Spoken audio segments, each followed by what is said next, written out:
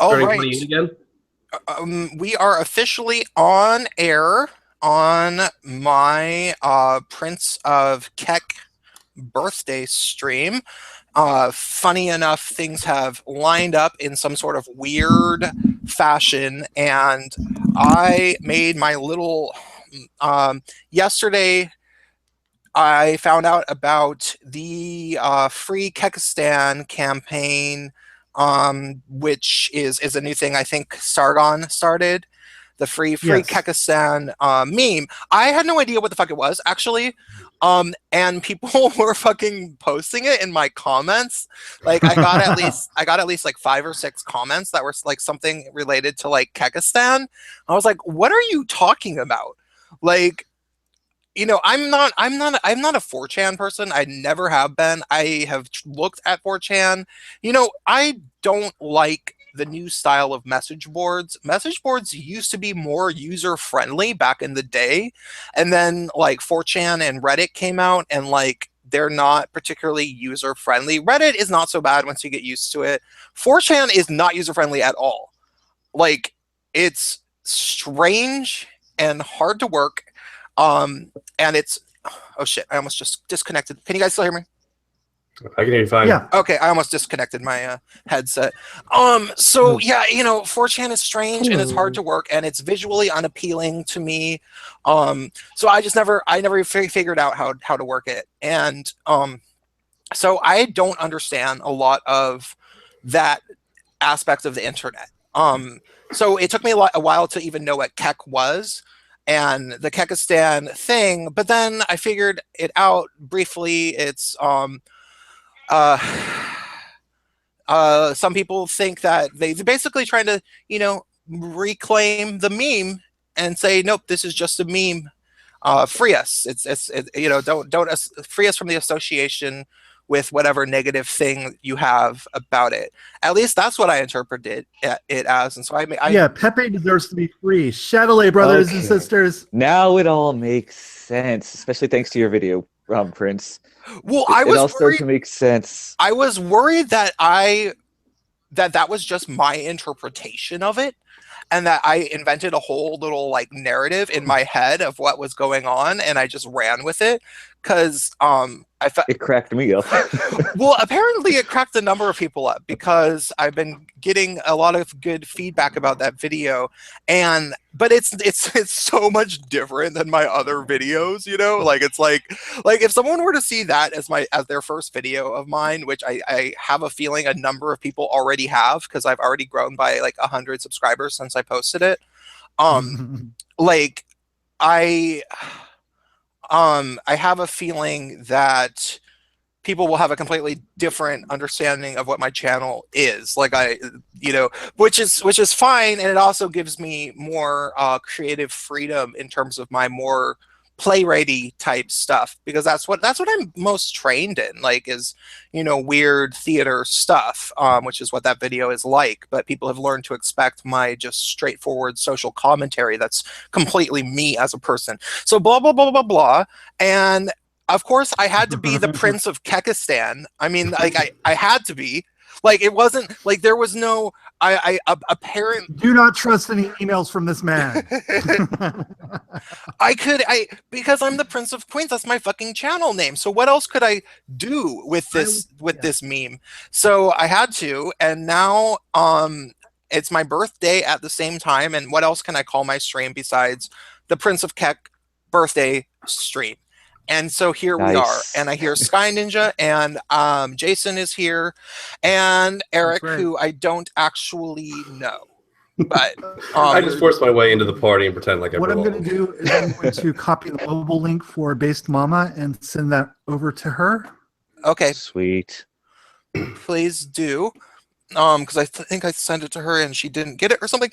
And who else? Oh, I'm supposed to invite John from Facebook that we're friends with. And let's see, who else? So guys, talk about something. Oh, Jason, did you watch any of that footage I sent to you? I watched a little bit of it, but I was kind of wasted because it was my birthday yesterday.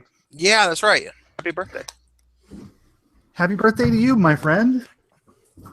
So, Oh, and accidentally, I'm- don't drink in Snapchat if you have real life friends on your Snapchat, by the way.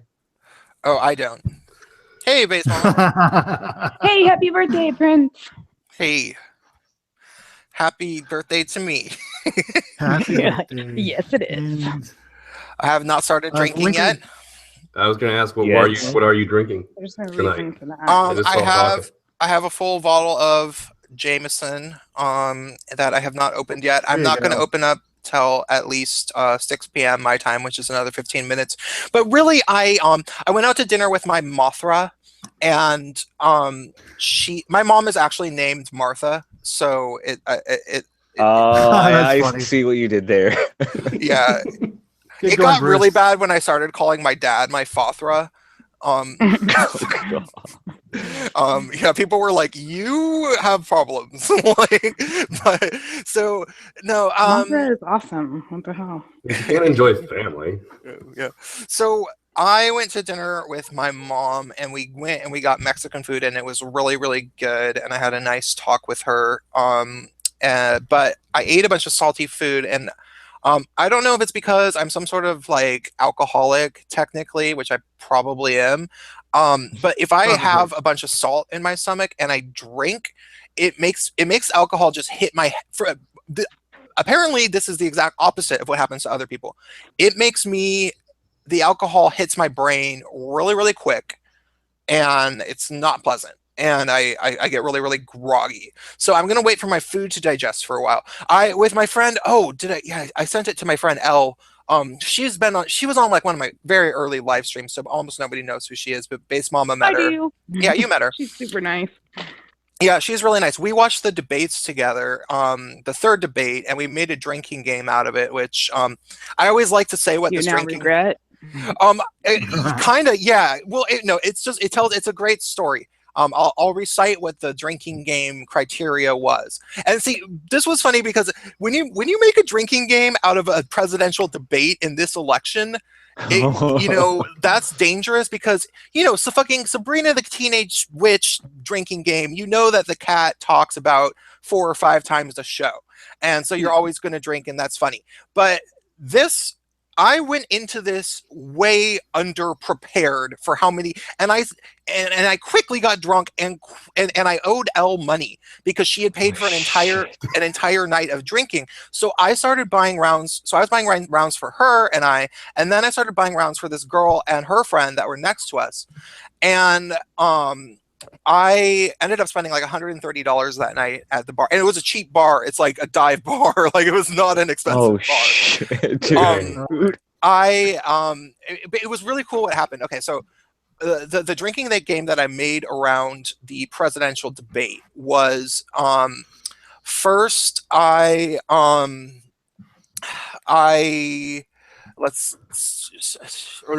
sorry, why am I looking at my Twitter? I'm trying to tell a story.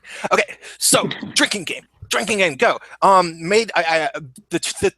There was 2 things that Trump would say that we would drink for, and when I play drinking games, I'm a drinker. I'm Belgian, Irish, German, Jew, and Spanish, Italian. So besides this, I think all of those are pretty good drinking genes, especially Belgian, Irish. And so I order drinks. I order an entire drink or a shot every time you drink. That's how I play drinking games. I don't know about y'all. So the things that were the criteria was anytime Trump mentioned how mean and maybe nasty of a campaign Hillary Clinton ran against him, anytime he mentioned that, buy a drink. And then anytime he mentioned anything about the emails, buy a drink. And then for Hillary Clinton, it was you buy a drink anytime she mentions women and children. Oh God, you're boy. probably shit faced. Yeah, this is a bad drinking game, Prince. A good drinking game to me. No, and then anytime she mentions my friend Michelle Obama. Hey, Prince. Yeah. Was it just specifically Michelle? Yeah, because she kept, remember how she kept saying my friend Michelle Obama in those fucking debates? Her black friend. Yeah. Oh, I'm gonna see if I can get Mad Woman in here. Okay. Oh yeah, I'd love to talk to her. Yeah. Okay. One sec. So, and then we were supposed to order shots anytime. And this was the big mistake. Anytime they mentioned Russia, because I didn't know. Oh my god. Yeah, no, because prior to the third debate, Russia had only come up a teeny little bit, and and it was the third debate where it was like all they talked about. So I don't really remember. You might as well have been drinking every single time someone was on camera, like a person with a face. Yeah. Yeah. Well, no, it got to the point where, okay, the last things I remember was there was the period in the beginning, and we were at a bar in Seattle, like right by the university. So we're at like granted it's a dive bar, and the people who work there, the guys who work there are all like, straight guys that are well over probably 35, and they're not like PC people themselves. But the crowd is largely, fucking university area of Seattle. You can imagine what that would be like. And there was enough cool. Okay, so Ella and I have known each other since middle school, and we were on completely the same page about what we were.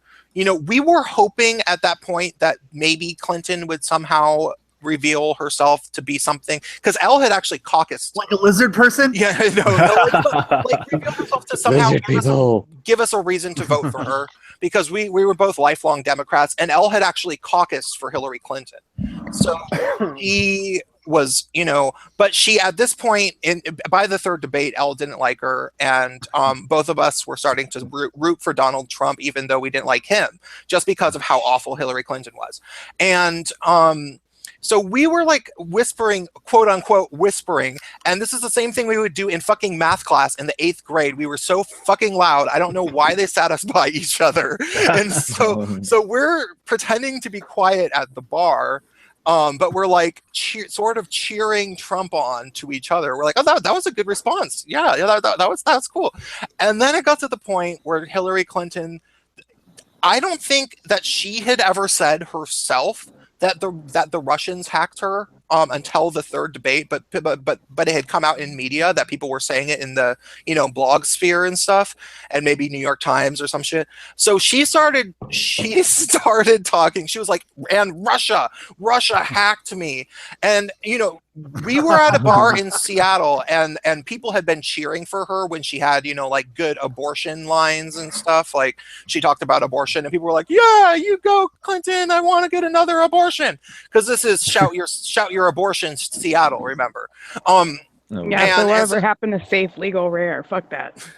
Yeah, No, now we're it's going just Oh, shout never your mind that. abortion. Never mind. It's like Pokemon got to abort them all. Yeah, so people had been cheering for her, and I was right in the center. We were right in the center of the bar, and so people were like looking at us, because in order to see the screen, you had to stare. Make some more noise. You had to stare at our backs, So we were right in line with the screen, and I got drunk enough that when she started talking about Russia, and like, granted, Ella and I were probably one of 4 or 5 people there that actually were really following the election, and everybody else was just there because that's what China. That's the yeah. thing to And do. so she starts talking about Russia, and I just was like, oh my god, fuck you, and I just lifted up my arm and just started flicking her off for like 2 minutes straight, and just held my middle finger up at her. Like I was like, what are you doing? Are you trying to bring us to war with Russia, you crazy?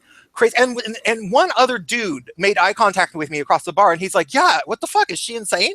But everybody else was like, why? Maybe they did. Maybe Russia did hack her. I don't know why this didn't. I mean, I wasn't looking at people look at me, but I can only assume they noticed me with my middle finger up for like a minute. Did you feel like you were about to go into battle? No, because Seattle, everybody in playing. Seattle is a bunch of fucking pussies, and if you're at all aggressive and intimidating, they are not going to try anything. I know it. Like I grew up here my whole life, so I mean, I have moved, and I've moved to other places, and I know that, how people are in Brooklyn, how people are in Oakland. Seattle people are easy to scare. It's very easy. That's the opposite of what me and my buddy, we were quote unquote Bernie bros, so we were all pissed off, and we were watching the second debate in a bar in Philly, and we were surrounded. We wanted to, and he did, because he's a big burly guy, but he just went off and off and off on the TV, and I'm just like, buddy, you're gonna get us killed probably. Yeah, Philly is ruthless. Yeah, no, I've been to Philly. I went to college in New York City, so I had friends that were from Philly, and it's only like a 3-hour bus to Philly from New York, probably. So yeah, I was flicking Hillary Clinton off, and then I got drunker. I remember we ordered White Russians because they were talking about, like, maybe because there was a round of White Russians that happened, and then Hillary Clinton, she said women and children finally, and we ordered shots for it, and that was like really the last thing I remember of the drinking and the watching the debate. Then I have a flashback of like, just like a brief moment where these two girls that were next to me, they were so obviously feminists. Like, one of them was this like white girl that looked like she was straight but with glasses, and maybe even with like with dyed hair. She might have. And then the other girl was like Asian, who's like kind of dykey, like like sort of butch, and they seemed like they might have been a couple, but and they asked me, they're like, I'm just curious, because they were actually sitting next to us. And they're like, I'm just curious, are you like actually rooting for him? And they kind of like gave me a look like I was considering, like I was considering genocide. Like I was considering buying an endangered bear cub or something, and like there was a pet store, and they were environmental activists, and I was like looking at it through the window, and they're like, "Are you seriously gonna buy that little bear cub? You know that is a Malayan sun bear, and it is like on the endangered species list." And I feel like this is going places. Okay, something like that. Like that was the kind of look they gave me, and I was like, you know what? Honestly, compared to her, I do hope he wins. Yes, and she's like, but really? And I'm like, look, she's awful. She is just awful. And they're like, because this was after, they saw me flicking off the screen of the Russia talk, right. And so I was like, yeah, and I was like, look, I am a gay man, and I would prefer him to her. And they're like, oh yeah, well, we're queer, and I was like. That matters. No. I just I give them I just kind of go at them. Like I sarcastically laugh in their face when they say that they're queer. Boy. Like I'm like, oh, you're fucking girls. Shut the fuck up. You're not scared of Islam like I am. They won't give a shit about you. I mean, not first. After they throw me off the roof, they'll fucking rape you. Like, yeah. I mean, they don't have burqas. So, yeah. So yeah, that's the last I really remember. That's Elle is invited to this stream. Hopefully she'll come on. And that was the drinking game story of the debate. So hi, Mad Woman Muses and John. And hi. Hello. Happy birthday and Prince KEK. Hey, your audio's bad, Mad Woman. That doesn't surprise me. Refresh that shit. Yeah, I don't know. I don't know the protocol of how to improve audio necessarily. It's usually just refresh. Yeah, okay. Probably heard said so. So, it's already an hour past when I was supposed to start. T-minus 2 minutes until you start drinking. I've poured a drink in anticipation of you drinking. Oh, yeah. Well, I don't know if I'm even ready to drink yet because of my weird salty stomach thing. Because that's why I started telling that story. I don't want to get to like the salty stomach coma thing. Because there was like an hour when after the debates were even like over, and I had to like practically fall asleep in my hands, kind of like math class in the 8th grade next to Elle. And so she was used to it because she remembers. And so she was. One sec. Yes, ma'am. I'm gonna mute. Hang on. Okay, I'll be right there. So Elle ended up talking to some like other people, and then after at the bar, I came to I have a weird miraculous Irish Belgian fucking liver, and I was like basically blackout, and then I like all of a sudden over the course of 10 minutes sobered up, and it was just like, woo, I'm ready to go, round 2. And the bartenders were totally cool, and they let us stay after hours. And it turned out that, and they were serving us drinks too. And it turned out that the bar might be closing in a few weeks, and they didn't even know if they were going to have jobs. Like and so they were pissed off. So they were literally throwing bar glasses just across the room and shattering them all over the floor.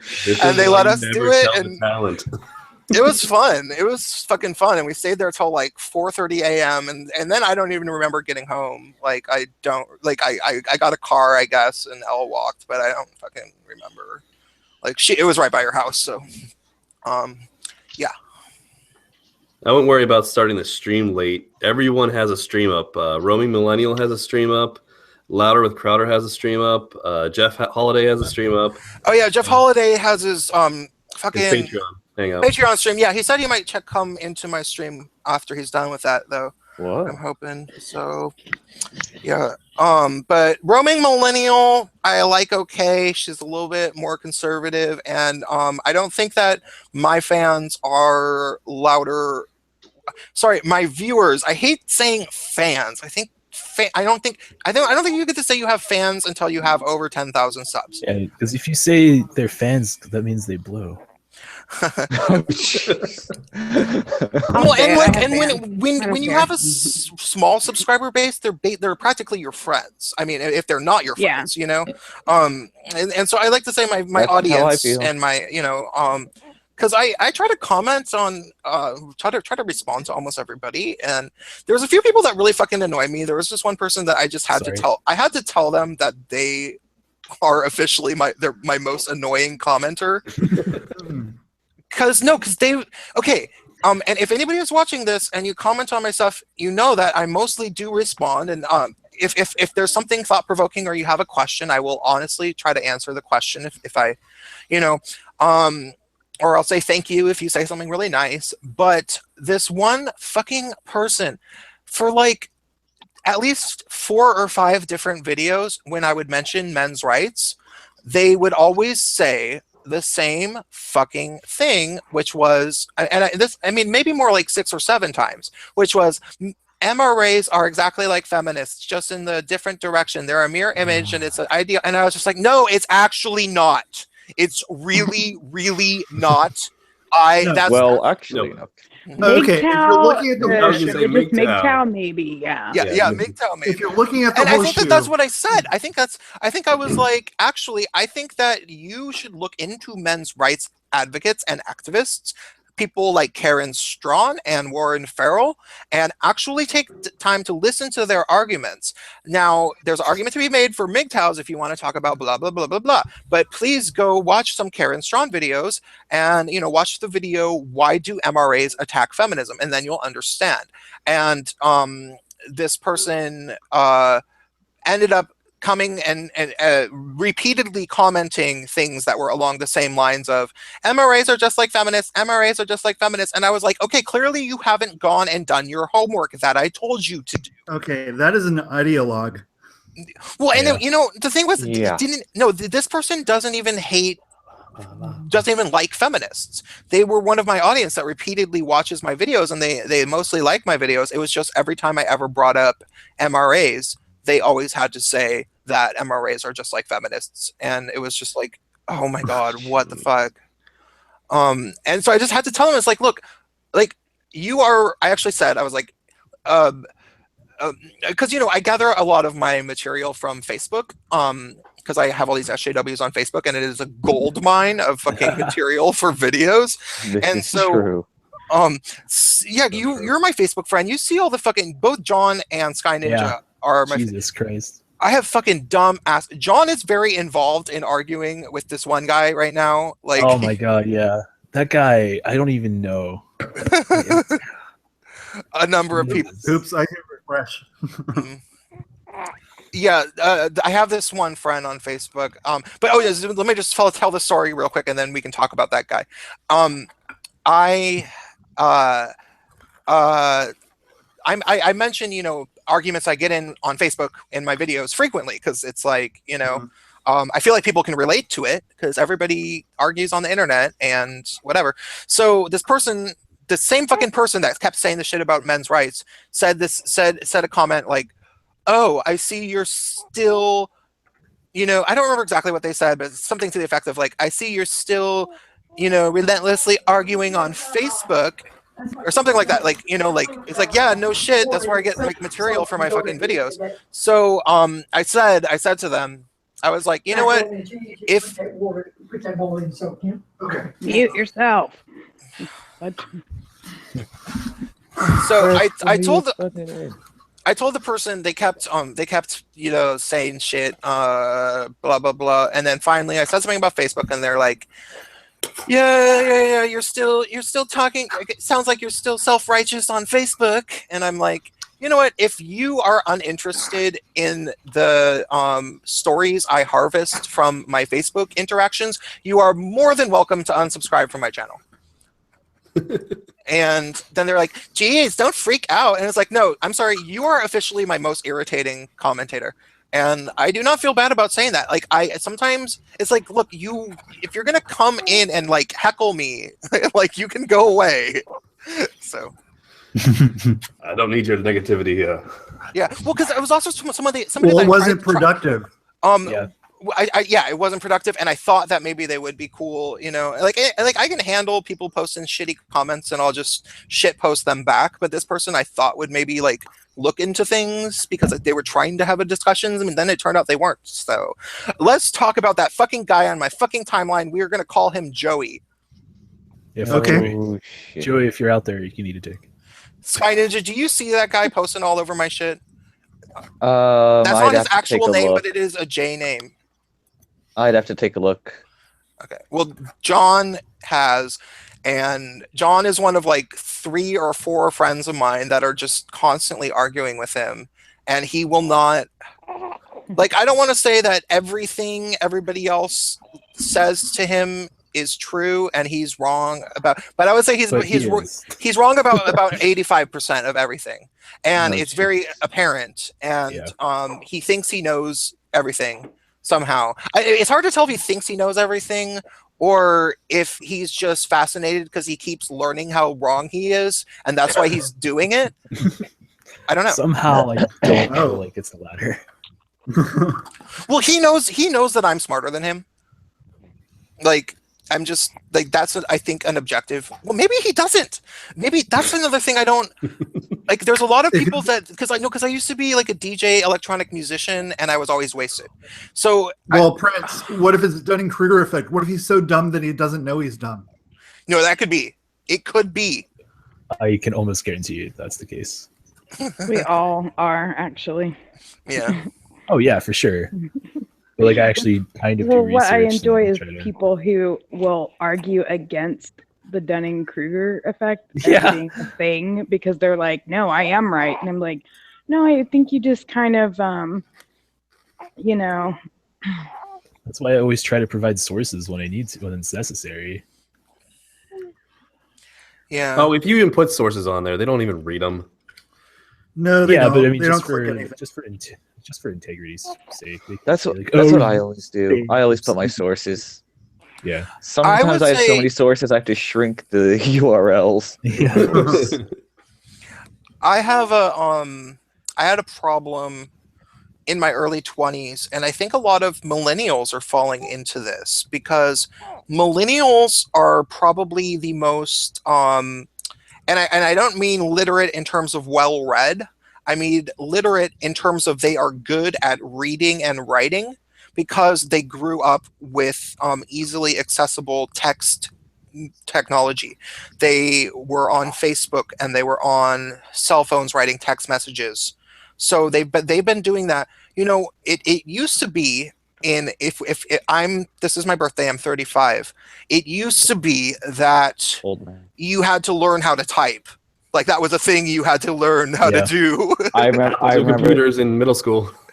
I actually took an elective typing class, and it's significantly helped me because before it would like you would kind of like chopstick it with like a little bit, but like actually learning how to type. I wish I had done that. Helped so much. It helps so much. I type incredibly quickly and incredibly improperly. Mm-hmm. I'm like a year and a half older than you, so I understand everything you're about to say. Yeah.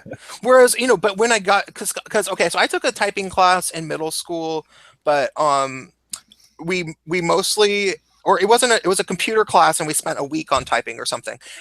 Yeah. But we could play a game where all you would have to do is do like pointer finger, or like pointer finger keys or something, and you could see who could get the most in a minute. And so we wouldn't even really I don't think we really learned how to type that well. But I got good at typing when I was about 15, and I got on mailing lists. And then it was a utility for me to actually communicate with like a pool of 500 ravers, and that was a fun thing. So I learned to type naturally, but millennials are good at typing. So the thing is, they're better with. I don't know what that. What is that? Phone? I'm sorry, my phone went Not off me. for some reason. It was What me. is that? My phone was playing an ad Oh. because Wow. Trying to scrape that revenue off of Prince. yeah, I know. Takedown. There we go. Go ahead, Prince. I'm sorry.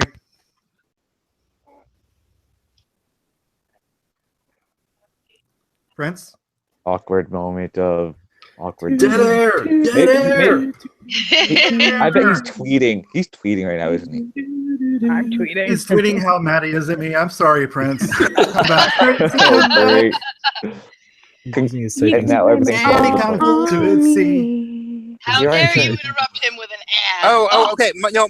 I think what happened is my headset came unplugged, and I don't know how long ago it happened.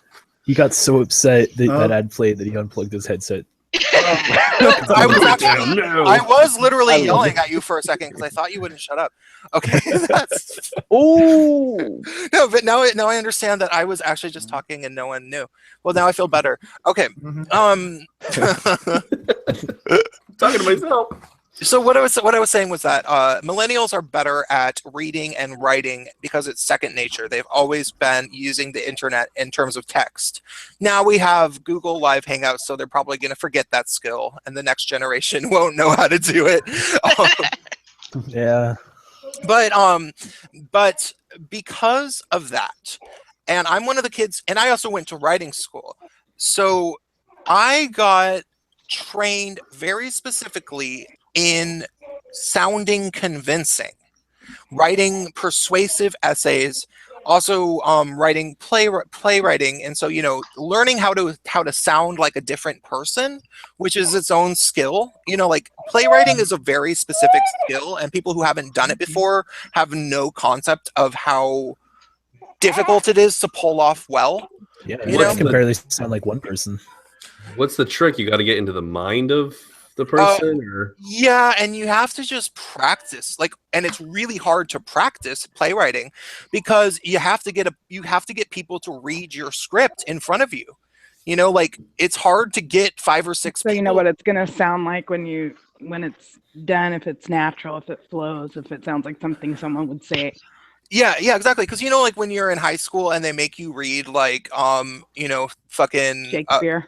yeah, or like The Crucible or something, and you're like, why am I reading this? It's a fucking play, Yeah. And that's one of the things, when you get that's one of the kind of not ironies, but like weird things when you actually study theater seriously in college and major in it. Your real playwriting teachers like students will be like, so what plays do you like to read? I want to go to the library, and they'll be like, they'll tell you not to do that. They'll say that's bad. If you're a playwright, you need to go see plays. Don't go read them. And if you see them and you like it, then go get the script and take a look at it, but see it first. Because theater is not to be read, it's to be seen. Right. You know, so that's one of the misconceptions about plays, because you do that in high school. You read plays. It's weird, and it's really, really hard to practice. And then you but that's one of the good reasons too. Like I would advise people to actually, if people want to become a script writer, I would advise people to pay for classes, because that's one of the only things that you need a group of people to do it. You know. Because you get your classmates to read your scripts, and that's how you get practice. You cannot get or sorry, I was in the middle of a bite. Yeah. Well, what you can do is you can start a meetup group, and just like writers, and you could all like meet like once a month with your pages, and then sound it out. My favorite play I've never actually seen performed. What's that? It's by Clive Barker. It's called Crazy Face, and it's about it's just I don't even remember how to describe it. If you get a chance, look it up. If I ever get a chance to see it performed, I want to badly. Okay. So yeah, it's a weird thing. With getting people together, and yeah, it seems theoretically that you can get a group of people together and have a monthly writer meet, but trust me, as somebody who graduated with a degree in 2004 and have brought up that idea at parties and stuff, and I knew hundreds and hundreds of people in like the Bay Area, people that actually did theater. Good luck making that happen. Like, good luck making that writer. Like, I would love to do that with people, and I encourage people to do that. But good luck actually making it happen. It's just a hard thing. Like, people flake, and but if you find I flaked is a valid excuse, by the way. Yeah. But if you find a community college that offers playwriting classes, it is worth your money to take. I am considering offering to organize a playwriting class that if I get bigger, if people want to take it. But that's all. I don't want to talk about that too much. But so when you learn playwriting, you realize early on that the first play that you write, everybody just sounds like you. Basically, and then you learn how to make it more interesting, and then you learn that you're not as funny as you think you are, and then you learn that fuck you, I'm hilarious.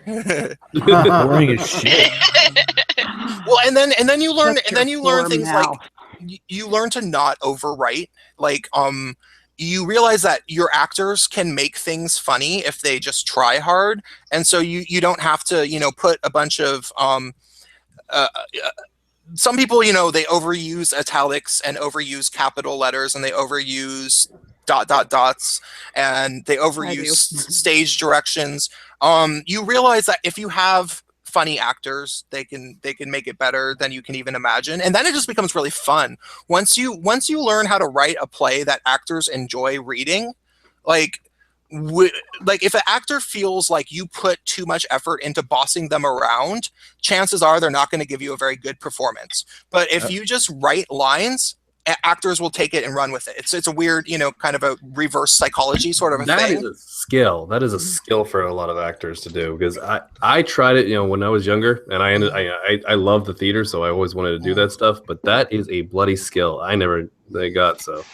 Yeah, well, there's a lot more people who want to be actors than people who want to be playwrights, and so if you get good at playwriting and you're able to find them, those people, and you're able to make a production. I mean, okay, everybody wants to be an actor, and then a lot of people want to be a director, And a lot of actors think that they can write. A lot of actors and directors think that they can write scripts, and they end up wanting to do their own scripts. But almost nobody can really write a good script because writing scripts is the hardest thing. But the one thing that almost nobody wants to do is be a producer. Like actually organize the the venue and all that shit. Yeah, the producer in some actors are really good writers. Not a lot, but some of them. Like Mark Gatiss is a really good actor and writer. I don't even know who that is. Dude, he's Mycroft Holmes in the new Sherlock Holmes. Oh, I haven't seen it. But he also writes some of the episodes. He's written some of the Doctor Who's. He's written a lot of BBC shows with us. Love Doctor Who. Yeah. Yeah. But that's a rare talent. People who are good actors and writers. So yeah. I don't know. Blah blah blah. Playwriting. I don't want to lose audience. We should change the subject. Okay. Yeah, sorry, I checked out a long time ago. You want to talk about the LA stuff or the Berkeley stuff? Oh God! Shit. I actually wrote a script for a video, and I didn't have time to record it because I went to lunch. Yeah, I could read my script for that. If people, All right, I'm gonna go get a refill on my plate. I'll be right no, back. let's talk about it. You guys should say something about it, and then if you still want to hear my script, I can read it. I just think it's the slow implosion of the regressive left and Antifa because they are becoming the thing that they say that they're trying to fight against. Yeah, it was a quote said that's. There was a quote that it's not Winston Churchill, but it's largely attributed to. Yeah, him. I It's think you're something thinking the same one. God. It's something like the fascists of tomorrow are going to call themselves anti-fascists. It's Yeah. way smarter than that, but that's the idea. Look it up.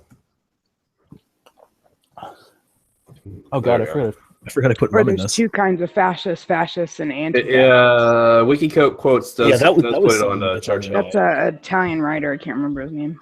Yeah, it's just picture an Italian name and that's it. You're not gonna remember it. It's not worth the knowledge. My fucking. I think that I'm gonna have to buy a new headset. It keeps like shorting out, and I have to reconnect it. I missed a few lines of what you guys were saying. We were just quoting some random Italian writers. Oh yeah. Well, I think that there has to be a lot of historical precedent for people becoming oppressive because they're so paranoid about oppressors, and the people who had been oppressed end up oppressing people when they get older. Like the children of those that maybe were oppressed end up oppressing people in the name of what their parents experienced. Does that make sense?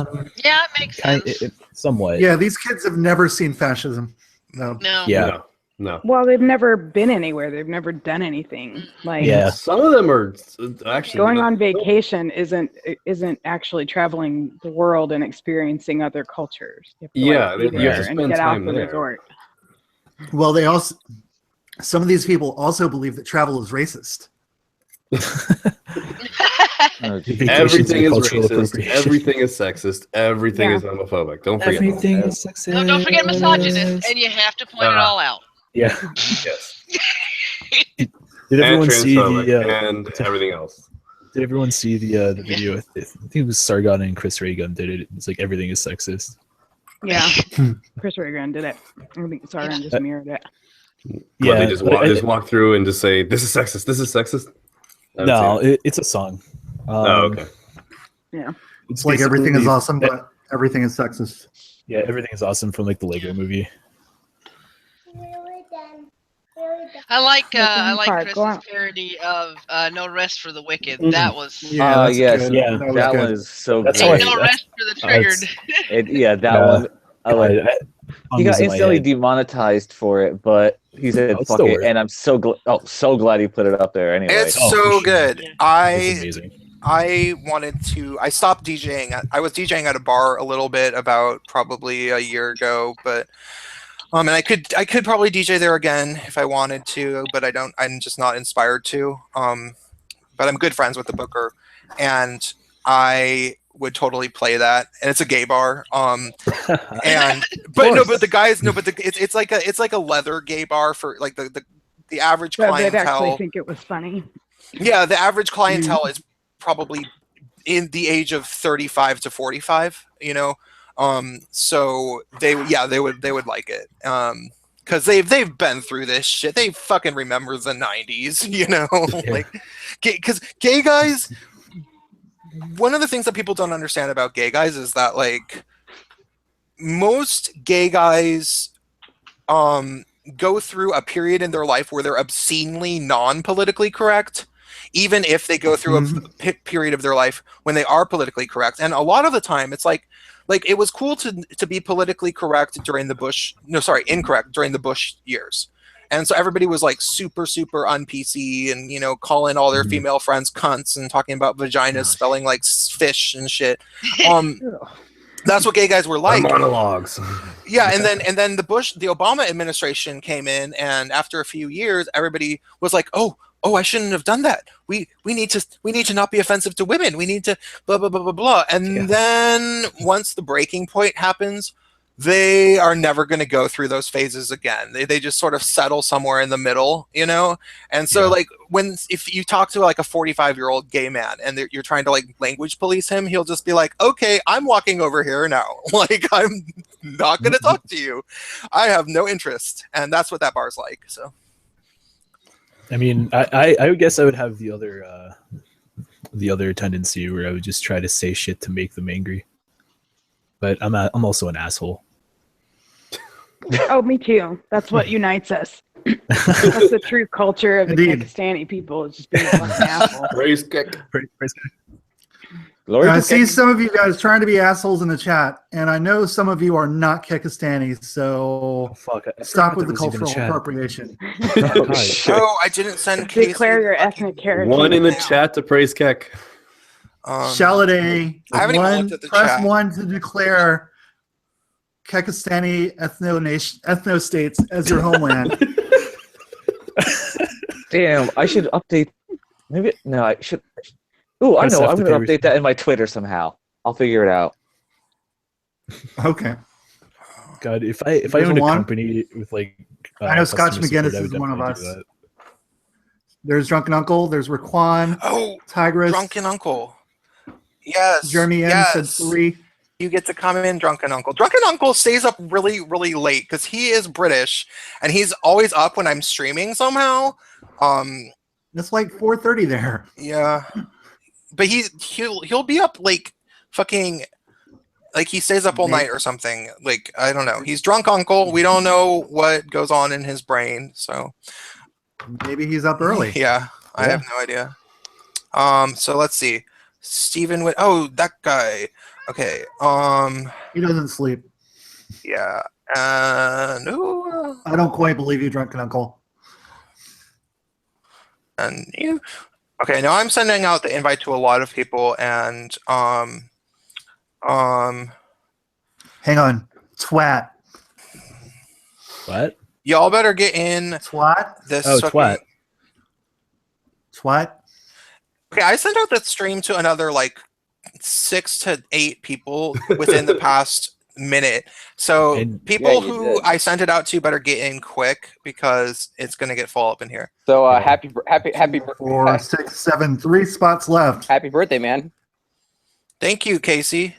Yeah, you're getting my face. You're getting my face tonight because I want to show off my my new haircut. Because you know. Oh, cool. Yeah, it looks all right. It's kind of dark in your room though. Yeah, let's hold up. Oh, you got a fucking. What did you enlist or something? Are you in the Kekistani army? I am in the Kekistani army. Praise, nice. Be a general. Yeah. It's gonna be great. It's gonna be great, guys. So I just added some Kek stuff into my bio. Real quick. Whatever. Twitter bio, it's all good. Hey, Day. Hey, Day. Oh, we can't hear her yet. Shh, there's usually. Day made my Pepe meme that is in my video for the Kekistani army. Oh, nice. Much respect. It was quite good. Yeah. she gave me 3 different versions too. There was one that the face wasn't green, and then there was one that was a full original artwork. That here, I'm gonna screen share that the second one, because the second one was quite good and I might use it for something else. I just felt that the one that I used was more appropriate. Why can't we hear her? Day, you need to talk or unplug and Something. try again. Okay, well, have you tried turning it off and turning it back on again? Yeah, do that. Hey, wait. Did Stephen Crowder really go to the He Will Not Divide Us? Oh shit. Yeah, he went. To he was live streaming there. Oh, did he? Did we divide this thing? Yeah. I'm headed up there on Tuesday. My wife and I are gonna go see Sleep No More, and before that we're gonna head over to Astoria to go watch the chaos, I guess. Huh. Pleasey, rice and cheesy, break in and scream, praise Kek, and join the Kekistani Resistance Army. Oh, I'm going to be doing that. I will be doing that. Army. I will be doing You have to decide if we're a resistance or a liberation. I think we're liberation. Liberation, I think. So let me know. Liberation, because we're being held hostage by an inaccurate stigma. Fucking normies. Very hurtful. I get you. That we don't deserve. Yeah. And we have to protect the future generation of dank memes. Yeah, and I mean, it's the job of the KADL, the Kekistani Anti-Defamation League, to Yeah, this is happening. Wait, who came up with that? Did you guys just come up with that? I just came up with it. Oh my god! What? Wonderful. Jason, you That's win amazing. 3 internets. That's 1 good. internet, Yeah. 2 internet, 3 internets for Jason. I'm gonna have to. I'm gonna have to rip that off and put it in some sort of video if you don't mind. I don't mind. I'll credit you. Don't I know even you credit won't. him, Prince. It's your birthday, mate. You do what you want. That's his birthday gift to you. There's no laws in Yes. Kekistan. Well, it's my birthday yesterday, and Yes, you're birthday twins almost, but not really. Very close. Close My enough. my You're mom's close birthday enough today, to too. touch butts. Oh. So I don't even know what you're close enough to do there. Sorry. So, how did that's they not awkward at all, Mama? send that to me? But seriously, you have to do a little promo to join the Kekistani Liberation Army. Uncle Pepe. Did you not wants see you. my video? I can make. Did you not course see I one of did. my latest videos? I can make Where a video I, within a day for that. I had Dylan Marin eating a lot of cake and then punching himself in the face and screaming Brittany Venti's scream through his mouth into a pillow.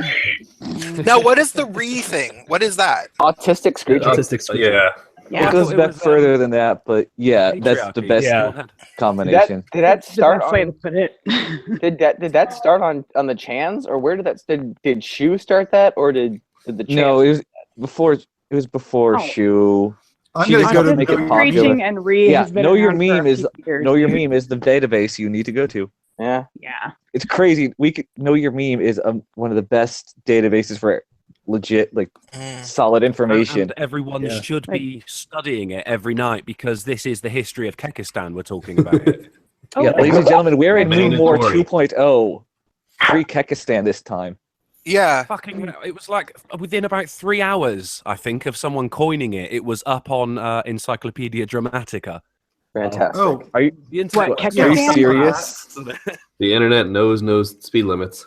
I think that might. This who- is true. Who posted it? Because it might have been Liz who did it. probably. See, Dude, there's light speed, ludicrous speed, which is 2 steps above light speed, and then internet speed, which No, makes no. ludicrous speed look like light speed. It's not internet speed. It's autism speed. Let's be real here. Weaponized It's autism. autism. fair enough. Fair enough. Yeah, how to hear half of the sentence and make an entire ideology based around that. Oh, well. That's Uh, autism speed. Like what? Those- Wait, huh? Yeah, side chat here. Huh. Jesus, why? It's actually based on a noise that some frogs make. Yeah. Jason, you somewhat, sound robot-y. What are those? Holy I crap. don't remember the I'll name refresh. of the frogs. There's this. It's a scream, Pepe? some kind of screaming frog. I can't remember. It's not a Oh. cane toad. But they Yeah, go. that's Oh, the chubby one? "Ree!" The like weird that. chubby one? Really annoying. Yeah. I've seen that thing. I know what you're talking about now. Okay, so this is the one that Day drew for me that I didn't use, but it seems like she completely originally drew it. Present to everyone. Holy crap. That's great. Compare that to the one that you actually used. Let's see here. I need to presenting to everyone. I was like, what the fuck? Okay. Hold on. I need to find it and then bring it up because I don't want you guys to see my desktop. It's too crazy. You should see my fucking desktop. Okay. No, I always beat everyone. Thanks. Oh, there I can hear you. You can hear me now? Just... Yes, we can hear you. Am I too loud? I have so many icons that they're. Oh, sorry. You're a little bit loud, but not too loud. I'll turn it down. I'll turn you down. I'll turn. Oh, yeah, you can maybe turn yourself down. Yeah. Yeah. I'll show you guys the one I did use. Let's see here. Let's see. I'm gonna have to bring back the accent that I used. People have been telling me that it's kind of funny. Yes. The half German, half Japanese accent. half Eastern European or whatever. No, it was. It was so nondescript that you really couldn't place it if you fucking tried. It was like it couldn't have been racist because it came from Kekistan, people. Come on. And nobody really knows. I love no, you guys, it came from me like it had been embedded into my bloodline. Like it was like the spirit of my great grandfather that fell in war was ignited into me, and it was his last speech before going into battle, and I remembered every word or something. Like that's what it was like. It was very strange because I got drunk and because I wrote it, like I started writing it, and I was like, oh, this is kind of actually funny. I think I could actually make this, like it's not very long, but I spent at least like 3 hours writing it. And then I started, and then I realized that I could get people to make me memes because it was like the hottest meme thing on Twitter. So I was getting random strangers to like make me memes for it. And so I was writing stuff and I was like, wait, I could get them to make concentration camp shit with Richard Spencer holding Pepe's hostage. And so I got people I got people to make me those. Yeah, I got people to make me those and it was awesome. Like it was you shall receive. Yeah, it was so fun. It was so fun. It was like the most fun. Or don't ask and get it anyway. And and so it will happen whether you ask or not, but yeah, pretty for sure. So by the time I finished writing it and I got a bunch of the pictures together, I was like, okay, I need to really deliver in terms of the voice acting. So I totally had like 4 shots of whiskey before I did it, which I usually don't do. I usually professional. I only go with the 3 shots before though. The 4 really put him over the top. No, but that's how I was able to do because like that voice was rough on your throat, huh? Oh, it was, yeah. Like I was doing the like. And I was like, "This is Kekistan." When I was doing the tongue rolls, my R's or even my P's. I was doing rolls with the tongues for some reason. I don't know like where that came from. Like I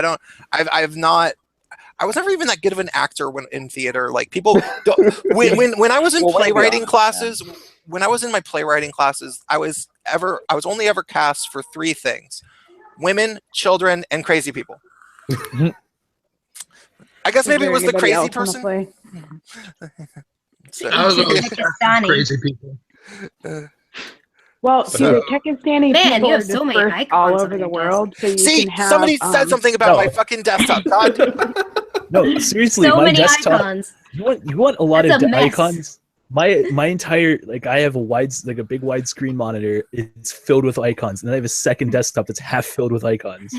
Jeez, that would drive me crazy. Okay. It just doesn't drive me crazy. My desktop is nice and clean. Just pictures, and names, and shit. What I was saying before you got into your desktop dick measuring contest is that wow, you can affect any accent that you choose because Kekistani people are dispersed all over. We're exiled. We're like the Jews.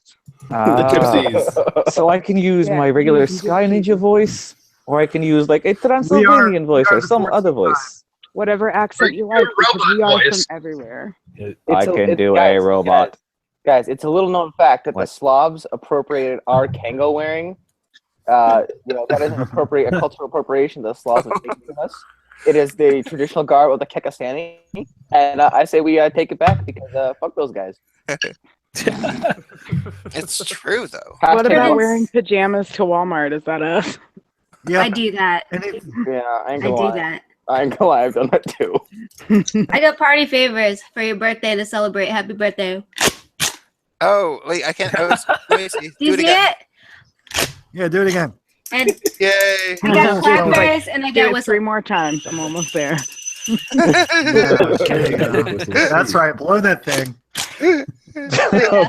Happy birthday! Let's just do that for the rest of the Thank you. I'm glad you did that. I feel. I brought them up. I like dug them out of my closet just for you. Steven, you haven't talked. What the hell? I know. Well, I don't. Well, because everyone's getting. Well, because when I first came on, it was like taking me a second to realize what you guys were talking about, and then I was like, "Oh, they're talking about video." And then, do you not understand the Kekistan shit? no, I understood it. It just took me a while because, like, I got right in the middle of it, and then I was just like, "What the." Yeah, no, it happened really quickly. Like it became the biggest meme on the internet within like 36 hours. Yeah, it's already on Know Your Meme and Encyclopedia Dramatica, which Based Mom had mentioned. But I'm like, holy shit! I actually read through those really quickly. I'm like, okay, I'm gonna be making a video on this, but holy crap! Got to do your research, haven't you? Based Mama. Based Mom is Christina Hoff-Summers, and I didn't know that when I took the name, 'cause somebody called me that. Like one of my first subscribers, Tommy Hill, called me Based Mama, and I was like, oh, that's cool. So I went with it, and then now I'm like, fuck, because I have to keep correcting people. I'm not her. She's awesome. Don't get me wrong. I love her to death. She's like amazing. She's my favorite feminist. Yeah, and you have common one of the sense only like ones her. I like. You're a little bit more, you're a little bit like her in terms of common sense, but you actually have young children's and you swear more often. Right. And you have better cleavage. Yeah, and I also like Camille Paglia, which Paglia I like her. So I'm not familiar with her. yeah, but she doesn't bullshit. She just states what the fuck she thinks, and she doesn't like try to wrap it up and make it all nice for you, which is fine. Like you can actually differ with her on things, and she's fine with that. Yeah, Camille But Paglia she is also like isn't full of shit. she's like actually a crazy person though. Like I don't know, and I say this as a crazy person. Like she, like is like if I'm sure if you actually had to live with her and you you knew her like morning routine and shit, you know, and, like she like goes outside and gets a cup of dirt and then like puts it on her feet and like in the shower or something and like sacrifices a kitten. I bet she does fucking lines off a table, or at least did for a long time. Just like as a morning routine. She seems like the kind of person that would. That's kind of how I similarly imagine, like, whenever you see a Gazi Kozo video and he's like, hey guys, I'm just hanging out with my ancestors, and there's just like pictures in the background. It's like, what is he doing? Is he just yelling at pictures the entire time of just like, there's just like, you can't, because like I have an altar and stuff, for my little thing, but I don't say I'm hanging out with like my altar or anything like that. Like, what does he do? Like, you never see a video of that. You just see I'm hanging out. Yeah, there's no way that drugs aren't involved in Gazi. Yeah, what I wonder is that was he on drugs when he had that poor woman whose like son had been killed or whatever, and he was trying to like coerce her into telling like sensitive details on camera or whatever. Do you guys know what we're talking about? I think I vaguely do. This was a while ago, though. It was a lot. I don't think I saw that one. It's I don't really it was one of the 3 girls who was in Florida because guys is from Florida, but it was like these 3 girls were in a car and then it drowned, or like the car fell into like a swamp or something, and then they all drowned in the car and the cops were there. I remember that. Right, they tried to rescue them, but it was out too deep. Yeah, he was trying to be sensitive just enough to get the person to open up, which obviously Gazi is not a kind, sensitive, caring person. No. But he was faking it for Hitler. Oh my god, it was the worst, and it was like, no, he's a Ruby Rod cosplayer, Prince. Exactly. Table green. You guys need to everybody needs to go to Twitter and follow Republic of KEK. I'm about. Okay. I'll go there now. What one is that? Y'all have to, and everybody has to He go is fucking. the Republic of KEK. He's the Prime Minister of KEK. Oh, he's a prime minister. Okay, like Mussolini. No, Mussolini was a fascist dictator. No, he was a prime minister. Oh, I'm of already Italy. following him. True, but he was also a fascist dictator. I know you are. I'm just telling Prime everybody Minister else. of KEK? Or He was. I a may prime also minister be of in Italy. DMC. There was also a Republic of king. KEK. I'm gonna tweet my fucking video at him again because it's my birthday and I get to be internet annoying. Yay! But no, I'm Right, sorry. that's I feel like I did a good, like, it's my birthday. I get to slightly. It's my birthday and I'll meme if I want to. No, you guys, it turned. It was literally turned midnight to being my birthday when when I was editing the video, and right when I was finished with it, I looked and it was like 12:30 or something, and it was my fucking birthday. And then I watched it, and I watched my video from beginning to end, and I Oh, and you literally. cried. Yes, I totally cried.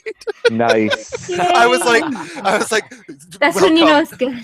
I was like, welcome to the war of the Great Mean War of 2017, the war to save Kekistan, and I was like crying. I was cracking up so much, and I'm so glad I watched it earlier. I'm proud to have been your frog face. Thank you so much again for that. You're welcome. I was so excited when I saw it. Watched it first thing this morning. I'm like, yes. I was wondering which one you were going to use. I'll tell you what, that the Prince Pepe was a fucking stroke of genius. That was. Yeah. You gotta use that one Really? again, man. It would be fucking criminal if you only used it once, Prince. I think I'm gonna have to have a series. Feel free to use any of those whenever you want. I think that the whole character will have to be used again. Like there will have to be like further propaganda style videos. Yeah, it's like a running thing. That's gonna be. You're gonna be Monthly updates from Kekistan. You're gonna be the Kekistani Anderson Cooper. That's your new role. Amazing. I'm so glad that you guys want me to, because that's the kind of thing that, like, as a fucking washed up goddamn underground theater, because I used to do like in-person theater for years and like actually, was doing this stuff, and then that whole scene vanished where I was, 85% of everybody in that underground theater world that I was in all had to move because San Francisco and the Bay Area in general became unaffordable, and I had to move to my home city and shit, and you kind of lose a little bit of confidence after a while, you do. Yeah. Like if you think that you're a has-been and shit. So like if I were to have not made this channel and like worked my ass off pumping out videos all the time, and then made all you as friends and all friends with people who are probably in the side chat, if I hadn't done that, I still might have had the idea to write the Kekistan thing, but I don't know if I would have done it. And if I did do it, I probably would have got like 3 views, and people, and it wouldn't have been as good. But you guys have watched it, and I feel inspired to do it more, and I plan to do that, and you guys want me to do that. That feels really, really great on my birthday. So thank you. Nice. Yay! Congratulations. Happy birthday. I'm glad you decided I don't have to got play his things group out. back. And with that, I'm gonna take a shot of whiskey. Finally. Yeah. Take a nice big drink About of rum. time. So how old are you now, Prince? I'm 35. Really? How's that? I gotta. Weird. It's How is very it? surreal. Because when you turn 30, you're stoked because you're like, "Woo! I made it to 30. I thought I was going to be dead." I lived past 29, fucker. Yeah. You didn't get me at 20s. Dude, I'm 25. I'm surprised I'm not dead now. I was very much not a grown up when I turned 30. I'm a lot more of a grown up now. I'm still not fully a grown up, but like I was very much. Dude, my dad's almost 45. Dude, you should see him sometime. Your dad's 45. That's depressing. Yeah. It is. older My dad's like 60 something. Can we kick him from the stream, please? He's really young. He's like 22. Let's just all start hitting him. Your dad all is together. 45. I probably have more in common with your dad than you. Well, probably not, because I don't think he'd be on this live stream. So No, he's too busy getting you pitched at by my mom. It's great. Well, I can't relate Casey, to that. You're like fucking like a kid from Jack and Diane, that John Cougar Mellencamp song, which you probably don't even know. Jack and Diane, dude. Funny thing, that's my dad had this beat up old Bonneville. That was my first car, and in the in one of his glove compartments, he had a mixtape from when he gave to my mom when they were going out. He didn't realize he kept it for like 20 years, and I put it in and I played it, and it still worked, and it was really good. And Jack and Diane was on that track. I'm not even bullshitting you. It also What else was on there? Metallica. When you say it worked, my parents. When you say it worked, do you mean you played it for a girl and you got to bang her? Like, is that how it works?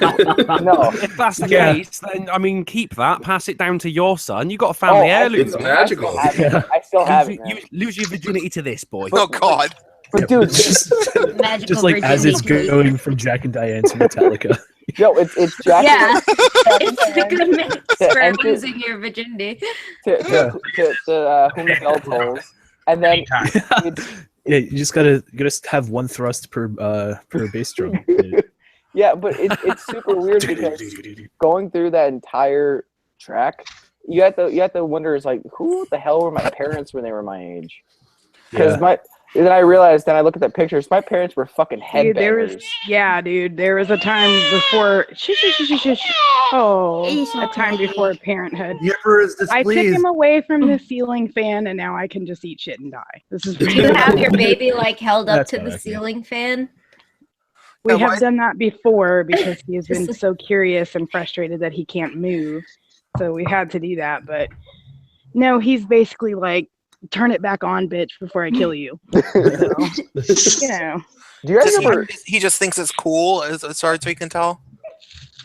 Yeah, he really likes it if you turn it on for a second, so it just barely starts to spin. But you can't trick him with like a mobile. Yeah, but you can't trick him with that. He's not going in for that shit. We already learned that. He's like, nope. Smart. Fucking hell. I still sleep with a fan. And he's like, have you ever seen that movie Grumpy Old Men? Yeah. Yes. Right. Yeah. He's the baby version of Walter Matthau from that movie. Jeez. If he could talk 99% of the time, what he'd be saying is, why don't you kids shut the hell up? Yeah. Like, he does not like his siblings because they're loud. He's like, okay, you guys need to shut up. How many kids do you have? 6. 6? Yes. Holy shit! You got your hands full. Say that. It's really not that hard. Well, I think it's because Really? not a But lot it's of not people anymore. have that many No. children these days. It used to be a common thing, but like, Yeah. especially young people.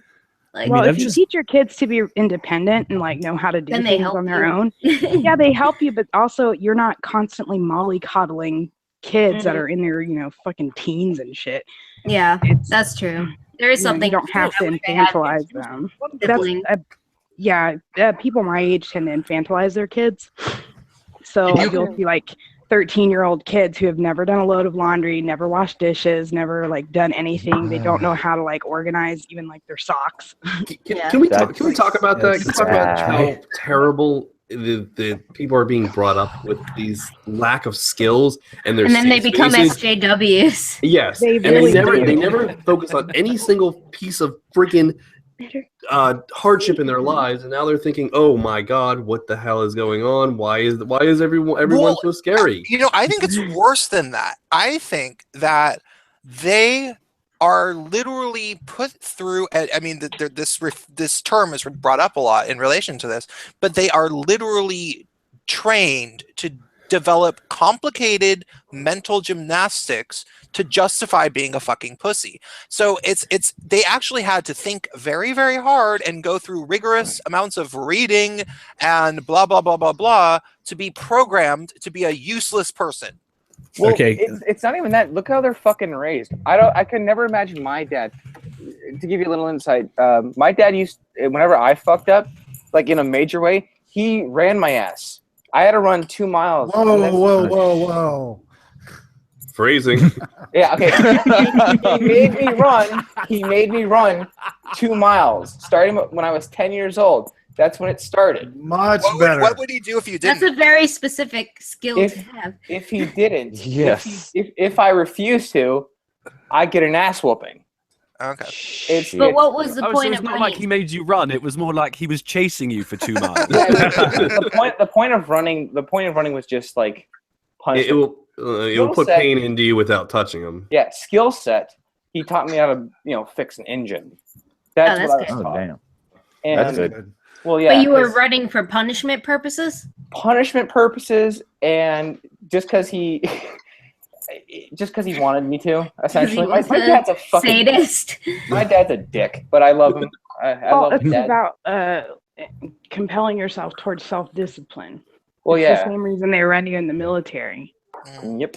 It's also like a fine line because a lot of people in the military and who are raised super strict don't know what to do when they get on their own because no one's telling them to do stuff. So it's like a balance between like instilling self-sufficiency and just like riding someone's ass. So like as soon as you're not, they won't know what the fuck to do. Yeah. Well, yeah, it's a balance, but Yeah. it's not really a particularly difficult balance to strike if you're paying attention. When did you guys? When was the first time you guys were left at home when you were kids?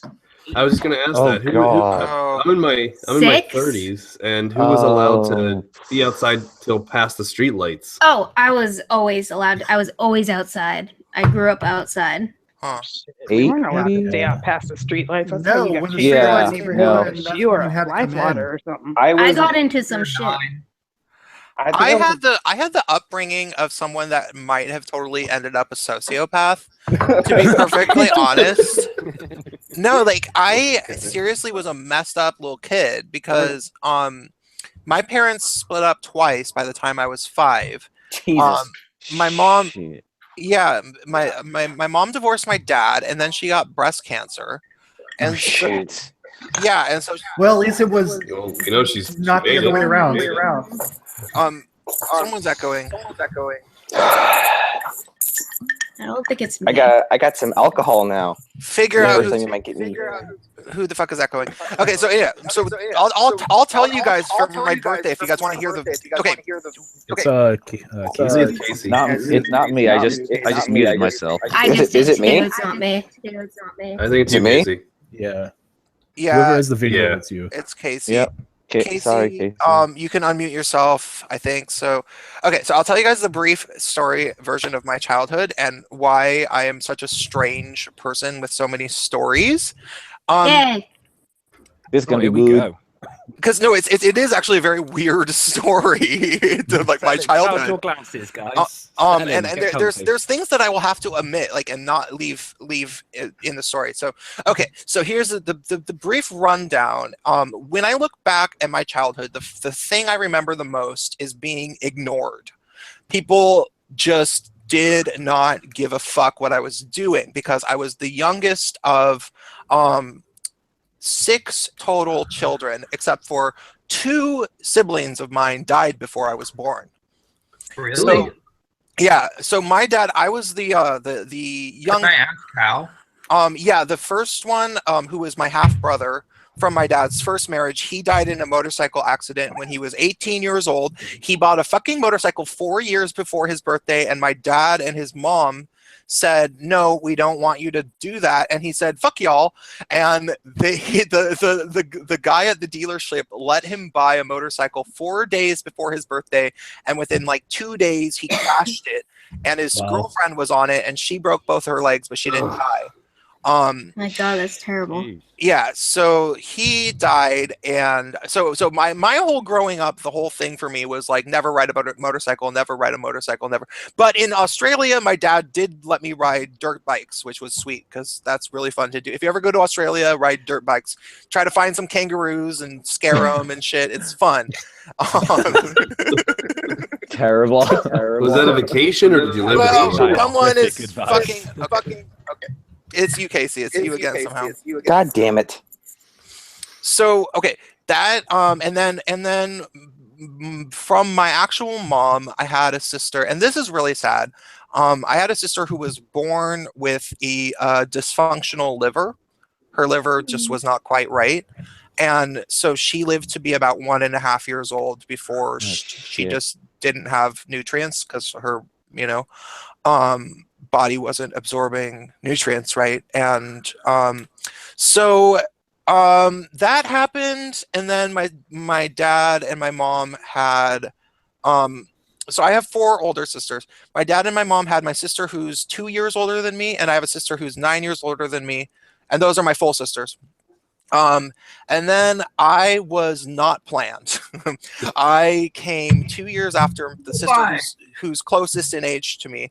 And so I was not planned. And basically by the time I even was born, my parents did not like each other very much.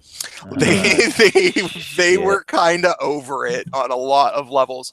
But my dad my dad married my mom. My mom is 11 years younger than my dad, and my dad was a professor, a tenured professor of computer science. And so he and she was his intern. Oh, nice. My mom, when he was seeing her when she was an intern, did he have a girlfriend or like a wife while he was a Yes. Oh, my mom stole him because she was like 24 or something, and he like fell in love with her. And here's the other thing about my mother is that my mother was the daughter of her quote unquote father was not her father, because her father was she was born during World War II, and her father was a destroyer captain, so he was definitely gone when she was conceived. Oh shit! And everyone That's knew. really common. Yeah, it's not what's it called, Bates Mama? You know that it's called something. War babies. Getting Jody Boyd. Yeah. Well, you also have field wives and home husbands. Oh. So yeah, my mom was that, and there was I think she had about 6 siblings, and she was the only one that was that. And both her parents were drunks, and so my mom grew up in a really fucked up psychological environment where she didn't like the way she describes it is that everybody in her family loved her and cared about her, but she was always still sort of an outsider, It was like they were all just pretending to be nice to her, is what she always kind of felt like, even though, like, it's not that they didn't like her. It was just that, there's just that weird resentment when you know that this is a kid that is sort of not supposed to be here in a weird way. So she has issues with insecurities, like deep issues of insecurity, because both her parents were drunks anyway. So she became, but my mom was like a bombshell when she was younger. Base Mama has seen pictures. A few people have seen old pictures of me. I was quite a pretty good looking man when I was younger myself, and my dad was pretty handsome, but I mostly got my looks from my mom. And so my mother was married to my dad for like about 16 years. I don't know if that includes 16 years total. I don't know if that includes the year that they got remarried. They got remarried because she had breast cancer, and I was just a little kid. I was like 4 or 5. So my entire life memory is that of my memory of my early childhood is that of my family all hating each other, and me just wishing I was a normal kid. And thinking I was a normal kid.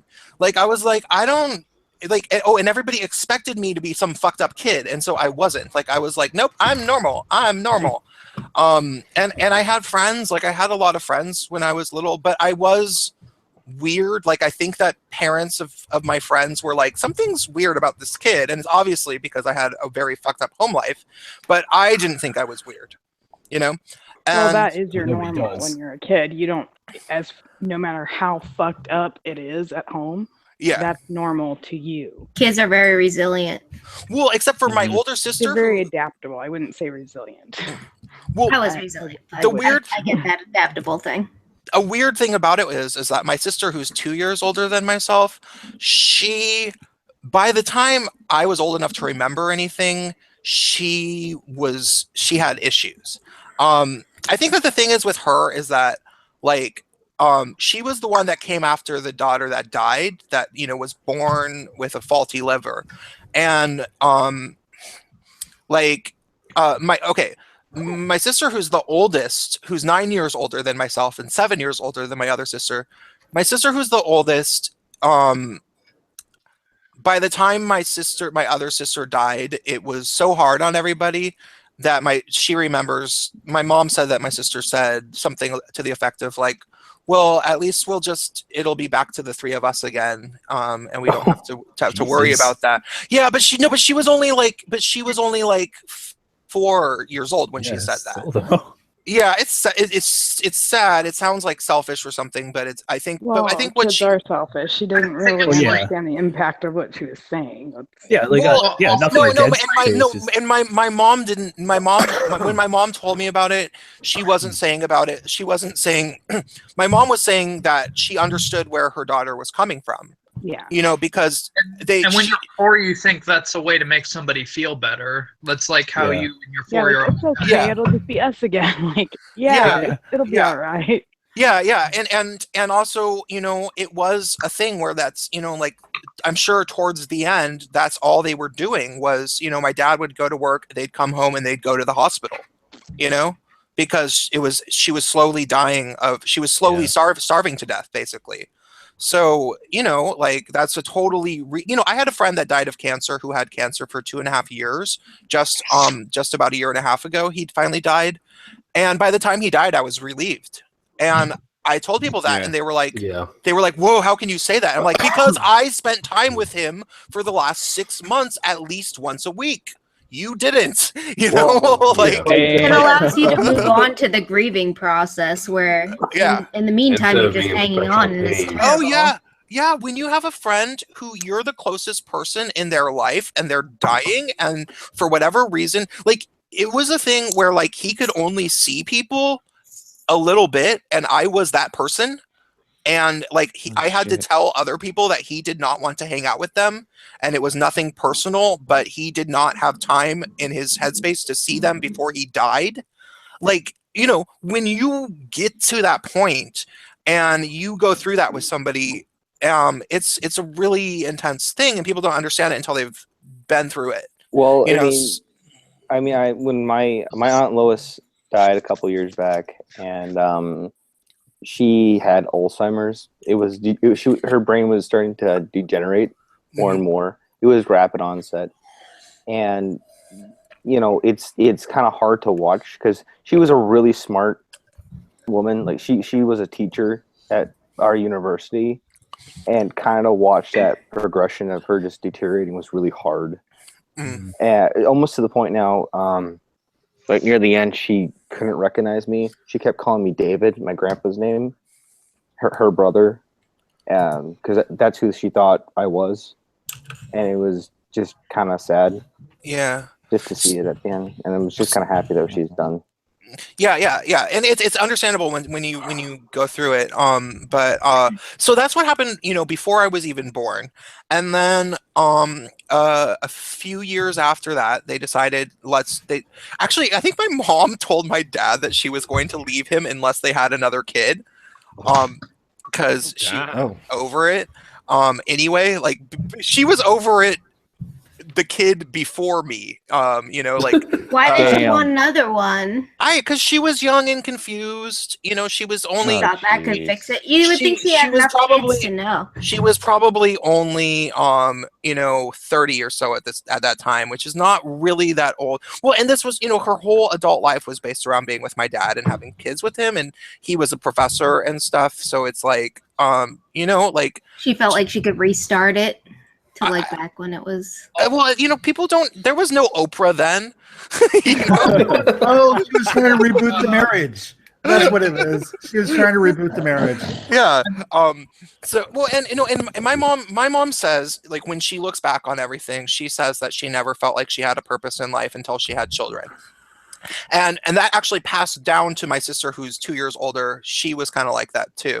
Granted, she only had one kid, and he just turned 18 2 days ago. Uh-oh. But anyway, I will tell you the truth. I did not want kids until I had a kid, and then I was like, "Holy shit! I love this. I want to do this all the time, forever." This is now they can't stop fucking dropping out of you, can they? Fucking sick. Okay, I will.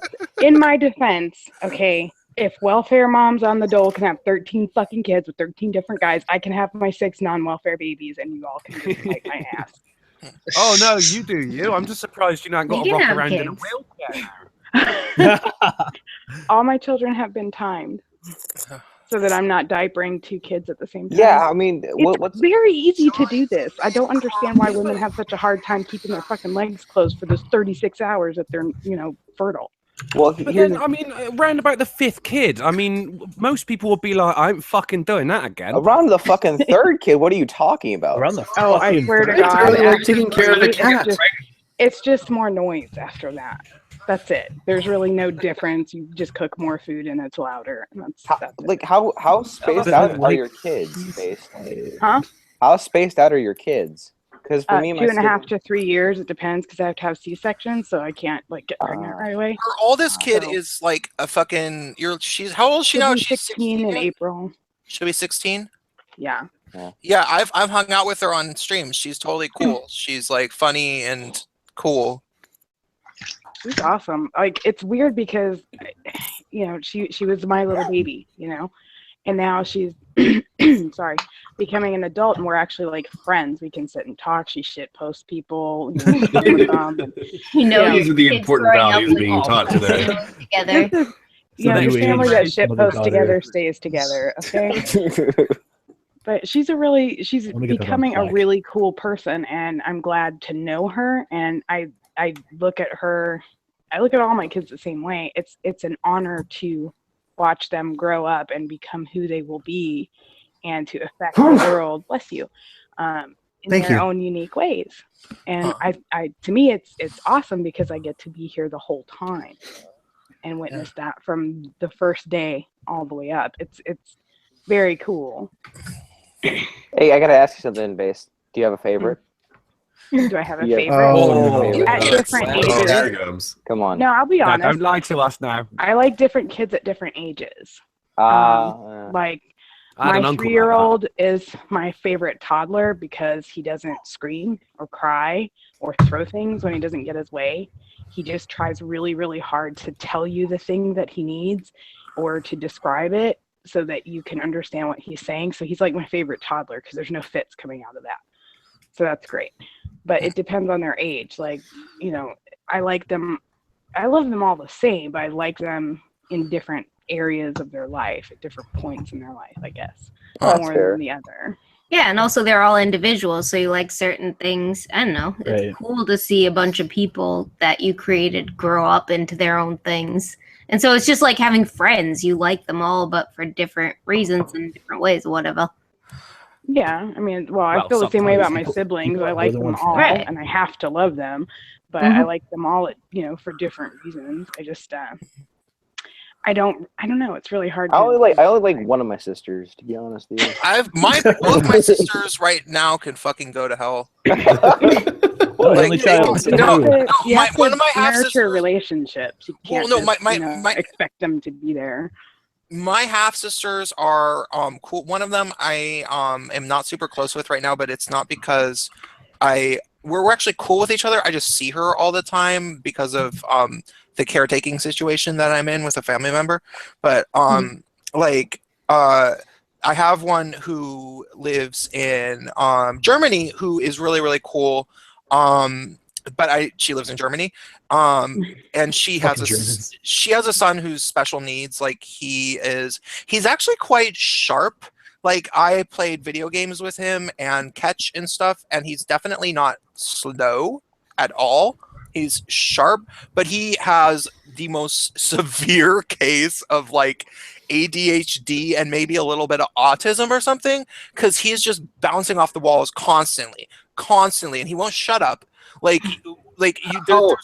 no point in trying to even convince him to shut up unless he's playing a video game, and then he's just like staring intently, like tapping buttons. But but not even like when we were playing the fucking little Lego Indiana Jones game, he's just like, "Oh, come over here, uncle." And he grew up in Germany, so he has like a little accent. It's actually quite cute. He's 10, and he's all like, "Over here, uncle." No, we go up here. Oh, there we go. Whoa! Whoa! Oh my god! Oh no! Oh no! Like he's like. But no, That's amazing. But if he comes and visits, it's kind of like you have to accept that like when he wakes up, you cannot sleep in past when he wakes up, because he does not shut the fuck up. But he's cool though, and I hope that he ends up, in some field where he's able to use his sharpness and his energy when he gets older. And that sister I'm cool with, but my two full sisters right now can go to hell, and I'll tell you guys the rest of my little childhood story. Can I say something? Yeah. Can I just ask you something? Yeah. So it sounded like because my parents kind of had a similar thing and I've noticed this, like usually baby boomers and the generations before just never really talked about their problems openly. And it was kind of like they would just let shit fester and build. It's true. I think that happened prior to me being born. But then I was born in 1982, and there was that weird, touchy-feely, everybody go see a therapist type movement of the 80s. Yes. And my mom was very into it. So this is what it's like. I don't need therapy to be a kid. Well, my mom I don't remember how many different therapists and child psychologists I saw by the time I was like 7 or 8. It was probably there was like weird custody people who were trying to figure. Okay, let me just tell the story, because this is where it gets to the part where I'm like a sociopath. But I ended up not being somehow. What's the key words where we should drink? Okay, go for it, Prince. So my one sister died. It was very tragic. We talked about that. And then my parents decided a few years later, I think something like 3 years later, that they were going to purposefully get pregnant with my sister, who we will call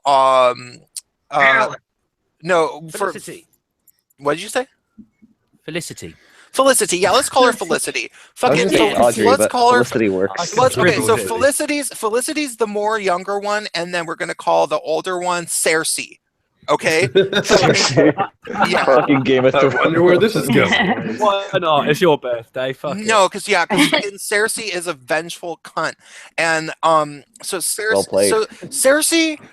Okay, Cersei is one of the smartest people I've ever met in my life, and I'm saying this as somebody with a very big ego about my intelligence. Cersei is really, really smart, but for some reason she's really, really good at sciences, and she likes to read science fiction, but I've never gotten the impression she's really all that good at writing, even though she says she is.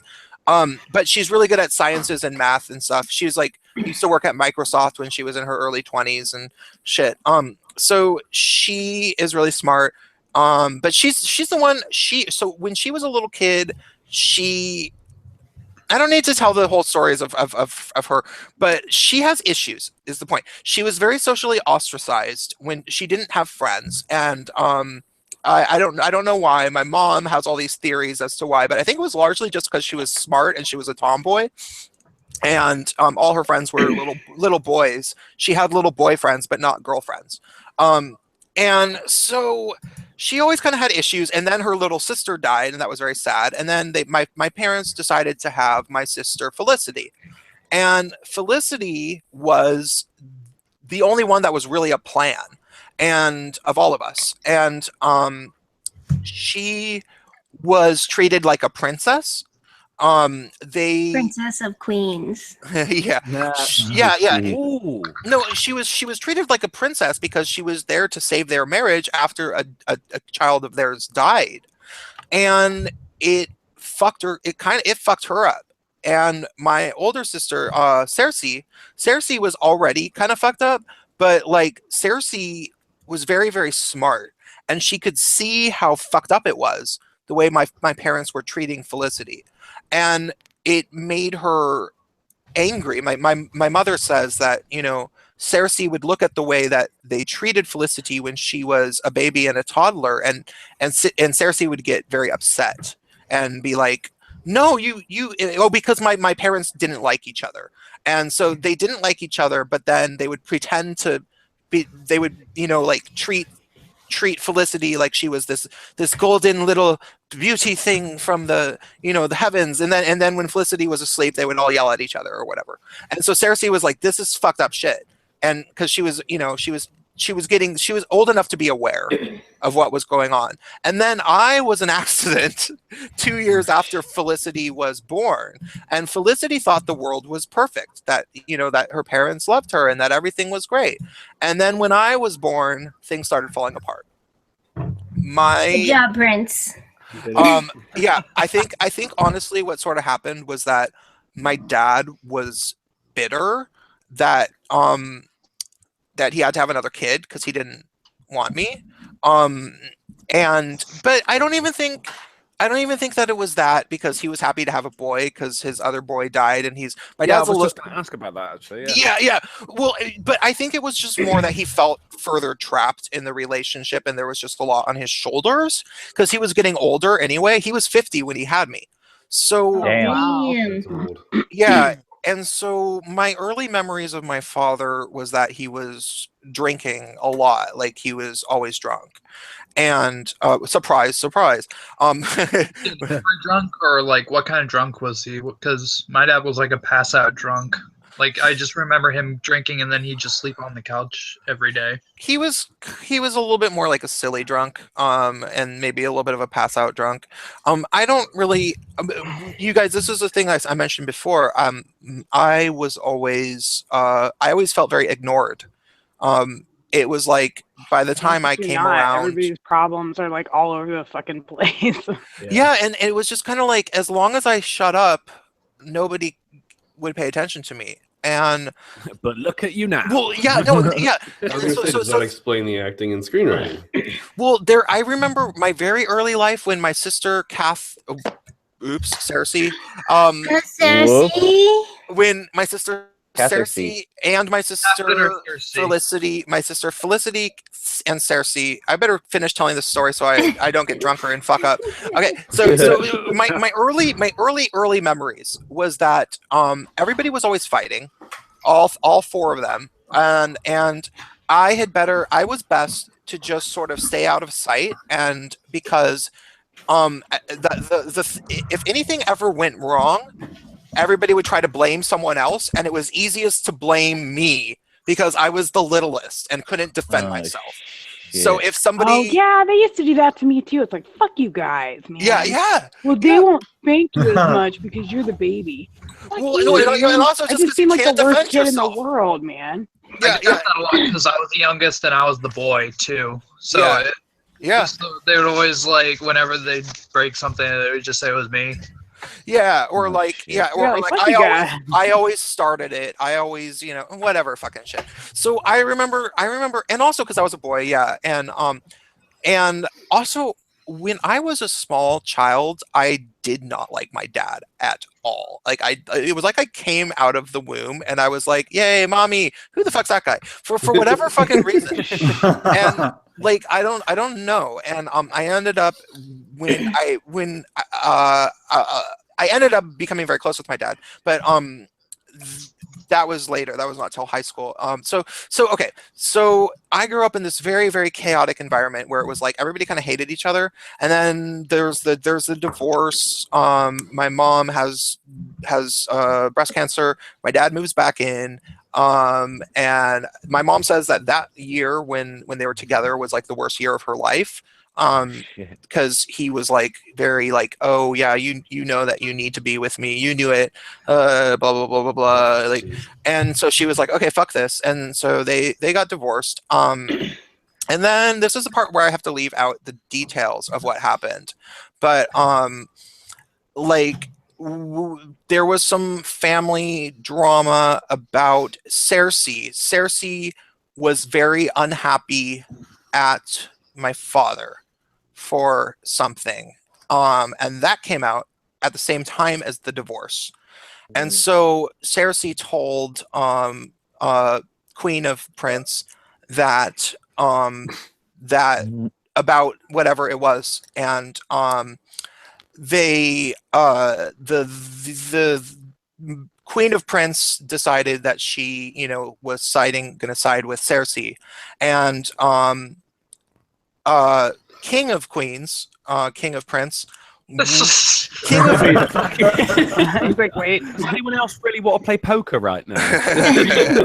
Yeah. So King of Fucking Prince. Kevin James shows up. King of Prince of Queens.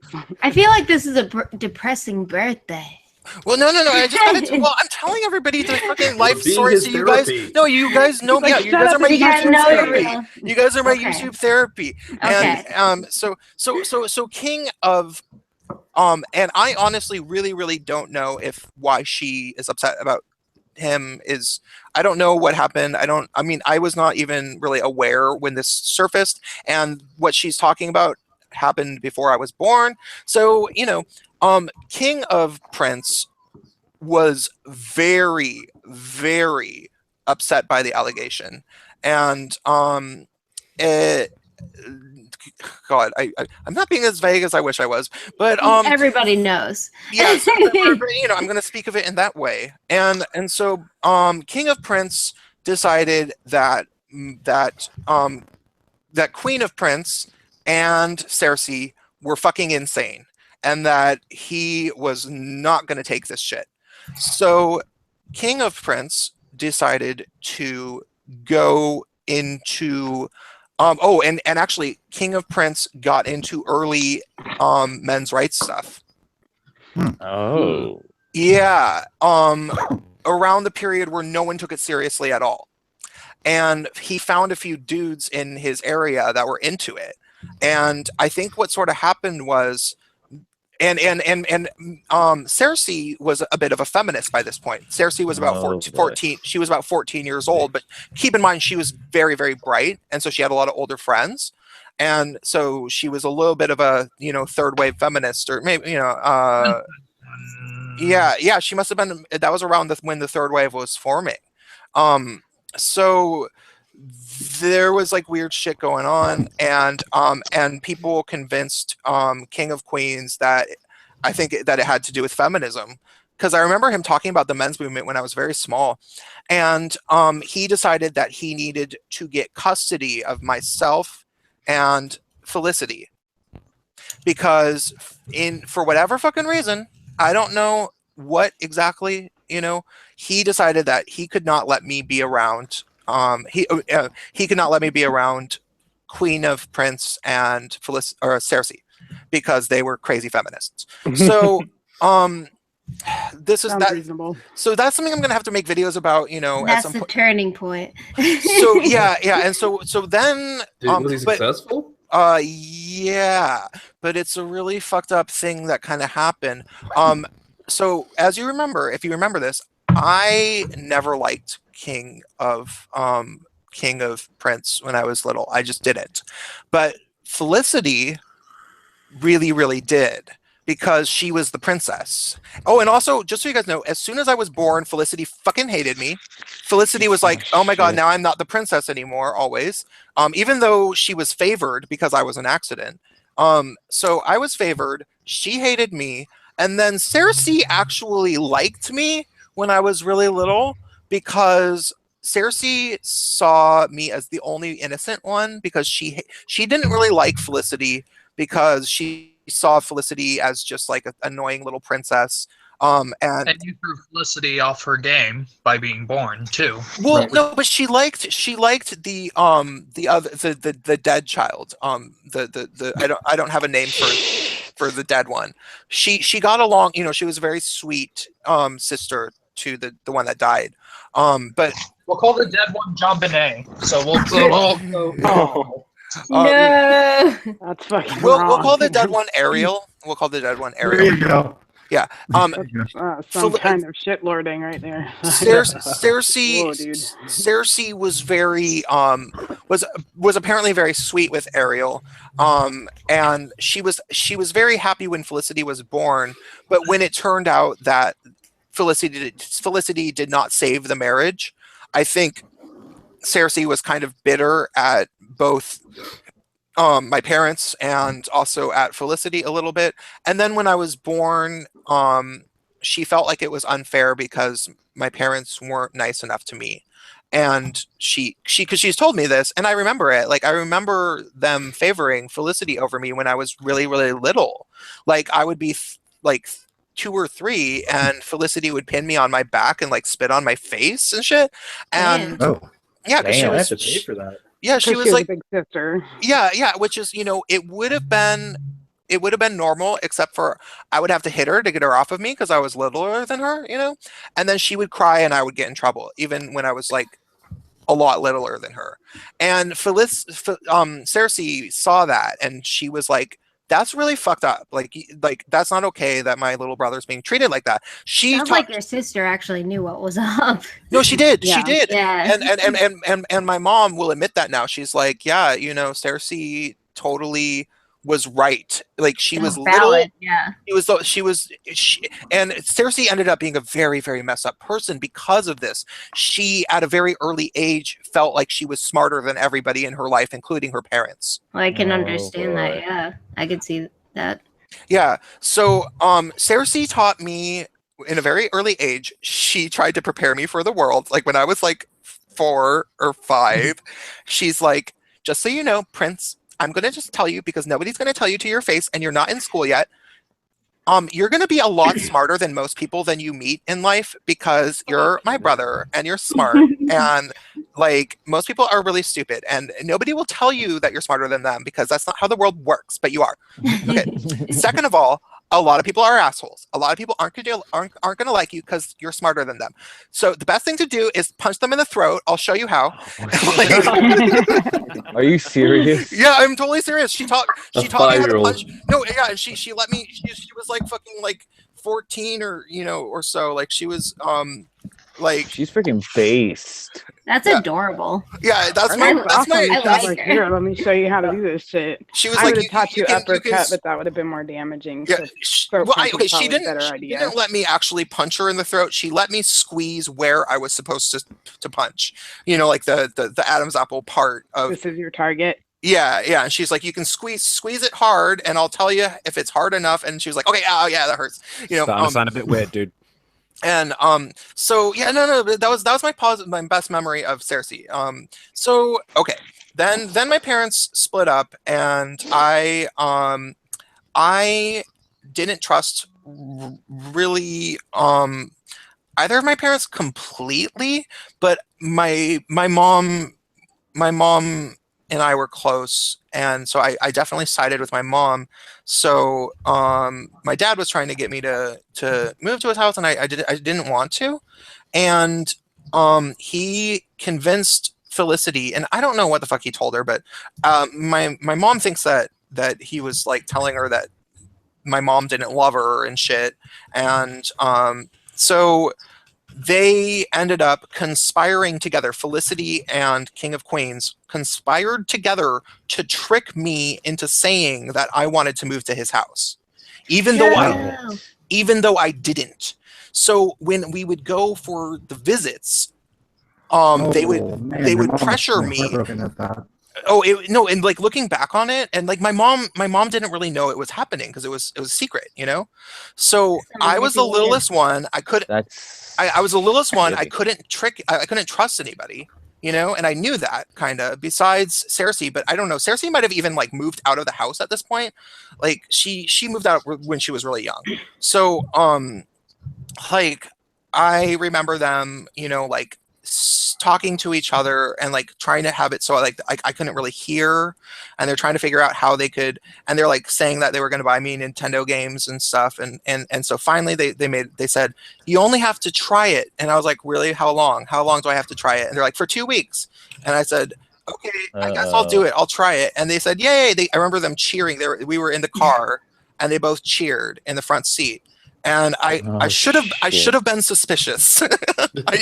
I should have been suspicious, but I was 5. You know, I was That's fucked up. Yeah, and so you didn't know. No, and so then I yeah, that's not your and fault. I'm abridging this story. There's other there's other details in them trying to get me to, and me being stubborn, that are just too fucked up, and they would take a long time to get into. But so finally I said yes. I thought it was just to try. I was at my friend's house playing when my mom ended up meeting with the lawyers or whatever, and it was decided that I was going to go over to my King of Queens' house. I was at my friend's house playing. My mom came over, and he was just across the street, so she just walked over, and I cheered yes, because I thought that I was going to try it for 2 weeks, and I was going to get bought a bunch of Nintendo games. That's what I thought was the deal.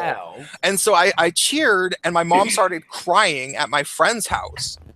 Oh no! Yeah, because she didn't understand what was going on in my head. That is so much manipulation. I didn't understand what was going on in her head, because she thought that I was cheering for being let go of her. And it was by, you know what I'm saying? It's just like it's part of that emotional immaturity that a lot of people have, especially young parents, where they, instead of asking the question and getting down to the bottom of it, because you have to remember that 9 times out of 10, bless you, by the way, that kids they're not doing anything to you personally. You have to. But it was much worse than that. It's much worse than that. I was actually doing something, like I was cheering because I was moving away from her. But the thing is, I had been lied. But I had been lied to. I thought it was just a temporary situation for 2 weeks, just to try it, and then I could come back to her house. She did not know that, and it was because I had been literally lied to. Well, that's what I'm saying. I think that's what Base was saying. Yeah. Yeah. Like, when it comes to kids seeming like they're saying something like horribly offensive or upsetting, the best thing to do is just take a break and start asking them questions. Yeah, you gotta inquire, because you don't know what's being told to your kid. Well, or how they interpreted it, or they could be mistaken. Well, but you know where it got really fucked up? When? My mom was really, really sure when she would when I would talk to my I'll be dad, back in a second. Okay. When I would talk to my dad about it, it was I didn't even talk to my dad about it. It would be me, my dad, and my sister, and they would be whispering to each other about how they could manipulate me. That was how the conversations went. That was how the conversations went with them. When it was with my mom, she would get my sister and I separate, and she would be very sincere, and she would look me in the eyes and say, I want you to know that it's up to you who you want to live with. And if you want to live with me, that's who you tell this, this lawyer, this child lawyer that specializes in dealing with custody things. You tell them what you really want, please. And this was on a 5-year-old? Yeah. Well, no, and meant on it.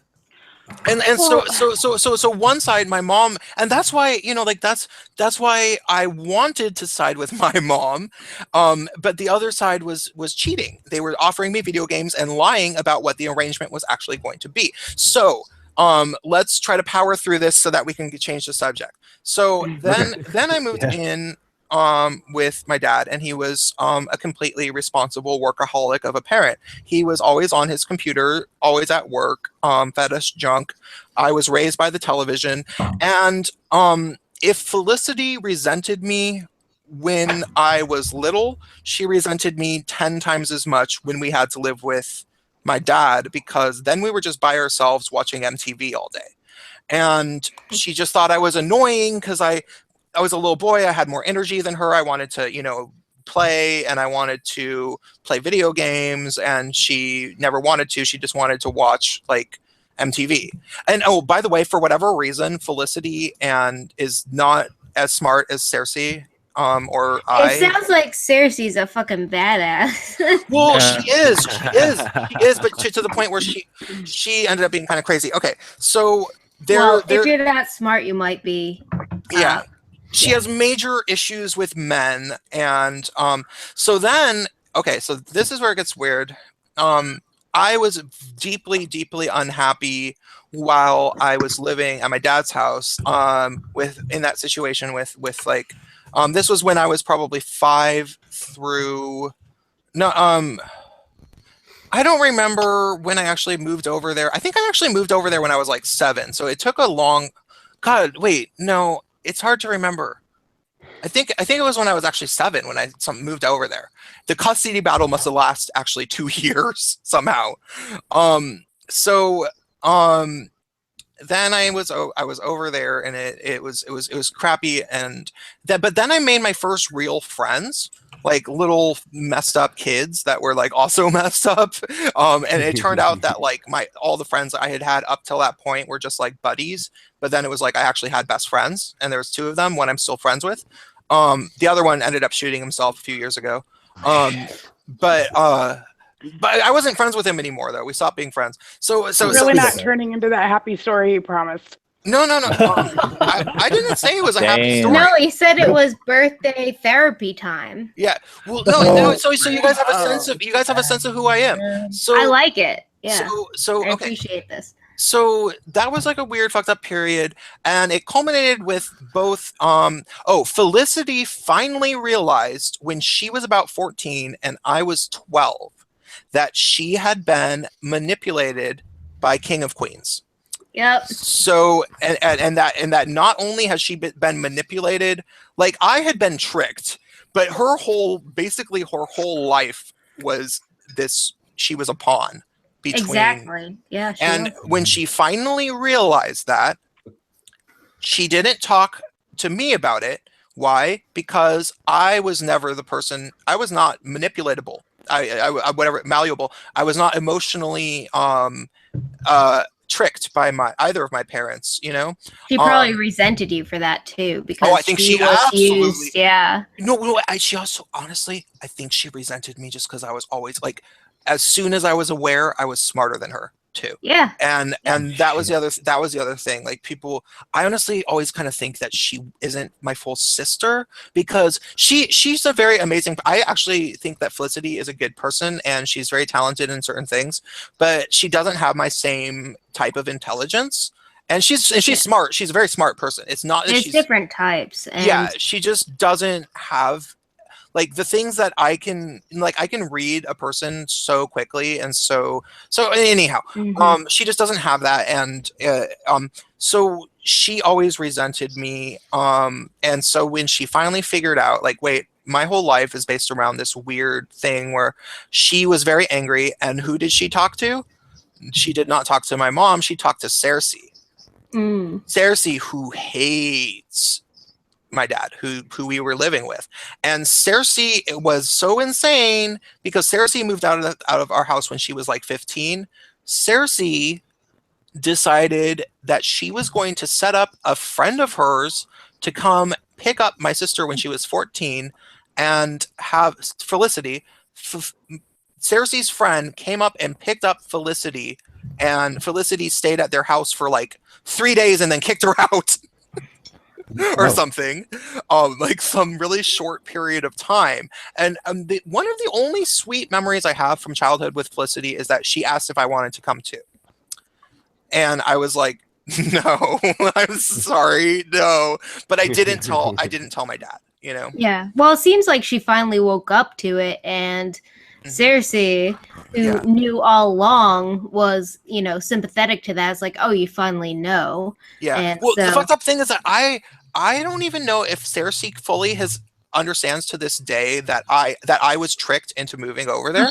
Like that. You were 5, so it's hard to articulate that. Yeah. Well, no, and almost nobody, like I had to tell my mom that in adult life, and like it was like a very big revelation to my mom, and like I don't think Cersei fully understands that because that is like like Cersei thinks that Felicity had it the worst because she was the pawn, but I honestly, I don't want to like be like, cry me a river, because I'm not that type of person. If you guys have noticed, I do not have a victim complex, but I'm sorry, I kind of had it the worst. I was the one that was tricked.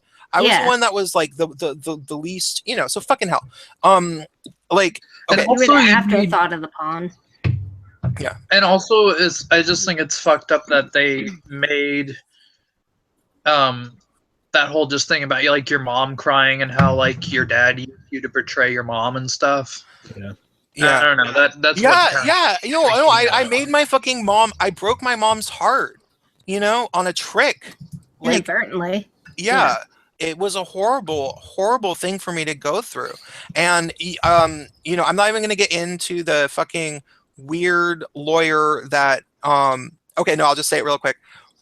Prior to the trick, the thing that my dad tried to do he tried to get custody of just Felicity because I didn't want to go to his house and I wouldn't move in with him. So, but in order to do that, he had to get a lawyer who was a specialist to rule that Felicity and I didn't get along, like because you're not supposed to split up the kids. So he immediately pinned you guys against each other. Yeah, except for Felicity had been coached for the meeting and I hadn't.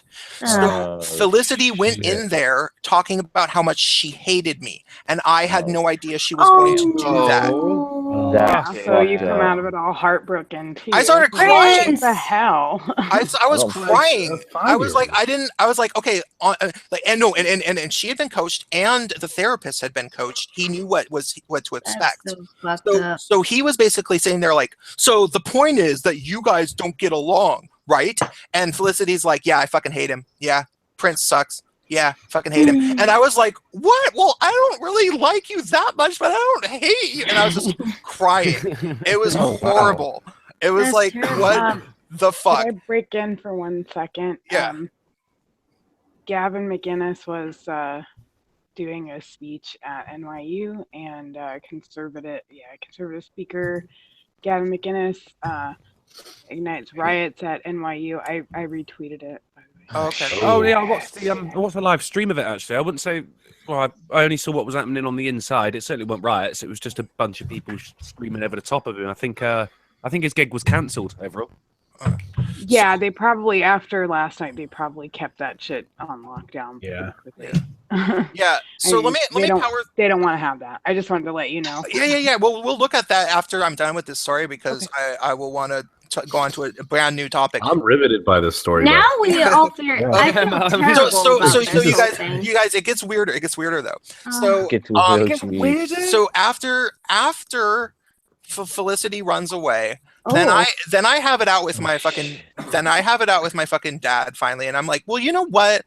Do you know why she fucking ran away? Because you fucking suck and you're not a good parent, and like I didn't. And I was like, why the fuck did you try so hard to have me move over here anyway? And he couldn't give me a good answer. And I was like, well, you know what? I think maybe I should just move back in with my mom. Felicity ended up back with my mom, obviously, because she was 14.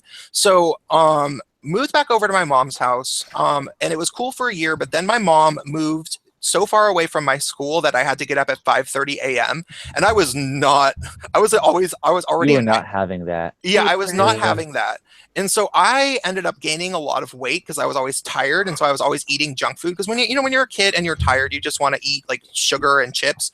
So I'm an adult. I just want to eat sugar and chips. Still, yeah.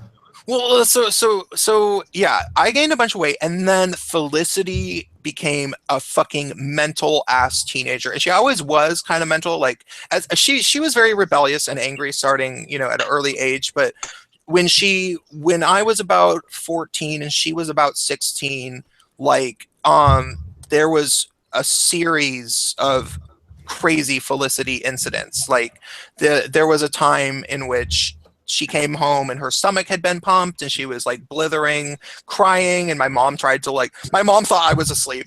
Like, and it was like, no, I can hear that. And there was a time in which she had to get like 35 stitches up and down her body because of an accident that happened when she was on acid. Was this the convention center?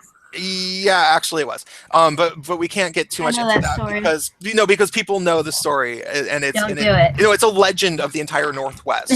So I can't talk about it too much, but like, yeah, all this fucked up shit happened with Felicity. But what happened as a result was that Queen of Prince, or Mothra, ended up being really, really crazy on me, because and granted, I was really miserable. I was not a happy kid. And so like I was gaining a bunch of weight, and I was, you know, if you ever tried to like talk to me, I'd tell you to fuck off generally. And I would just play Mortal Kombat and Street Fighter 2, basically. That's like all I did.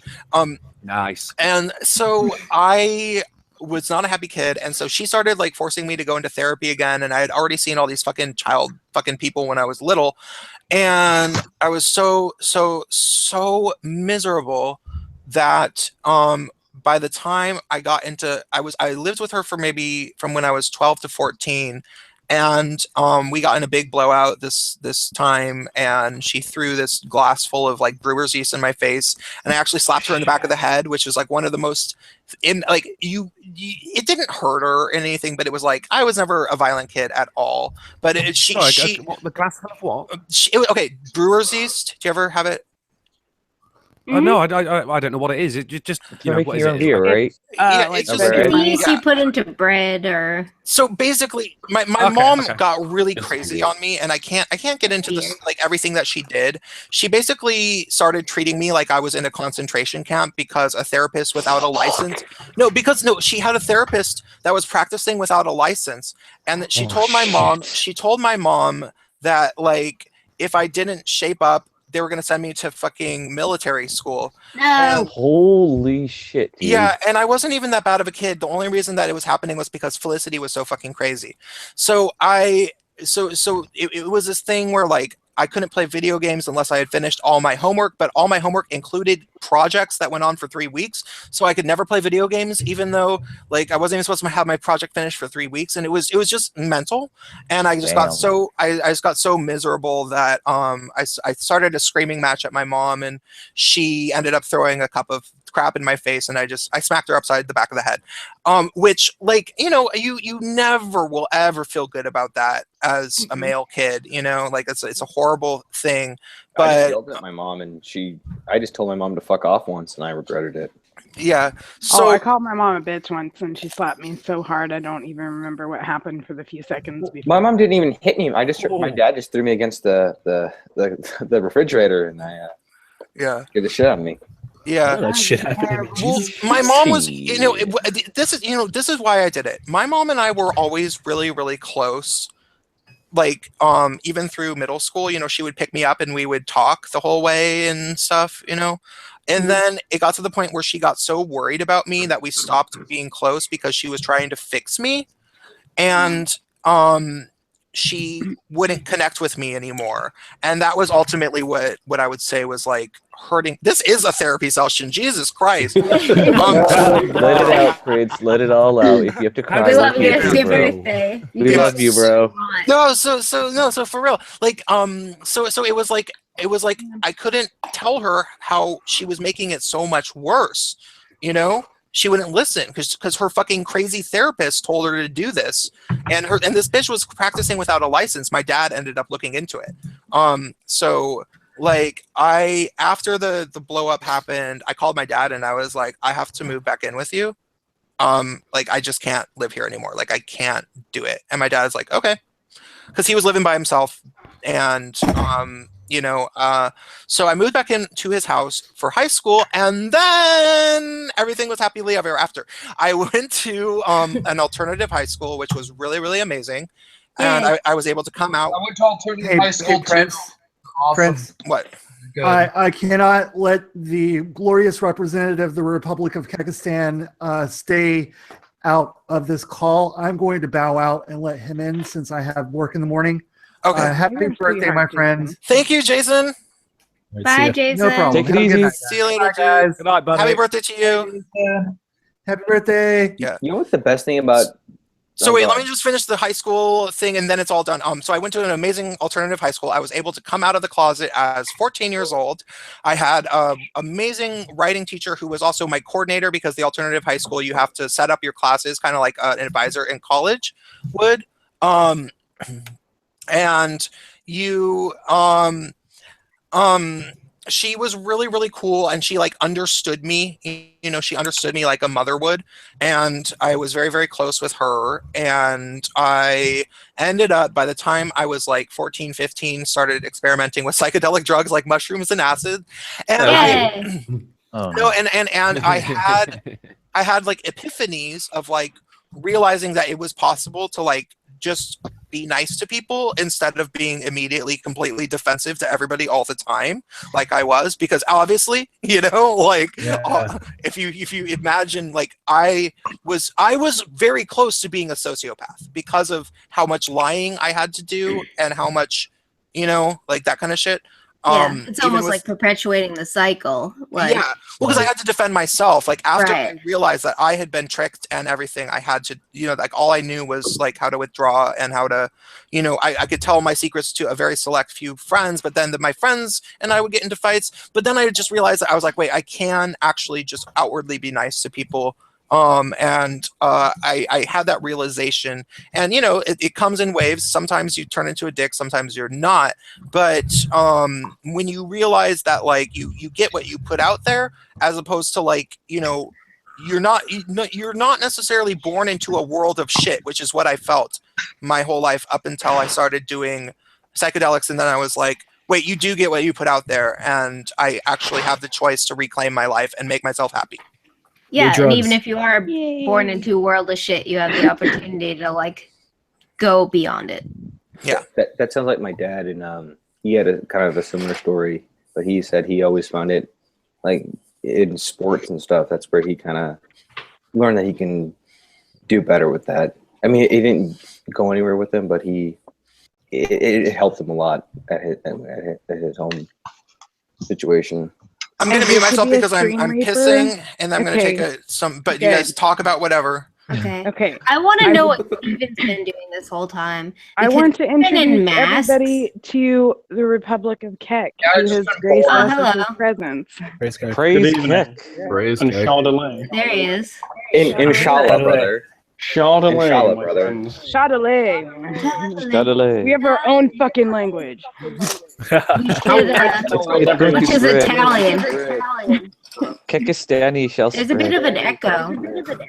It's Casey again. Is it me again? Yeah. Oh, yeah. Damn it, Casey. If you mute and unmute. How red pilled is everyone? Can I fix it? Well, Let's see. I think so. Cool. Yeah. I just thought you guys would like to know like how this whole shit started. Go for it. Please. I'm telling the story. Was it Sargon? There's still an echo. It's your stage. So, Sargon of Account. Sorry, Case. It's fine. All right. Can I go now, or will I be interrupted? Go. So Sargon of Akkad was on Lehrman's stream, and he was looking up the definition of what an ethnicity was. And he noticed that shitposting satisfies that definition. Explain what the definition is. I don't know what it is. Shitposting does actually satisfy the definition of an ethnicity. You are a terrible prime minister of Kekistan. You have to know our ethnicity. Wait, can I? I'm looking up ethnicity right now. Can I ask a very specific question to everybody? Yes. Has the word shitposting officially replaced trolling in like common internet vernacular? Trolling is a whole they're interchangeable. They're different things. I think they're interchangeable. But the thing is, because SJWs. Trolling is what I did to Chrisiosity today. Shitposting is just being a dick. Because SJWs love to change the definition of words, and I'm making a video where I'm listing the words that they've changed the definitions of, and one of them is trolling. You can look up, if you look up trolling on the Urban Dictionary, there's all these SJW definitions where it's just like, when somebody doesn't agree with feminism, they're a troll, and it's like, what the fuck, that's not what a troll is. Go to know your meme, and it will define trolling. Trolling is so much more fun. I think ultimately, like, trolling is maybe on a bigger level, like on a grander scale, where it didn't used to be, and shit posting is just like the like pleb trolling or whatever. Trolling is directed at someone or something. Shitposting can be just mindless into the void about. So like passive aggressive trolling. Yeah, it can just be like memes and shit. Anything like get people like, oh, But shut the fuck up. Trolling is a state of mind. Also, I looked up ethnicity, and ethnicity is the fact or state of belonging to a social group that has a common national or cultural tradition. Yeah, and shitposting is our cultural tradition. And That's otherwise, that's cultural oppression, and you're a fucking racist. All right. Oh. All right, just for everybody's information, trolling this is from knowyourmeme.com. Right, trolling is an basically the Kekistan Bible. Yes. Trolling is an internet slang term used to describe any internet user behavior that is meant to intentionally anger or frustrate someone else, though not to be confused with cyberbullying, a form of online harassment carried out against an individual in a deliberately hostile manner, often without any reason or pranking, which similarly involves playing jokes on strangers for one's amusement, but typically implies more coordination and intent. Shitposting is an internet slang term describing a range of user misbehaviors and rhetoric on forums and message boards that are intended to derail conversation off topic, including threadjacking, circle jerking, and non-commercial spamming. Okay, yeah, I can see the difference. Thank you, Professor. On 4chan, the byproduct of shitposting is referred to as cancer. So it's basically one's derailment, and the other one is agitation or something. Yeah, there could be an overlap, but one is targeted. Yeah. That's the thing. The intent is very important. The other one's chaos. Yeah, shitposting is here's a fucked up meme. Boom, go have at you. In a way. Can we all just take a moment to... Kekistan, when did you make your Twitter account? 4 days ago, 5 days ago. I don't know how many impressions I've had over that period. Jesus, you have 6,634 followers. I think you're more This is going to be a great meme war. Oh, yeah. I've never seen such a successful jump onto a bandwagon. Well done. We're an ethnicity. We need a republic. He made a Twitter account. We're official now. You can't take it back. So I imagine then did you watch my recruitment video before you came on the stream? Is that why you're here? No, I invited him because you changed the Prince Tech and made the video. And it's your birthday, so happy birthday. That's my birthday present. Thank you. Cool. Taste Mama wins. Because I made this. Well, you'll have to watch the video, but I made a recruitment video for the sign up for the Great Meme War of 2017, and So are you like our General Patton then? It's the second Great Meme Cry. The first Great Meme War was already won when Trump got in. Yeah. Oh, yeah. So no, and I said that in the end of my video. I say honor your ancestors, and it says it's like there's a meme of like a Pepe at a graveyard with a mega hat on. Oh my days, yeah. And it's like to honor those who served in the great meme war. And I say honor your ancestors and prepare yourself for the great meme war of 2017. The war to free Kekistan. So yeah, that's what my video is. And I literally got at least 8 or 9 custom made, or not 8 or 9, 5 or 6 custom made memes to fit what I was saying. Like people on Twitter were like making me memes to go with it. So I had a lot of fun with it, and it was my birthday when I was finishing editing it. So I was like, oh, it's my birthday. Let's watch it. And I literally teared up at the end. If I may tell you all where this is actually going. So the first step is to get recognised as an ethnicity by the UK government. Oh my god! Hang on, wait, because this gets better. I love this. This gets better. You're not. Let me. This is a real thing. Oh god. This is happening. Holy shit. Once that has happened, I'm a student. That's good, because my country's leaving the EU. I want to join Kekistan officially, you know? Well, hang on. Once that has happened, I'm going to go to my students' union and ask for a temple of KEK somewhere in the university, and if they say that it's ridiculous, I'm going to tell them that that's cultural oppression and they're fucking racists. So you're going to get like tax exemption and become an actual religion? Potentially. We all are. I mean, there's nothing. Yeah, I mean, there's nothing illegitimate stopping it. The beautiful There are thing so is- many illegitimate religions. All religions to me are illegitimate. But anyway, you can just say you're a religious. The beautiful thing about it is Can our there's priests it actually followers a particular belief has before it's considered a religion? 2. I don't know if it comes down to one. It's literally 2. Well, I you know know, this I- because I've started my own church. I am going to do You've got everything two, I it's going can. well. I'm scared that this is going to end up like the Church of the Subgenius. Does anybody know of that? No. Yes, yes, I do. I do because a friend of mine loved that stuff, and he would share this stuff whenever we would go on road trips.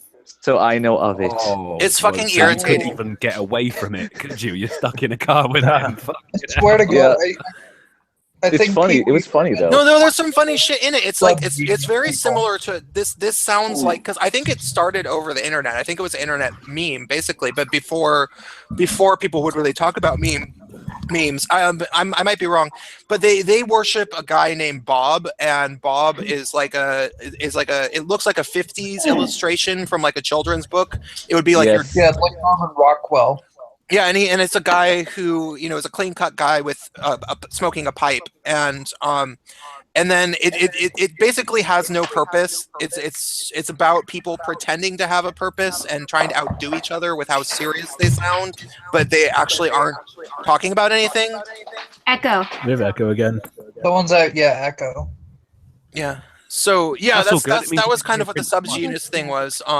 This sounds vaguely similar, but we're not going to let it get. I think that this will have more purpose. So Well, I mean, the beautiful thing is there's actually nothing illegitimate about it as an ethnicity or religion. There is literally nothing like how can you challenge it as a religion or ethnicity? No, I suppose Does you're anyone have completely any right. challenges? That's fantastic because it's like everyone, when you go through the shit posting thing, it is like performing a ritual, isn't it? That's Yeah. a fucking brilliant thought. We have to have a unified belief, I think. Well, the belief Praise is that meme magic is what makes the world go round. It's real. Meme magic is real. It must be Well, real. it's Donald that- Trump is in the fucking That's meme what you magic. said. No, we also In the White House. we also believe that chaos is the way to make things happen. This is The perfect. Because my fucking thing is Chaos Lobster. Yes. yeah. Seriously, though, there's no Retroactive Well, shit. that definitely actually makes sense. Is anybody into Republic of KEK? Are you into Ghost in the Shell? Yes. I've never heard of that. Not as good as Bebop. No, it's Right, fuck you off. Fuck off. I'm gonna boot. Suck my cock. You've got to Sounds understand. good. You got to understand. As a student, I don't actually have access to TV because that's expensive. How So- old are you? It's in You have to pay for your TV license. 20. Republic of What's Keck. that university teaching you if you don't know how to fucking steal television yet? Fucking hell. I just You won't do can it on an watch- ethical level. I'm terribly sorry. Teach him. You can Obi-Wan watch Keck. episodes of Ghost in the Shell standalone complex. It's okay. So Ghost in the Shell was a movie, and they have fucking Echo. God damn it. So Ghost in the Shell was a movie originally, and then they made a series that there's 2 seasons of it, and it's like the best thing ever. It's so fucking. It's the kind of thing where like when it came out 12 years ago, or at least when it was aired in America 12 years ago, I would feel smart if I did understand an episode, because the technology, like, and man, you watch it now, it's set in 2034 in Tokyo, and they have cyber brain technology and artificial intelligence and cyborgs is basically the, but it's all about people are It's constantly the fucking Matrix. kind of, except for there is not really an imaginary world. That's a big part of it. What it's based around is technologically driven telepathy, mainly. So everybody can kind of like read. Kind of like William Gibson. If anyone's a fan of like Neuromancer and stuff, it's very William Gibson and Cyberpunk. Yeah. But they take it to a really, really extreme, and it's beautiful animation and beautiful music and beautiful directing and script writing. It's just really, really good. But one of the things that they talk about is, sort of like the collective of how people end up thinking. And one of the things that happens in the series, which this is why I brought this up, is the main character, who is the Major. She's the one that you see, who Scarlett Johansson plays. She was the first person to be born with a human brain that they had to rescue out of a fetus that like a mother had been killed in a chemical terrorist attack. Like she breathed some fumes or something, and they were able to salvage the fetus, but only the brain, and they put it into a cyborg body and raised it that way.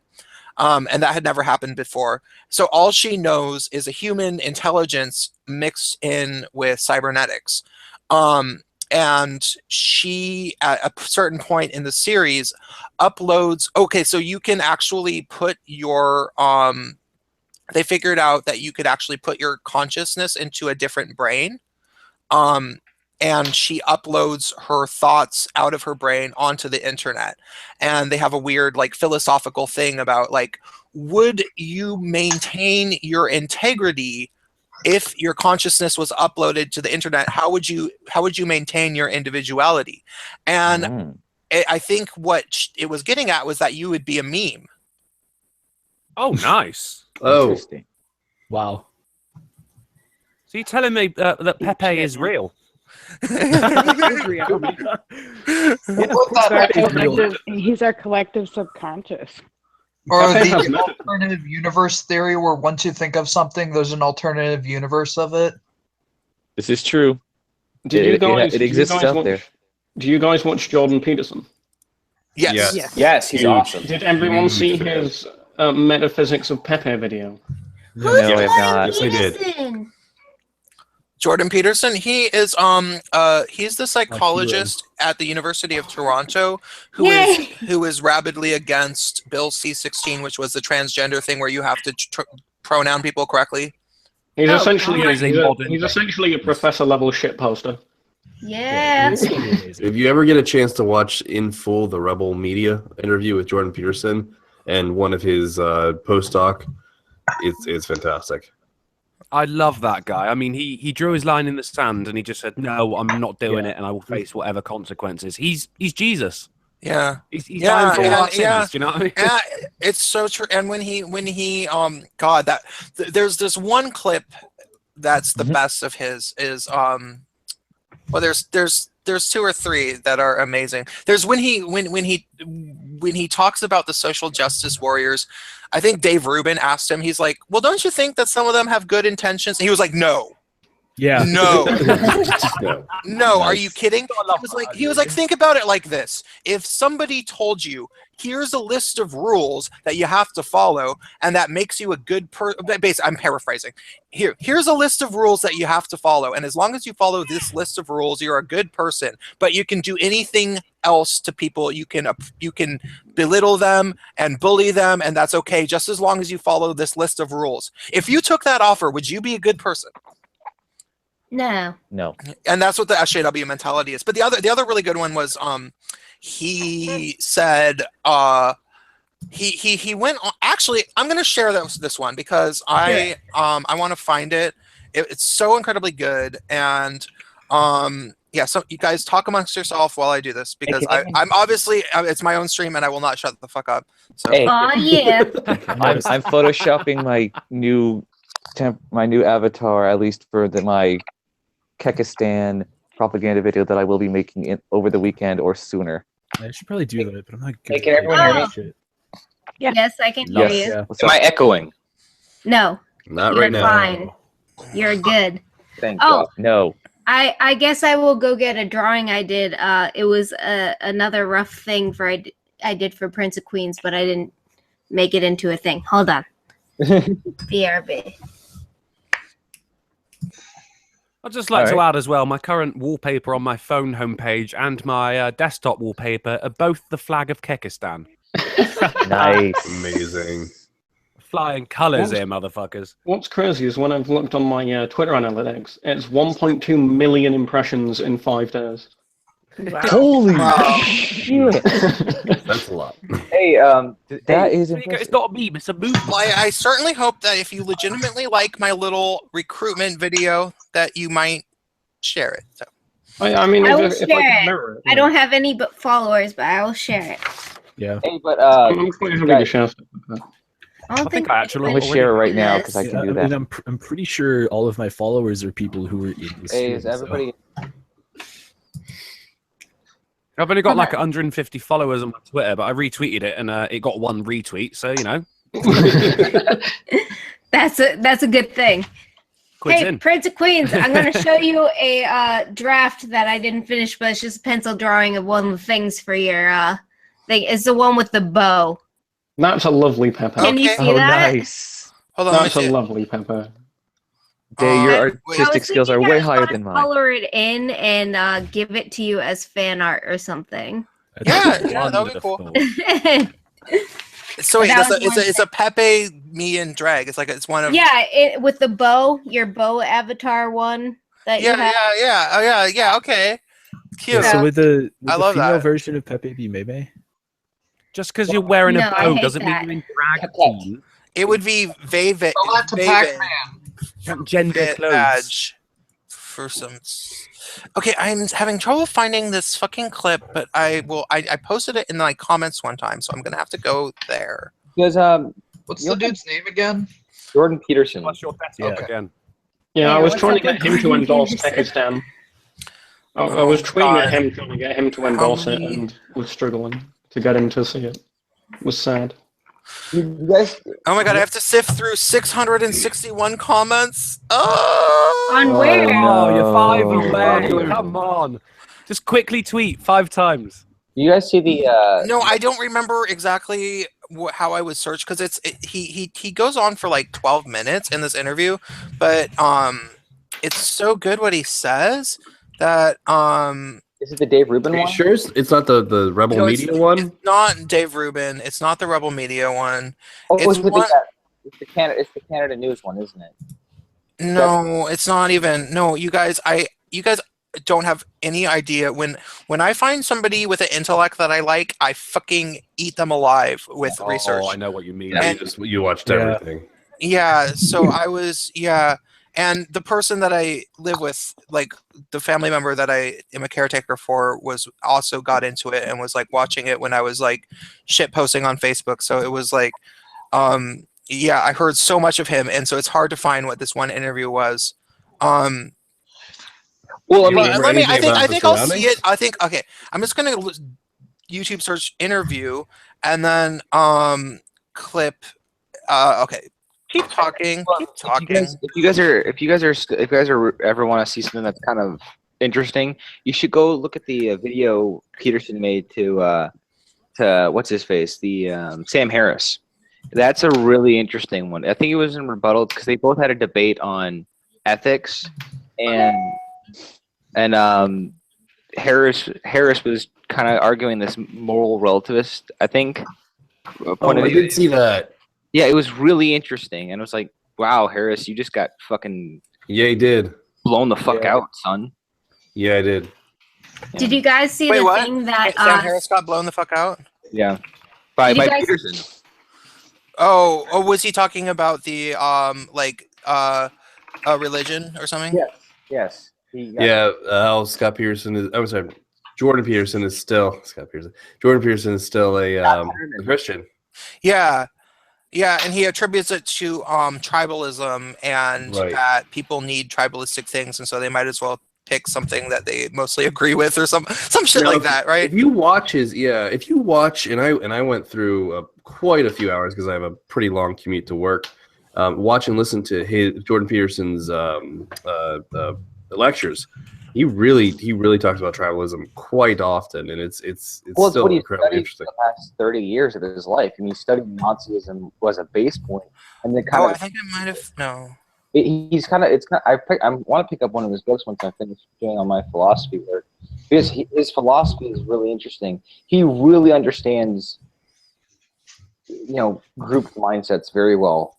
I never thought it's almost like on a pathological stuff he can do. Like you were mentioning earlier, like he talked about how there really are no good SJWs out there. They all kind of have this twisted sense of morality about them. They really do. And it's the first, he's a psych professor. Yeah. And the first need after basic needs is acceptance. So immediately after everything you need to keep you alive is acceptance into a group. That's how important it is to us.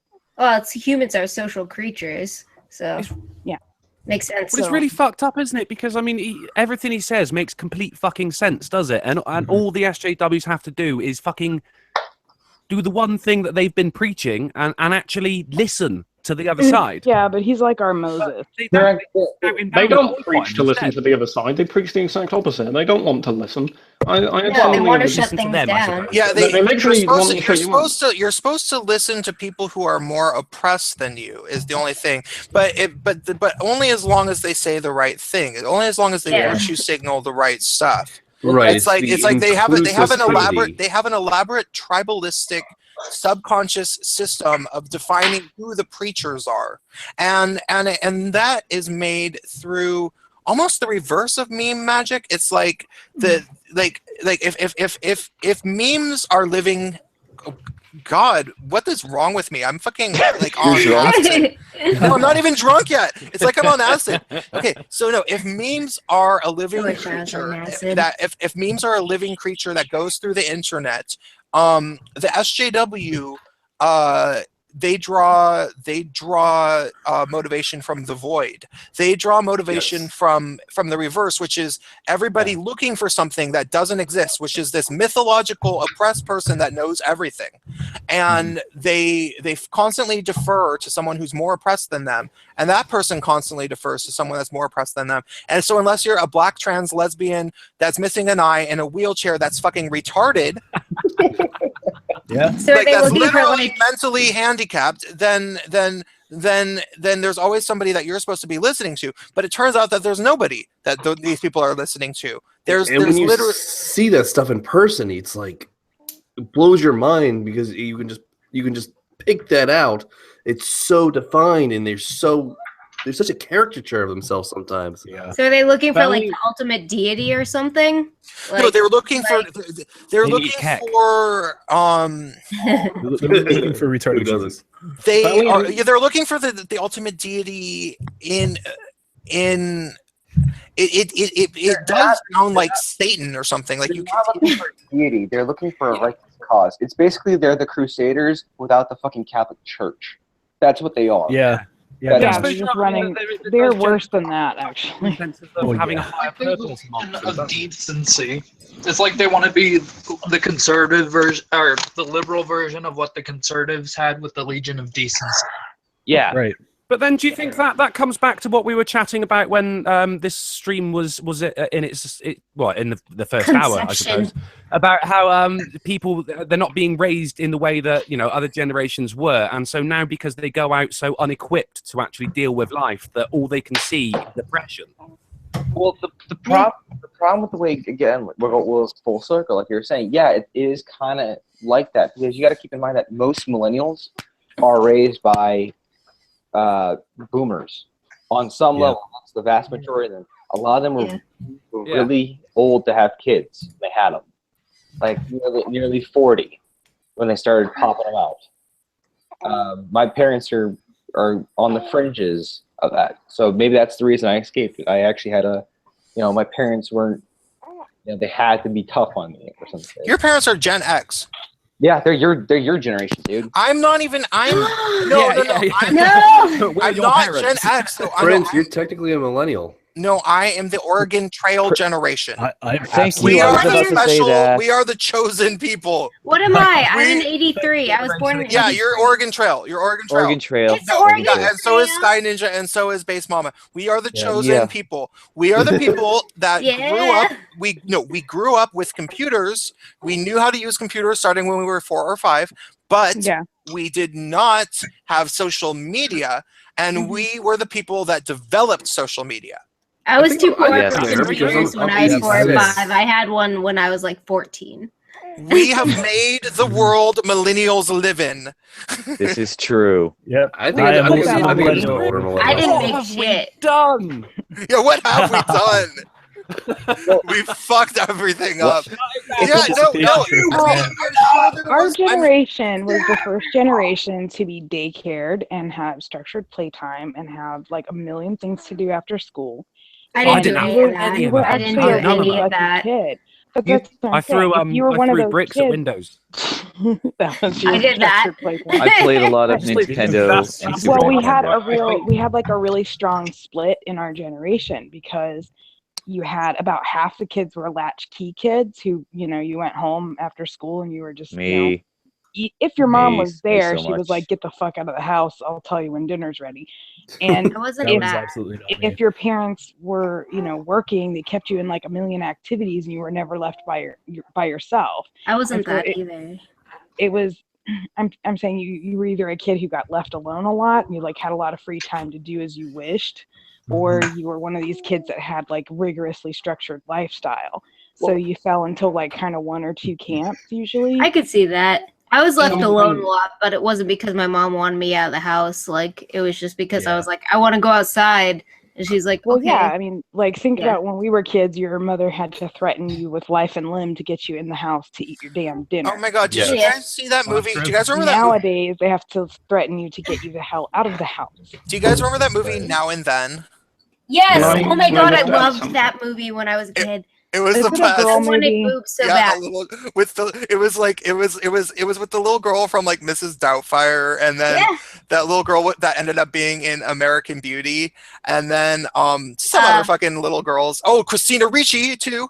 And, and then it was Demi Moore and like Melanie Griffith and Rosie O'Donnell. You don't know, Prince. I loved that movie. Oh my God, it was on HBO. It was one of the movies that so like when HBO used to be like in the late 90s, so for millennials paying attention, in the late 90s, before HBO just had like all this good television on it, they would get movies on it, and they would play that movie literally every day for a month. At the same time. So if you were a kid that was somewhat ignored by your parents, you could watch the same movie over and over. And one of those movies that would come on at like fucking 4 p.m. was Now and Then. And there was only one HBO. There wasn't like 14 of them. There was only one. There was only one. And so music. Yeah, and they also played Teen Witch, which was on HBO around the same period. And so I don't know if my sister and I watched I watched Now and Then at least like 10 times when I was maybe a year younger than the girls in the movie. Like it was when they were like 13 or so. And that's the worst. Like when you're a year younger than the characters in the movie, you want to be just like the movie. Oh yeah. So, it seems like ages between you. Yeah, and so I was the direct. Me and every kid in my grade that was like either gay or a girl, we were the direct result of that fucking movie. Like, I totally would have been the fat one. I was a chubby little girl. I was like her. I related to her. I was the spook. I was Demi Moore's character, who the story revolved around. Who was the spooky writer whose parents were divorced. Yeah, I was her. I was kind of an amalgam of all of them, but I looked most like the chubby one. Oh, Chrissy? Yeah. The one who punched Christina Ricci in the face after die IRL. I don't know. I have no idea what you're talking about. I'm gonna assume it's a girl movie. It's good. You'll like it. It's a coming of age movie in the best possible way. It was put out in the 90s, but it was like based in the 70s, so like you could still kind of relate to that back then. But yeah, it's good. Yeah, it's so fucking good. There's the best moment in that movie was so like the Ashley Allison Moore. That's the one who died. Oh, thank you. Yeah. Shit. So the girl that was Christina Ricci and the chubby girl were really best friends, and then the girl who was the other two girls are the more like pretty girls that are more normal, but then they actually are secretly fucked up. They were best friends. They were separate. So, but there's a moment where this is the best part of the movie. Christina Ricci had issues because she was a tomboy. She had all older brothers, and her mother was dead. So, there's a part where she jumps out of a tree into the river and pretends to die. Yes. And I related to that so much. yeah. So she jumps. She's all like, "Hey guys, look at me!" And they're like, "Don't! You'll hurt yourself." And she's like, "Bombs away!" And she jumps out of the tree, and then they don't see her for a while. They're like, "Oh my god, where is she? Where is she?" Ah! And they point, and she's like floating face down in the water. And so they jump into the water and they pull her up. And they're like, okay, we have to do CPR. Who's gonna do it? I'll do it. I'll do it. Wait, well, how about you do it? I don't know how to. And then the chubby one goes, fine, I'll do it. And she like pushes them aside. And then Christina Ricci spits water in her face. And she gets up and she's faking it the whole time. And she was like, well, good to know who your real friends are. You guys suck. Chrissy here. And then right when she says Chrissy here, Chrissy punches her in the face. And they're like, oh my god, Chrissy. And she was like, don't you ever do that again. Because she was so innocent in that moment. It was like, don't fuck with me. You can't pull that shit on me. Yeah, because she was like, she legitimately, so Chrissy, the chubby one, is so innocent that she asked her mom about sex, and her mom had to come up with she had to come up with a story about what sex was, and it was an absurd metaphor about watering a flower with a big hose, and it took her and she had to come into her room and explain it to her, and she was completely confused. She was that innocent. So yeah. Can I just go back a bit and add something to the talk about why millennials are so fucking entitled? Absolutely. So it's nice to have structure, isn't it? Yeah. So what I started to notice a lot in kind of when I was 16, 17, 18 is there's a lot of attitude that's like, as long as the kids are happy, as long as the kids are happy. And I don't know where that's come from. But sorry, bro, a bit of context. How old are you now? Just to know how long ago. 20. How long ago was that? Oh, you're 20. Oh, you got a unique perspective. But there's like and it's still here. It's like as long as the kids are happy, as long as the kids are happy. And it's like no, like feeling good is not good for you if you have it all the time. It's really everybody bad. Gets a trophy. I'll tell you where it came from. That was creepy, sexy. Fucking spot. That's where it came I have from. a weird parenting story. My sister. Can I finish? Yeah. Let him finish. Oh, sorry. It ties into. I'm gonna let you finish. Shut up. We have a meme celebrity here. Let him finish. Okay. So the problem is it's all about feeling good nowadays. Every little thing about like how people live their life, it's like, oh well, yeah, but I can't be asked for that, etc., etc. Oh yeah, but that won't make me feel good or whatever. Or that offends me, etc., etc. And it's like feeling guilt and feeling shit is actually quite good for you in a lot of circumstances. Mm-hmm. Like regret is useful. Yeah. You've got to know when to limit it because you can't sit and shit on yourself forever. But you can't just you need to feel guilt. Guilt is a very useful emotion. And a good dose of animosity when you're young is kind of tests your resilience, and that's why I said like kids are resilient before, because I dealt with a whole bunch of shit when I was little, and I'm kind of like glad that I did, because I see what people are complaining about now, and I'm like, what the fuck? Well, it's just so absurd. Get real problems. Like, what the fuck?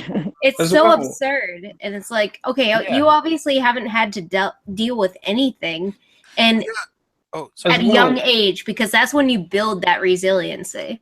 That's exactly it. I mean, being a child is all about learning, and in order to learn, you have to have severe emotional trauma. Yeah, you need some sort of animosity to push you towards adaptive. I think a lot of it has to do with what I was saying before about, I mentioned this very briefly, was baby boomers were, when they were parents was when talk shows came out, was when Oprah and fucking, what was it, Donahue and fucking those motherfuckers came out. Sally Jesse Raphael, and and so the talk shows came out, and everybody got self-conscious that they were fucking up their kids because everybody went on the talk shows talking about how they were fucked up by their parents. So everybody was like, oh my god, I have to make sure my kids are happy all the time or they're gonna talk about me in 20 years. Well, it's like I was trying to say, my sister, she was being interviewed for a babysitting gig, and this was like a story she came after and just had to tell us about because apparently these parents were raising this kid in this weird form of parenting where they would not say no to this kid. So like while they were trying to interview my turn a sister, negative into a positive. like while they're trying to interview my sister, like this kid would come by and be like, "Mom," and then they would have to stop what they were doing to pay attention to this kid, and then like let him do whatever the fuck they're doing until they left. And my sister was just like, I could not do this, but I was just like thinking, like, that's how you raise your kid to be a sociopath someday. It is, yeah. That's how you get a rapist, isn't it? My mum wouldn't even stop what she was doing to give you a slap. No means no. The thing is, as well, is that this theme of childhood runs through to adulthood, where, because I mean, the daddy dom shit has gone mental. Has anyone noticed this? Yeah, and then also, my mom was talking about this because she works for the GRE program at a university. No shit, they have parents come in and bitch out the grad school staff if their kid didn't get accepted into a program. Well, these are fucking grad students, and here comes their elderly mother to come down and bitch out the admin office. You know, my son is a genius.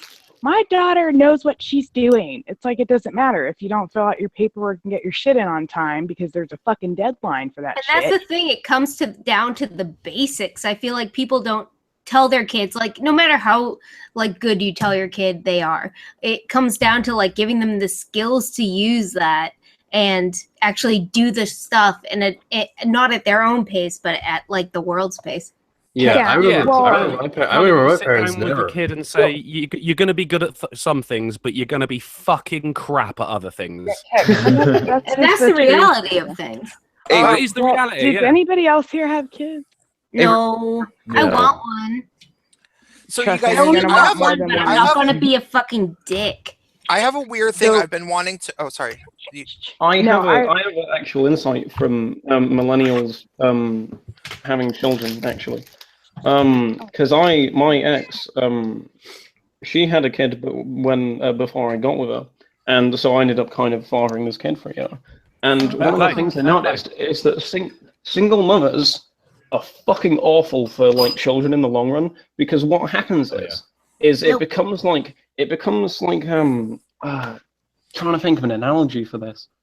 It becomes like fucking it's so, the relationship between the two of them is so clingy because there's no one to like. Yeah. Oh. I disagree, actually. Wait, like let me finish. Let him finish. Because there's no one to let the child work stuff out for himself. Because it's like he would fall over and obviously and stuff like that, and like she would stop him falling over, and I'm like, he will never learn that that's going to hurt him if you keep doing that. Yeah, Base Mama has actually talked about that with her exact same thing with her man friend. Yeah, man friend. Your fiance. I mean, they're not fucking married, but they're like they're married and life partner. It's more like I'm not down with the legal implications of getting married. Otherwise, I'm never getting married just because I don't want the government involved in my love. When you say fuck the government, and I can't. Yeah. Here's what I'll say. Gay rocks. They're not having sex anymore. Men, fathers in general, if they've been previously fucked up, then sorry, can't help you. But men in general tend to have a more long-term view of child rearing, whereas women are more geared toward the immediate need, and that's why they're the more nurturing sex. That's an interesting thought. That goes right back to exactly what Jordan Peterson was saying.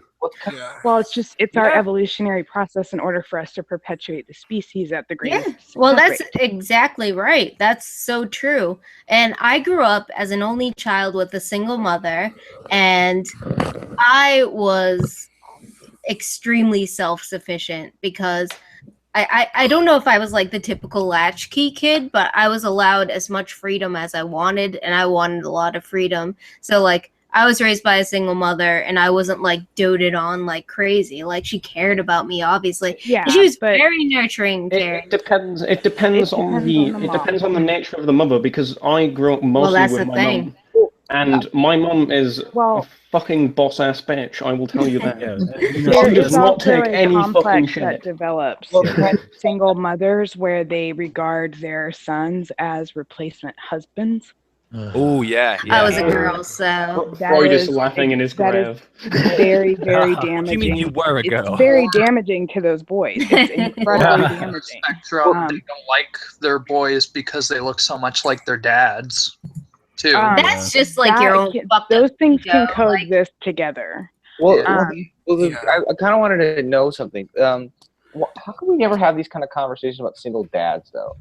Because there's not that many Well, single dads. that's the thing. Like the court systems, they're against them. So there's very rarely a single dad. You rarely get the situation. opportunity to see that. Single dadding has its own Men's set of rights. problems. I can offer some insight into this again, actually, because I have a friend who basically only grew up with his dad, and he is extremely kind of emotionless. Yeah, Like you really he is need both. so. I get to influences to be balanced. It doesn't actually end up negatively affecting him, because he just kind of sits and shrugs. He's kind of learned to deal with it, but it's like he literally just like something bad happens and he doesn't really have an emotional reaction to anything. Yeah, I mean, but you could be confusing being stoic with just being so fucking good at dealing with events that, you know, there's no real outward signal of it. Well, wait, you guys, I think that I'm a really good test case for this, because I was both with a single mother and a single dad at different points in my life, as what you guys heard. And I am maybe have a mood disorder, and there's totally sometimes where, like, you know, I like, okay, if I'm doing really, really, really good, you won't stop hearing about it. If I'm doing like really, really bad and I'm pissed off, you won't stop hearing about it. But if I'm doing really, really bad and I'm like upset, then I will just completely retreat. Yeah, and you won't hear anything. I will just sit there and like pass time whatever way that I can. You go into a shell effectively, don't you? Yeah, and it's like, you know, it's the kind of depression where, like, yeah, maybe if I force myself to get exercise, I might actually get better from it, but I won't do that, you know? Yeah, because you're too depressed to fucking exercise. Yeah. So yeah, that's so weird, but that's just me. I mean, there's no one that's I don't think that anybody in the entire world should try to like look at me as a person that like they might have some sort of parables in terms of like, oh, Prince of Queens says he's like that, well, maybe I'll do what Prince of Queens says to feel better, because it won't work. You're not like me. Yeah, Like, everybody needs to deal with their shit in their own way. I have I mean, I'm pretty fucking well adjusted for my circumstances. I like to think, definitely. but I have issues. You're actually exceptional. But then that's just being human, though, isn't it? That's what we do. That's what we're good at. Yeah. We adapt. You know, life finds a way, and no matter what, you forge on. Yeah, Well, no, Base Mama is depends my on best how friend in this stream in the way that like I've talked to her a lot for like a long time, and yeah, I'm like, call me, please. Let me know how you're doing. yeah, I try not to be annoying. We've had Oh, multiple bless you. private. I had to fucking run a bitch off YouTube with Base Mama, because Get her. yeah, no, it was I didn't want to even. This bitch got crazy. Like that bitch needed to go. I can't really get into it too much, but Okay. it involved taking people's money. Oh shit! Yeah, that's serious. Yeah, and it was like a thing where I was like, okay. Wait, you and Base Mama helped run Anita Sarkeesian off YouTube? Yeah, we can all be so lucky. We can dream. I was too late for her, but I probably would have. Can I just clarify that? Can I just clarify that I wasn't trying to say that any of it was deterministic. Just like I think that these things contribute towards those. I mean, Oh, yeah, no, yeah. the effect of to be honest, I think we all took it as that anyway. To be honest, the effect of fatherless homes is fucking crazy when you look at the stats. Yeah, absolutely. Ultimately, yes, it is. It's such a strong correlation that it's discussed as a causal factor, which is when you're talking about the crossover from sociology to psychology and you see something that strong, that is really that's like your drive to investigate that as a psychological factor. But then, I mean, it doesn't matter. Isn't necessarily a correlation, especially in psychology, though, is it? Right. It's correlative. Like fatherlessness, you know, it happens to have in common with it a higher rate of suicide, drug abuse, alcohol addiction, criminal activity. No, it does. But it's like to 70%. Well, that's a huge thing. So if like I was a psych student, so you'd see something like that and you wouldn't automatically draw conclusions. That's very bad. Yeah, I mean, how does that correlate with like lesbian parents though? Well, oh my God, they're the worst. I suppose we haven't actually got enough data at the moment to tell, have we? There's lesbian parents are. They have a 74% domestic violence rate in lesbian relationships, and that's fucking phenomenal. Lesbian households are the most violent ones that are around there. They're literally the most violent. No, technically, bisexual women are the most likely to be involved in a domestic dispute. I looked into the statistics because I was wanting to make a video about how I think that the Duluth model of domestic abuse counseling and treatment. You know, you guys know the Duluth model. Yep, my home state. I've heard of it, yeah. If anyone's watching and they're unfamiliar, it's basically a bunch of feminists got together to create a model for dealing with domestic situations, both legally and in terms of counseling, where it basically puts all blame all the time on the man. And so if away from. Hang on one second. This was a move away from what was known as a primary aggressor, which is actually what's recommended by criminal psychologists as well as like your average everyday psychologist, is to always never assume. The Duluth model is like the worst thing you can do, but the primary aggressor was where whoever started the fight got arrested. So if the chick was like stabbing you with a pair of scissors, which I've seen before, she got arrested. Well, I mean, not all states do that. My state is a primary aggressor state, so if a bitch is coming at you, she's going to jail.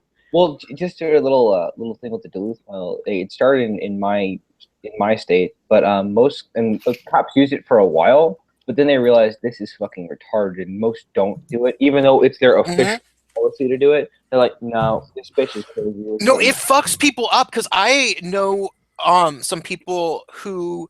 I know this bitch who is a Duluth model counselor because I am pretty sure I live in a Duluth model state, Washington State, Seattle. I'm guessing. Absolutely. Yeah, and and I know this fucking shit is actually about the legal precedents. Yeah, it does. No, and in most places in the West, I think it's all of Canada has the Duluth model. Oh, that yard is fucked up. Yeah. So here's what's fucked up about the Duluth model. Not only does it not only does it fuck people up because it's just untrue, like women can literally attack men, and then the man gets arrested if he tries to call the cops on his wife. And there's cases of a man has been stabbed, and he calls the cops and he gets arrested, and they have to treat him in jail or whatever. And so that's really fucked up. But then the counseling for it, I watched. This is in the Red Pill. I didn't really know this. I saw it with Sister Danger. We went and saw it. So I'd love to watch it. It's not on anywhere near me. I'd love to watch it. Yeah, it was a screening. So the thing is, the Duluth model is if you get arrested, you have to, for domestic violence, I don't know what the trial is like. They say that either you go through this training or you go to jail. And the training is like a cult induction into feminism. Jesus. They basically say... It sounds like any first, what are those classes that you have to take in colleges and universities now? Yeah, but it's worse. But it's worse. Yeah, It's like a 3-month thing where you have to go like 3 hours a week, at least, and they basically sit around shaming you and saying there's never excuse to hit a woman. There's never excuse to hit a woman. There's never an excuse to hit a woman. There's never excuse. Okay, but then it gets even worse than that. Not just does this happen, but the Duluth model is an entire cult of an industry, and they train. You know how? Have you ever guys met 12-steppers? Do you guys know? Yeah. Not that I know of. I know of them. Like Alcoholics Anonymous. Yeah. It's fucking annoying. It's awful, and it's an entire industry because it becomes a cult. People make their entire friend group becomes 12-steppers, and they have like weird sober social clubs. I went to one time because they tried to do an intervention on me, and it was not pretty. It was not cute. Like I tried. No, it did not work. I was like, oh my god, where's the bar? You guys suck. Like this make me want to drink more. Yeah, it did not work at all. It's the only intervention where everyone else ended up crying. Well, I was together with a boyfriend who he got sober for like a week, and then he like tried to like get me to be on an intervention. So he made some like new sober friends that he didn't even really know. So it was a disaster, And here's these people I just met. Yeah. And I was Let me tell you everything you need to do with your life now. There, pretty much, yeah. Yeah, and it's like I don't like most people. I don't even barely like you. The only reason I'm together is because I'm wasted all the time. Damn. Love you. Prince of Queens is nothing if not honest. The boyfriend. Oh, I get it.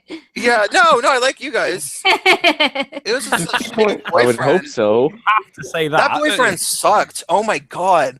He was the sex worst. Is not that good, so he was clingy. He was so clingy. Like, what was he like? He was like so clingy. He joined AA. Well, no, he was like some. Awesome. What's a movie where some like weird little egg hatches and follows the protagonist around? Alien. Pretty much. Metroid? Metroid. It was like Metroid. It was like Super Metroid with that fucking little like floating thing, and it's following around Semis. That's what it was like. That was that boyfriend. Oh my god, he was the worst. That's what I was thinking. You're thinking Metroid? It was like. Do people actually know where the But then, I mean, did any of you guys ever see the Peach Bailey's video when she investigated into domestic abuse shelters for men in her country? No. Sorry. Sorry. Okay, I remembered what I was talking about, and okay. Oh, I'm so sorry. Go on. Sorry. Because I was telling the story about the Duluth model people and how it's kind of a cult. Well, I knew a woman who she lives in my mother's community, and she was a wacky woman. Like, I could always sort of tell. Okay, so my mother lives in this co-housing community, which is kind of like a commune where like a bunch of people like live there, and there's about like 30 different houses that are joined together, and they have a big house called the common house where they have dinners together like a few times a week. And it's a commune that'll actually work. Yeah, it's like in the city. It's not like they're trying to grow fucking maize to survive. it's not like there's no fucking goats. Like, yeah, they're not making vegetable soap because you can't. You have the goats and you milk the goats, but you don't do anything with the goat milk because that would be wrong. Goat milk. They're not sacrificing Nicolas Cage to bring their honey. Yeah. Oh, not the bees. But it is a very hippie-ish place, and this woman who was a young woman who when this place was first being founded, this woman was probably in her early to mid 20s, and there was a guy who was a blue collar-ish guy. I don't know how he had enough money to buy a unit by himself. But he was going to, and he was, probably late 20s or so. I remember when I was like 13, we had a like getting to know you meeting. We're going to be the first residents to move into this big like commune place. And I'm like 13 or so. And we were like, we introduce ourselves in a circle because it was Seattle, you know, and this woman says, "Well, hi, my name is." I'll just say her fucking name because fuck it. No one will find out about this. I'm just gonna say my name. My name is Dylan, and I've been around for about 3 or 4 months, but I've gotten to know everybody. People make jokes about me, like they think that I just really, really wanted to move in, so I found the most eligible single bachelor, and I paired up with him. Ha ha ha ha ha. Wow. But that's actually what she did. Yeah. Like, exactly. And that guy actually still lives there. And deflection through truth. Yeah. It was like, no, and even as a child, I vividly remembered her saying that because it was like, that's a weird thing to say, you know. And so Why would you tell us your evil plot? Well, this woman has issues, of course, and it ended up turning out, and I didn't realize this until a few months ago. She is a Duluth model domestic violence counselor. And do you guys? Oh, can I add something? Yeah. Do you guys actually know where the feminist theory comes from? Has anyone read any bell hooks or anything like that? No. Can no, I'm not doing that. I've read excerpts of a lot of it. The only feminist thing I've ever read was Valerie Solanas'. Yeah, except I've read bell hooks, so I'd like to say something about it. Sorry. I'm so glad your brain is still intact. Carry on. My bad, mate. I want to read these things though because I want to know their ideology. Like, let him tell you. Don't do that to yourself. Okay. Yeah, I summarize. So, I think it's Men Something or Other and Masculinity, the book that I read, and all she does it is literally 200 pages of her projecting her abusive father onto every single man in the world. That's literally what it is, and she's this like pioneer of this theory. And what it is her dad was like completely broken, and like one of her first husbands or whatever was just a complete dick. And so she's just like, and she's just like saying, and she compares, like everything comes back down to that when you read through the book. And I haven't finished the book because I've got about 150 pages through, and I'm just sick of reading the same thing over and over again. That is exactly how I'd feel with it. It's so easy to equate something and just be like, okay, yes, this is it. It's just more complicated than that. It's so stupid. I know where it sounds. Just before we move forward, can I just go back a sec? Because what Prince was saying earlier on about what everything was being met with a course of like, oh, you know, it's never right to hit women, never right to hit women. Did remind me of Peach Bailey's video on looking for shelters for male domestic abuse victims. And she couldn't, in her country, she couldn't find a single one which wasn't a homeless shelter and didn't end up with a class on anger management. Yeah. When he was some scary shit out. Well, so you guys, tell your story, and I'm not finished with this story about this woman yet, but tell your story, Uncle. Oh no, that was it, mate. That was it. I didn't want to interrupt too much. I got through it as quick as I could. I'm done. Okay. So this woman who obviously had issues, because even when I was a kid, I was like, okay, you're saying weird shit in this little get to know you meeting about you like using your husband to get into the community. So then this woman got pregnant from him. Community. She got pregnant from the guy. And then I remember my mom telling me, because my mom was like friends with her, because my mom's kind of a crazy bitch too. She was friends with her, and she was like, yeah, Dylan's gonna have a daughter, and I'm not gonna tell her. No, I'll say her daughter's name, but if anyone ever, no, okay, I'll just say it. Nobody knows. It's a weird name. So she was pregnant, and the woman was really call her Skrillex. Well, actually, it's really close to that. No, I'm serious. Okay, no, she was pregnant, and the woman was really into seeing a psychic, and the psychic told her. Oh boy. The psychic told her that she's supposed to name her daughter, Sidra. What? Sidra. Sidra. I prefer Cersei. Like She-Ra, kind of, but Sidra. Oh, jeez. And that was the psychic name. And then, okay, so Sidra grew up. She grew up to be Sidra was probably born when I was like 15 or so. And Sidra grew up, and when I was in my late 20s, Sidra went to my alternative high school because she had a hippie-ass feminist mom. And Sidra became close with my same writing teacher that was like, you know, sort of like my mother that at school who taught me. She was the person who taught Prince of Queens how to write. Barbara is her name. And she's amazing. Sidra became close with Barbara. And when Barbara retired, Barbara made a specific point to get in touch with me so that I could come to her retirement and her last poetry class ever. And I went up there, and then Sidra was there, and she's like, hey, do you know who I am? And I'm like, fuck no. And she's like, okay, I'm Sidra. I'm like, oh God, you're like, you community, Dylan's daughter, blah, blah, blah, blah, blah. And we, you know, bonded because we both had lived in the weird community for a little while, and we went to the same school, and we were close with Barbara. So we, you know, we had a bunch of common, and so we became Facebook friends. Sidra seemed like super cool young girl, blah, blah, blah. But then fourth wave feminism got her. Dun, dun, dun. Oh, are we saying fourth wave now? 2021 now? Is fourth wave when they finally admit that they're actually all just fucking communists? Yeah, fourth wave, yeah, because fourth wave is like the intersectional feminist, where it became a whole like evangelical religion where they want to take over the world based on who's the most oppressed, and they're going to do it by way of the internet. All right, this is actually a good I lead-in. love this guy. this is a good lead-in because apparently anti-fascism.org got hacked, and it's just a full-screen video of "Truth Will Triumph" Adolf Hitler.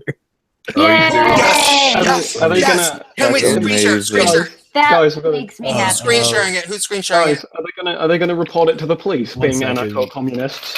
Yeah, that's the funniest shit that ever happened. Somebody fights back and they're like, amazing. please. Oh, you guys, just for the record, I'm going to buy myself a birthday gift, and it's going to be a collapsible billy club, just in case they try me. You know, Nice. shits, I don't know what the laws are. Here, I had one before when I lived by myself that flung out, but then spikes came out the end of it. Oh God. Yeah. Nice. All right, I Wow. got it on screen share. I come to fight, That's damn a it. deterrent. I want to Screen like sharing. add Someone electricity. sees that, they're going, all right, bitch, you're fine. Fuck it. John is. Who's I screen walk with a sharing? cane, and I Right. want to like. There's canes that have like electric currents coming Oh, out like of them, in, like a taser gun. Oh, Yeah. get, Like Yeah, demolition. Yeah. the taser tip.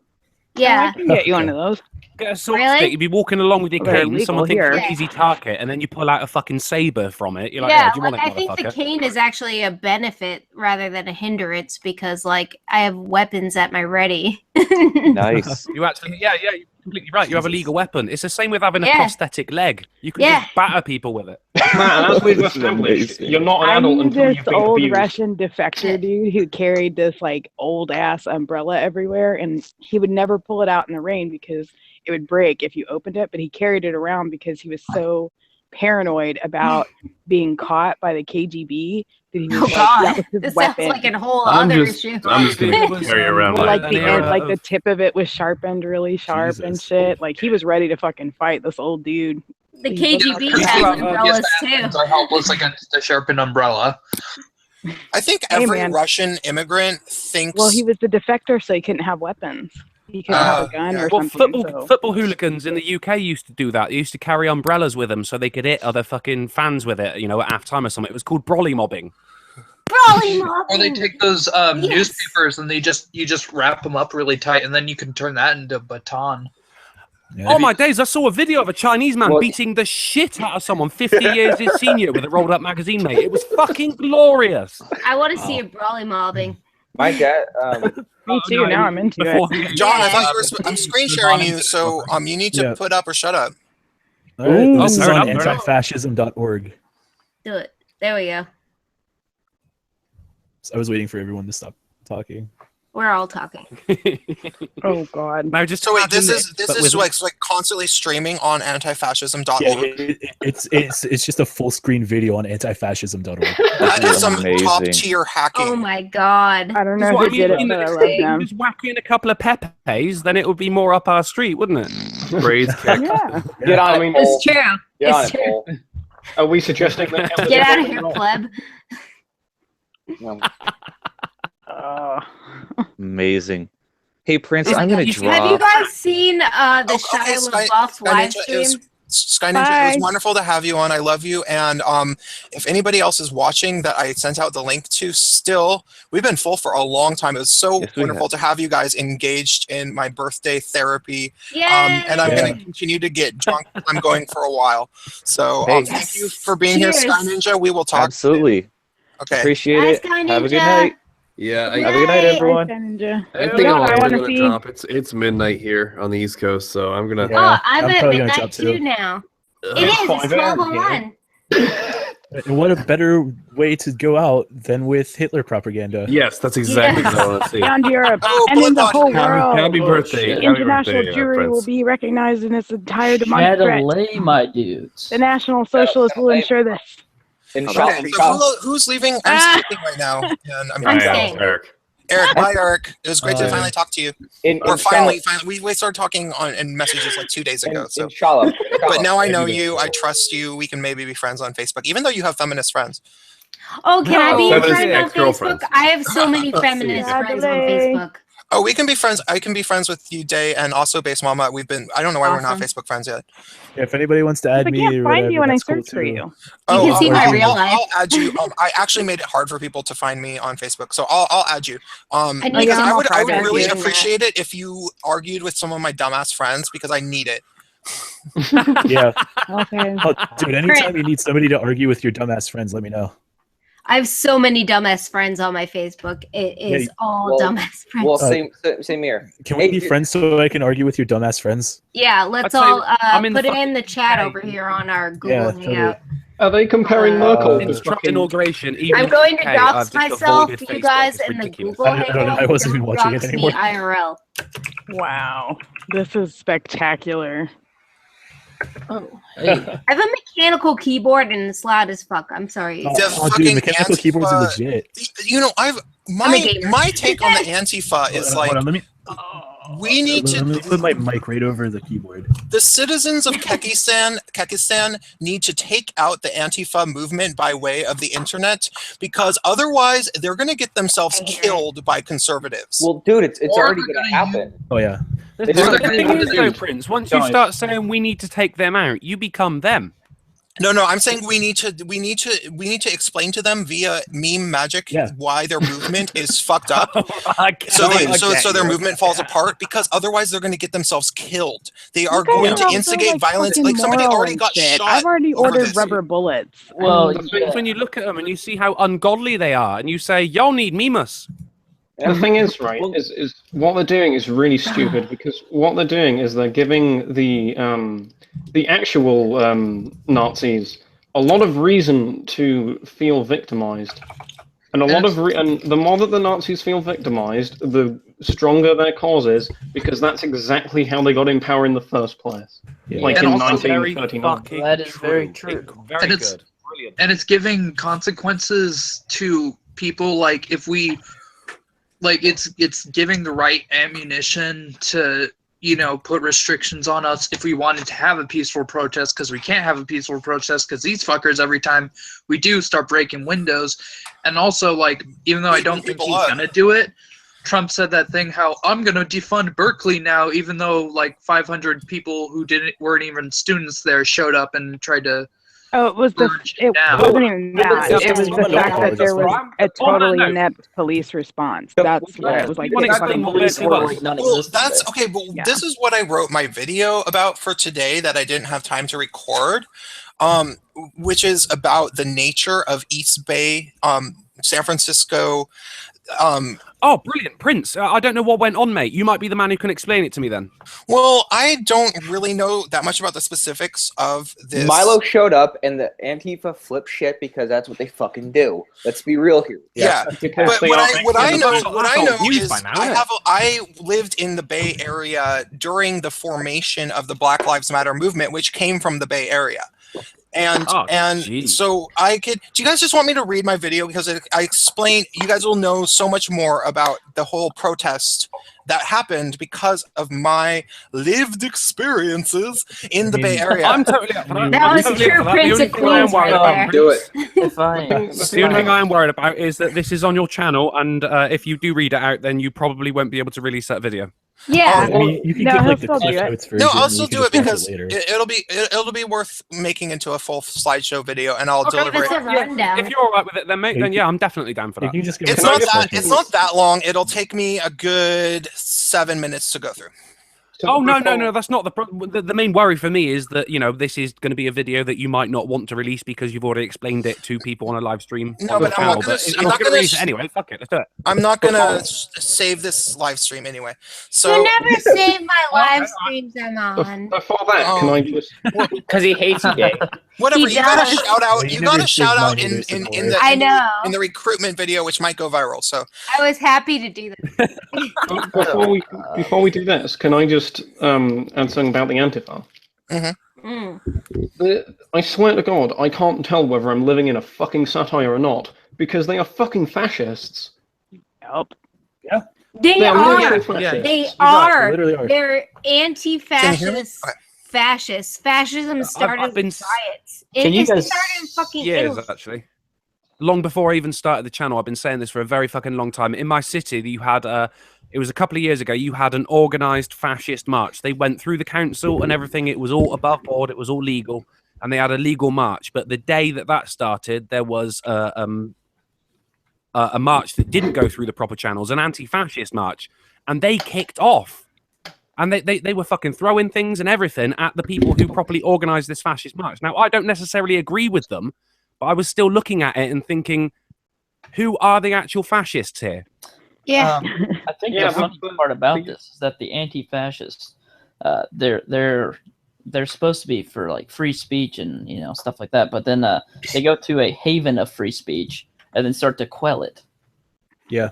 Yeah. Well, fascism Yeah, you started in Italy, and like the fascism we know today, and it all started with riots. And then one person came to power, fucking Mussolini, and it was all done from there. And they used, terroristic tactics, force and all for their message. And that's what fascism is. And I don't get how people can go on this way and not see it. Okay, because then you've got fascism as what is someone feels or believes, and I can't have a go at what someone feels or believes because that's down to them. But the moment you actually take up arms or take up violence against them, that is fascism for persecuting them for their beliefs. Let me If it read is my against let me read my thing now, because I think that this will explain last night's thing better. Okay, it's called Rioting in Berkeley and Oakland SF Bay Area. Hey, it's Prince of Queens and everybody. Oh, hey, what's I feel so honored. Oh, I didn't notice you there. Hey, it's Prince of Queens. I'm just reading the script. That's what I do. Hey, it's Prince of Queens, and everybody is talking about the riot that happened at the Milo Yiannopoulos lecture at UC Berkeley last night, or a few nights ago, where somebody was beaten unconscious on camera. A woman was pepper sprayed on camera, a giant fire was started, lots of property was smashed, and hundreds of Black Bloc Antifa people generally had a really awesome and fun time because... Isn't this a lot like watching your favourite band live, though? Sorry, I'm so excited. Yeah, it really is. I'm so excited right now. And hundreds of Black Bloc Antifa people generally had a really awesome and fun time because... As usual, in liberal bubble echo chambers of cities, the cops apparently didn't really do anything. Nice. And why would they do anything? This was Berkeley. And if people are unfamiliar with the Bay Area, Berkeley borders Oakland. And Oakland has both one of the most massive social justice warrior, anarchist, and Antifa populations in the entire world, but also an exceedingly high crime rate. And so, occasionally, the social justice warriors end up rallying troops of rather rough individuals for protests that end up as riots in Oakland. In case people are unaware, the Bay Area and Oakland was both the incubator and birthplace of the Black Lives Matter movement, though a lot of people aren't aware of that. You see, what really inspired Black Lives Matter was the horribly unjust, fatal shooting of unarmed Oscar Grant on New Year's Day of 2009 at the Fruitvale Bay Area Rapid Transit Station. Oscar Grant was shot by a police officer that worked exclusively for the train company while a train full of people watched, some of them with camera phones videotaping the shooting. Oscar Grant had merely been in a fist fight, and while the officer had him pinned on his stomach and had him handcuffed behind his back, the officer pulled out a gun and shot him in the back, later claiming he reached for a taser and accidentally grabbed his gun. And this footage you can watch for yourself. And so the East Bay area of Oakland and probably Berkeley ignited into protests and probably riots. However, this was at the beginning of 2009, just after Obama's election.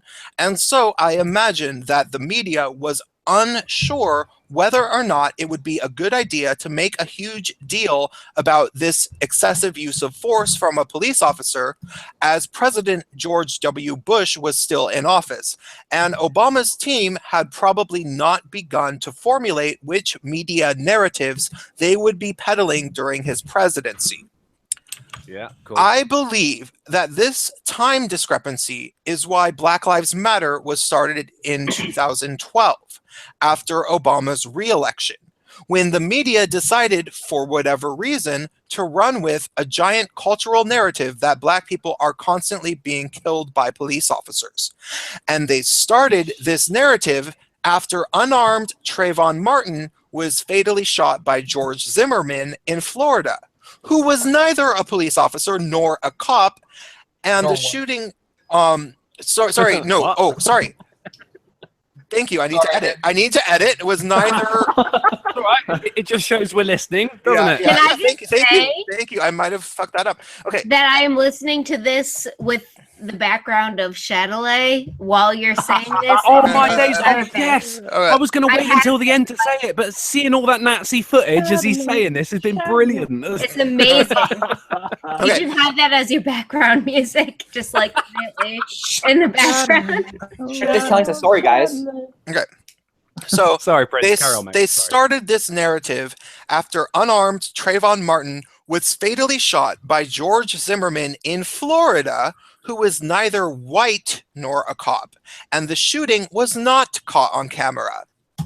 Regardless, even before the Trayvon Martin and George Zimmerman incident, police brutality was a major issue of activist organizing in the Bay Area. You see, there are dozens of non-profit activist organizations in the Bay Area and countless professional activists. People move to the Bay Area from all around the world to fight the system in this one specific area in the world, the Bay Area of Northern California, which is likely the most dedicated area in terms of fighting the system in the world, to the point where it is an actual industry. And so the people in the Bay Area are always looking for a cause. Generally, as in the case of Oscar Grant, the activist causes brewed up by the professional activists in the Bay Area start out as noble. The slaying of Oscar Grant was certifiably unjustified, and everybody knew that.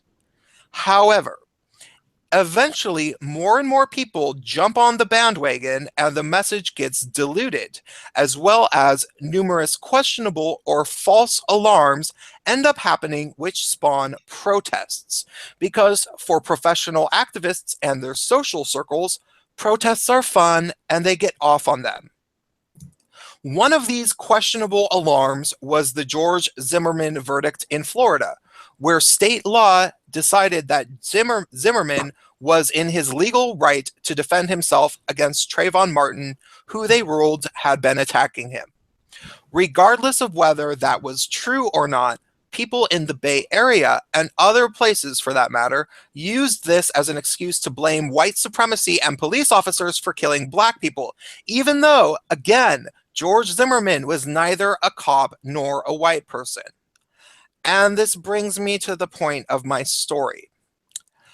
A funny thing happens when the activists of Oakland and Berkeley decide they need to start some civil unrest and cause a ruckus, which is that commonly the upper middle class students and nonprofit workers rally a bunch of people to hit the streets, eventually inspiring roaming masses of citizens of a more rough breed to come along for the ride, which I mentioned before.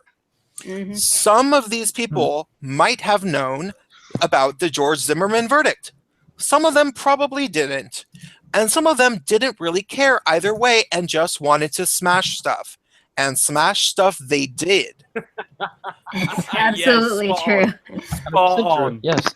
Some of these protesters even ended up smashing the windows of a non-profit youth radio station center in Oakland, as well as a small independent restaurant called Dogwood.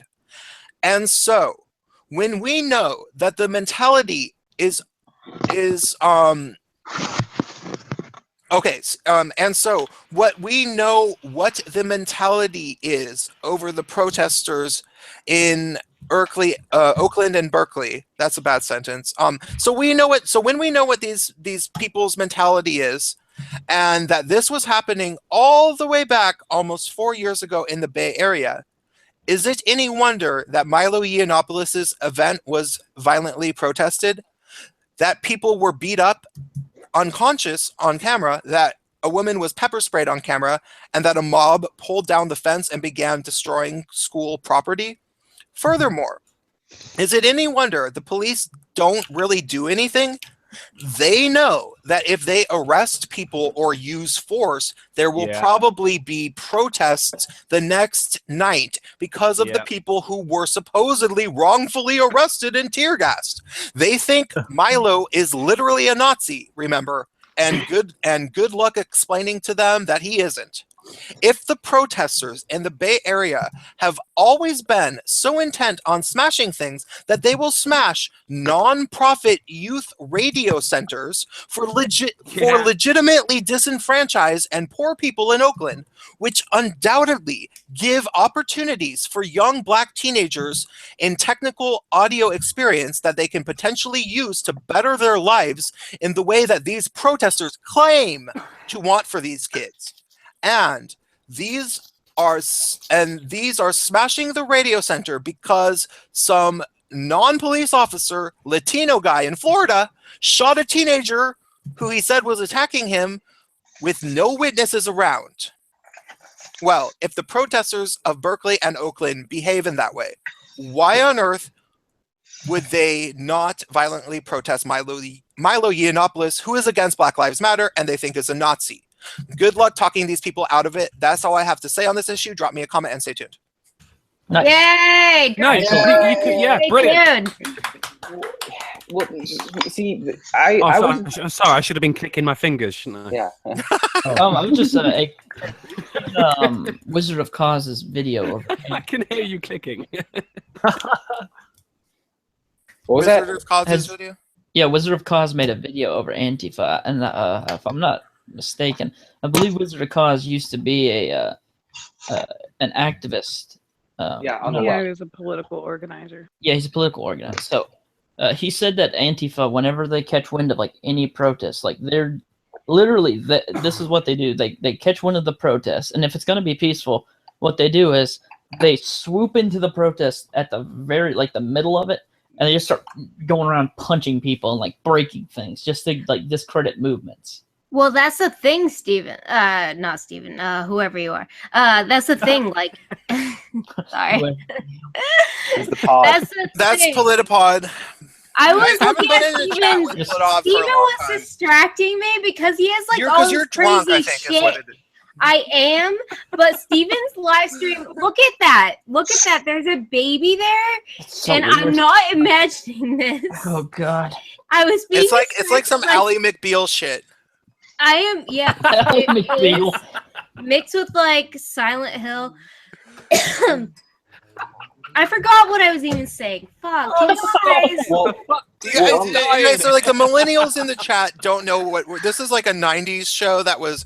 It was actually kind of a good show. Ally McBeal had some really. Dancing Baby. I hated that show when I was little. The only thing I know about Ally McBeal is that Robert Downey Jr. was on it. He was. He totally was. Yeah. And also, that's where Lucy Liu got her start. Yes. She was like, Ellen DeGeneres' missus as well, Porsche or something, isn't it? Oh, I don't fucking know. on No, Lucy Liu's character on Ally McBeal was fucking amazing. And that okay. This is another weird story about my family. That this was very short. I have one of my so Lucy Liu. You know, that's actually I think that's a Chinese name. Yes. But she Yes, it is, yep. she was you know, the best character from Kill Bill, and my cousin was the first American to ever go to the top law school in Japan. And, yeah, because she was my cousin was half Japanese, and Very nicer. yeah, she died of cancer when I was like 21. But she way to put that on it, Prince. I'm so sad now. She was so cool. No, I don't have anything. It's no regrets. People die, and her and I had a good relationship, and she was half Japanese. And when I was a teenager, she hired me to make her videotapes of American television because she couldn't watch it, and it was in the VHS era. And one of the shows that I was supposed to record was Ally McBeal, and send it to her. And I made her a good one tape, maybe two, but I think just one. But it was like 6 hours long, and it had fucking news radio, Ally McBeal, Mad TV. I don't remember what else, but it was a long ass tape, and she probably watched it 400 times because it was all she had. So I went over. But seriously, though, can you imagine the value of that VHS now? Though you've actually got like television from that era as it was played. You know, like a live stream. Advertisements, news. A lot of people would buy that, I reckon, just for nostalgia's sake. It was burned with her ashes. Praise Kekistan. Dude. Praise But okay, no. So this is the thing. I went and visited her in Tokyo, where she was like working for like a super fancy firm, and she had her entire apartment paid for her because she was like the best bilingual lawyer, like maybe in all of Japan and America's relationship. She went to Yale. She had a law degree from Yale and the top law school in Japan, and she was fluent since birth in Japanese and English. So they paid. Impressive if she was fluent since birth. Well, yeah. She popped out of the womb. She's like, konnichiwa. Japanese and English are the hardest languages in the world to learn, you know. So I mean, to learn both of them is pretty incredible. Well, actually, Japanese is not as hard as Chinese. No, you are probably right. Yeah. Chinese is worse, isn't it? My cousin is I took Japanese. That's why I know. I took Oh, so did I, Prince. So did I. Yeah, I did as well. I know. Chinese. We're all weebs. Chinese, there's like several things that Americans can't pronounce or even hear that are in the language, like the difference between Wang and Wang. Like, I can hear a slight H in that. Yeah. Is that it? Well, and Japanese people can't hear the difference between L's and R's, and that's why when they say an L or an R, it always sounds. They can't even say the difference. It is wonderful. No, it's the cutest thing I've ever heard. I love them. So I visited my cousin in Japan, and also just through my Japanese cousins, and I met actual Japanese people. I learned the hardcoreness, how hardcore Asian women can be, and that was such a stereotype. You know, prior to I think Lucy Liu on Ally McBeal, because she and RedTube. On what? RedTube. Yeah. Well, okay. So Lucy Liu on Ally McBeal was an aggressive, hardcore Asian woman in a professional setting, which is not an untrue stereotype. But prior to probably Ally McBeal, there was never an Asian woman on TV. Like Asian women were always very submissive and stuff. But that's like professional Asian women who are like lawyers and stuff. They're fucking hardcore.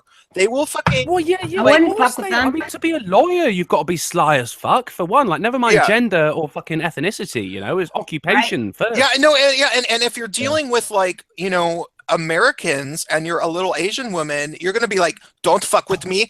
Don't you even fuck with me. I will put you in prison. You will be fined for the next 20 years if you sexually harass me. That kind of shit, and they don't fuck around, and Lucy Liu broke that boundary on television. So and it's true, like when I went and visited her and I met her like Asian female lawyer friends and stuff, it was like, yeah, that's actually not inaccurate. Can I bring up a point about the wage gap with Asians? Because it's one of the things that feminists never talk about. If you actually look at because they always rate it from men downwards. Really, the Asians are the ones earning the most by them. Asians can't say shit. You guys, I have to If you go wanna away go. from the computer for the next 3 minutes. Okay. That metric is what I'm gonna do. This guy times his peas fucking well, doesn't he? He does. Yeah. Props to My bladder is approximately 79% full. I think that'll be 2 minutes and 58 seconds. This will be 3 minutes. That'll be. But yeah, as fucking Asians go, they're like the ones who can't complain on the hierarchy of privilege, and no, they can't. That's the thing, though. They can't. They don't either. They don't. No, But I don't know. Man. Statistically, if we're going by the statistics, if you go on the BuzzFeed Asians do, but also like those are Korean. BuzzFeed are not humans. Those are Koreans. What are you talking about? Why They're like the one kind of Asians that just bitch about everything. Koreans are just fucking. That's true. But then we all have that hero, don't we? That guy at the Women's March who came out and said this is a library. You know? Yes. Oh my days! Oh, I've never laughed so hard in my life. I sexually identify as that man. Hey, can I finish my this point? is library. Oh, sorry, mate. I'm so sorry. He's my Library, hero. That shut up. I get halfway through. How we got everyone to be quiet as well was brilliant. I get like halfway through my point and then it just gets co-opted. Say this is library and everyone want to be quiet. All right? Kekistan, you can't expect. This is library. Yes. This is also so library. by the feminist metric, they do earn the most by the same amount that men earn against women, and it's never brought up. And as soon as you bring it up, they have no idea what to say. They're just like, yeah, but women and shit, and it's like, yeah, but the thing is it's because they have a work ethic that's insane, and no one can. Yes. And I don't have anything to complain about it. It's like on my maths course, like they're fucking great at what they do. It's just like right. You know what I mean? You don't even bring a calculator to your test, do you? You just bring a Japanese child. Fit in with their narrative, so therefore to them it doesn't exist. It's like I was arguing with these anti-kink feminists because they always paint it as, oh my god, there are men who get off by punching their girlfriends and their girlfriends are okay with it. But then you ask them, like, there are people in the kink community, there are men who like to beat other men, there are women who like to beat men, and there are women who like to beat other women. Why aren't you trying to save all these people from being subs? But you're I like to cuddle. scared of, like, oh my god, this lady wants to be spanked by a man. Save Oh her. my god, she's so oppressed. And now because in she my has sexual country, that preferences. porn is banned. I know, that's insane. Yeah. No spanking porn. What? It's the because- I mean, it's very This is in English, England? isn't it? Where do you want your government? Yeah, money well, going? it's in Britain, You yeah. want your government regulations going to, like, each individual's kink? It's absolutely insane. What you got at the moment is a leader that we didn't elect, whereas you've got one that you did elect. Isn't it like I think I heard about that ban? Isn't it like anything that's like Yeah, super yeah. extreme? It's There's a banned? whole list of That's like I Not think necessarily super like- extreme, but I actually, as the time that article was actually going forward, I was dating a dominatrix at the time.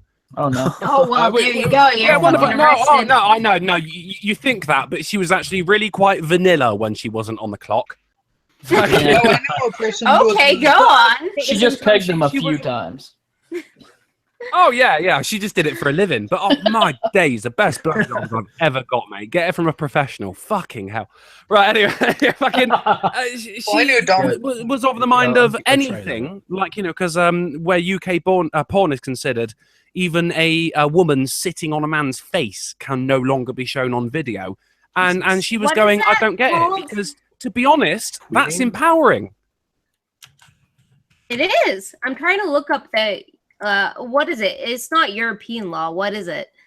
No, that's UK law. We're straying away from the European law now. Just look up UK I porn voted ban, Remain, mainly for the porn reasons. Well, the issue, I don't get the whole. I've never understood people's incessant need to just get into people's bedrooms. I've never understood that at all. I don't understand people's need to get into anybody's anything, but it does seem a bit barbaric, doesn't it? Well, it's not even just even that. physical restraint. A little bit further than that. Yeah, well, I mean, it's the whole. Hey, cat, stop. It's the horseshoe theory now, because it used to be the fucking evangelicals. Now it's the fucking Tumblerinas. It's I'm on the list. Yeah, you're of right. You are right, bro. prevented. I hate that shit. By the way, you guys, don't you think that Drunken Uncle and I, well, if I learned how to like not to like shut the fuck up a little bit better, don't you think Drunken Uncle and I would be, Drunken Uncle. I do get called Drunkle quite a lot, actually. Drunkle's fine. Drunkle, don't you think? Also, I will answer to Slavery.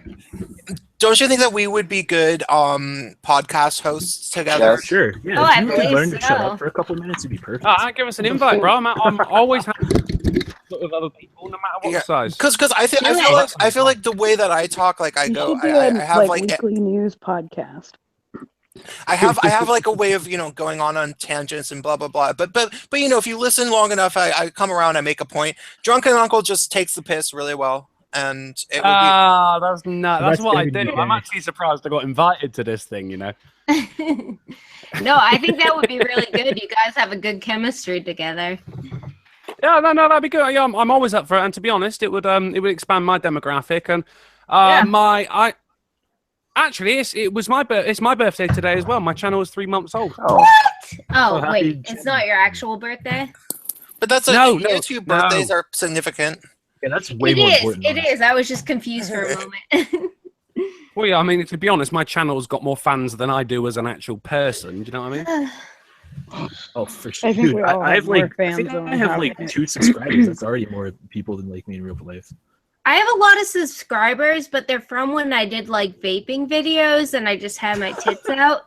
And so like none of them know what I'm doing nowadays. Yeah, I'm sure it was I mean, I'm just gonna go ahead and watch guys, bro. So they recently someone just released the amount of money that the Berkeley protesters did to the amount of damage they did. Like the damage, yeah. Yeah, $100,000. Whoa! You can't trust this because this is anti-fascism. Insurance companies. Huh? What'd you say? You can't trust that because that will be the business that got smashed up. Yeah. Is the figure that was given to the insurance companies, and they always embellish that. Yeah. So by the way, it's in the ballpark at least. But still, even if it's an embellishment, that's still like. It'll be more. Just wait. Well, I can tell you right now, the amount of damage they did is worth a lot more than that. Well, emotional damage. I'm reading the article. I'm reading the article right now. The 3 generators they set on fire are $100,000. Hey, I don't know if you guys knew this, but there was a death yesterday. That guy who was laying in the middle of the street actually died, apparently. No, I heard that as a rumor, but I don't know if it's actually true. I've been trying to find confirmation on that. I think we would have heard confirmation by now if it was true. I thought that there was a confirmation. I thought I shared it. See, why aren't we? We always hear about at me, but I don't. I think we would have all heard if somebody actually died.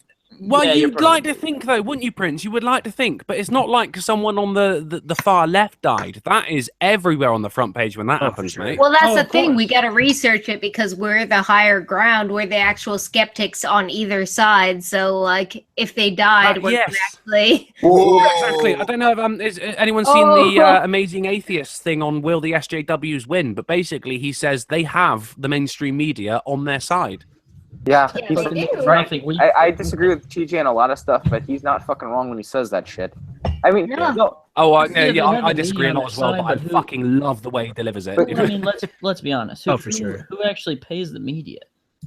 Like it's advertisements, and if people stop watching mainstream media, then they lose all money. Well, but exactly as you said, it is advertisements. Mainstream media is run by advertisements, and advertisements appeal to certain demographics. So if you want a certain demographic to keep watching those adverts, then you have to have something else in between. It's no longer about, you would have a program and then the adverts. It's now you have the adverts and then you have the program. I think that if this election showed one thing, it's that the mainstream media does not always get what they want. Well, it's not even just that. I mean, I think the past couple years we've started to see an escalation of, like you were mentioning the Trayvon shit. Do you remember how early on in the investigation they kept identifying George Zimmerman as a white man? Yeah, they did that was total spin. No, they did it till after he was fucking, found not guilty, and it was like. Well, George Zimmerman is a pretty white name. Yeah, I know, but But he's not a fucking white male. He's not at all. He's like fucking like I'm gonna screen share a fucking picture of him because he's so not white. But no, it's not just that. I mean, you have the weirdest. It's been going on for years now. I think the reason that the reason that we're all kind of complaining about it, and I think the Hill put out a piece asking, no, Kellyanne Conway, Trump's little lady. Her spokesperson, campaign manager. Yes. Yeah. So she comes out and says the Yiannopoulos riot was basically spurned on by the media, and the article tried to pretty much say that no it wasn't, and I disagree with it. I think it was. I actually think it was by social media, not like the mainstream media. There's no difference. There's no difference. I think it's both. There kind of is. No, okay. So here's. I was actually talking to my Mothra at lunch today, and so my mom has gotten very. I was showing her Milo Yiannopoulos and Christina Hoff Summers videos, like starting probably 9 months ago. I love Christina Hoff Summers. Oh my mom does too. My mom. Okay, so George Zimmerman's on the left. That is not a white man at all. It's not. Well, it's just like not a white guy. That's like he looks like a fucking like cholo thug. Like he looks like a child molester. You put a fucking plaid shirt buttoned only with 2 buttons. That's a fucking gang member. Well, dude, look at the Trayvon Martin picture. They didn't even use I mean, this was him when he was like 12. They didn't that's show true. They didn't show when he was 16. In this photo. Someone sent me. Someone sent my mom a message whenever this thing happened, and they were like, "This picture of Trayvon Martin is not the real one." And these motherfuckers sent my mom a picture of the rapper of the game. Have you ever seen the game? A picture of the game and said, "Yeah, this is him now." Yeah. Okay. No, that's terrible. Like the about my Trayvon mom. thing. But you were. Wait. Because I just want to say it's interesting is that like what you were saying about how they were trying to paint him out as white. It's like we all know who Darren Wilson is, the guy who shot Mike Brown.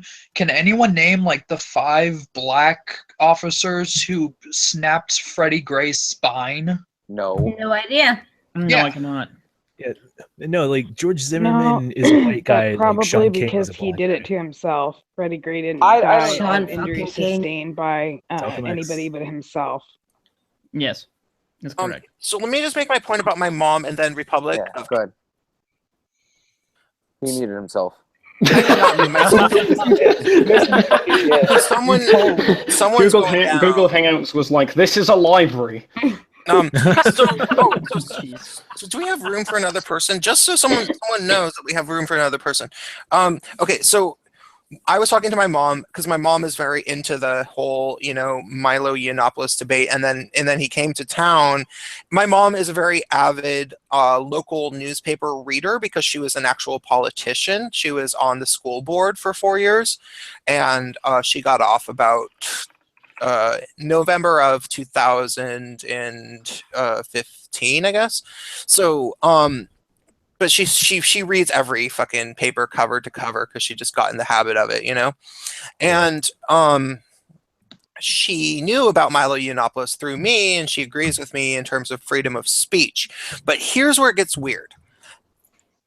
she kept forwarding me articles that she thought were good articles, and I would maybe see ones that were supposed to be, you know, articles that were supposedly defending Milo Yiannopoulos. But this is where it gets weird. Every single supposed defense article of Milo Yiannopoulos would always start with a disclaimer that the author absolutely thinks he is an abhorrent, horrible human. Fuck. Yeah. Stop the self-flagellation. Yeah, and so it was always like, I think he is a horrible person, and I don't agree with a single one of his views, but he should still have the right to speak. And I was telling her today, I was like, I want, and granted, if I wrote this editorial, they probably wouldn't publish it, but it would be like, look, that's not even the deal with Milo Yiannopoulos. What I would say about him is that 95%, 9 times out of 10, when he says something, it's not just true, it's so true that you can't help but laugh. And sometimes you even feel bad. Sometimes you feel bad because he's saying something cruel. It's like absolutely really mean, but it's true. And you laugh because it's so true. And that's what's appealing about him. But what's potentially dangerous about him is that there is that extra little thing that sometimes he throws in that might not be true. And that's what's potentially dangerous. And so if people want to have an effect, a positive effect on Milo, they need to accept that most of what he's saying is true and challenge him on the things that he's saying that are untrue. And when when people write this editorial article that tries to make it sound like he's just a horrible human being and he shouldn't be talking, but he's allowed to, that just totally adds fuel to the fire in a different way, because people just assume that he's saying all awful stuff, and that's just not true. 99.5% of what he says about feminism is absolutely true. He has feminists number down. So yeah, he really we does. Do that though, Prince. From the way that he just gets shut down. I mean, they only shut down people who are saying things that they themselves don't want to hear, which is things that are true. Well, which is he does exactly it to things an that are true. And extreme. Prince, I really do appreciate how you said 9 out of 10 things, in that you don't necessarily agree with everything he says. Yeah, because he says occasionally he inserts some stuff where I'm like, whoa, I'm not on board with that. But now that you have me laughing, I kind of want to believe it. But actually, I should look over it. But hey, Republic of Kekistan has something to say. He asked patiently in the side chat. Oh shit! Sorry, I didn't even realize that. Sorry, bro. Hey guys, I'm gonna go right now. No. Okay, bye, Steven. You're a lovely man. Just bye. Steve, don't go. We love having you a here, man. gentleman and a scholar.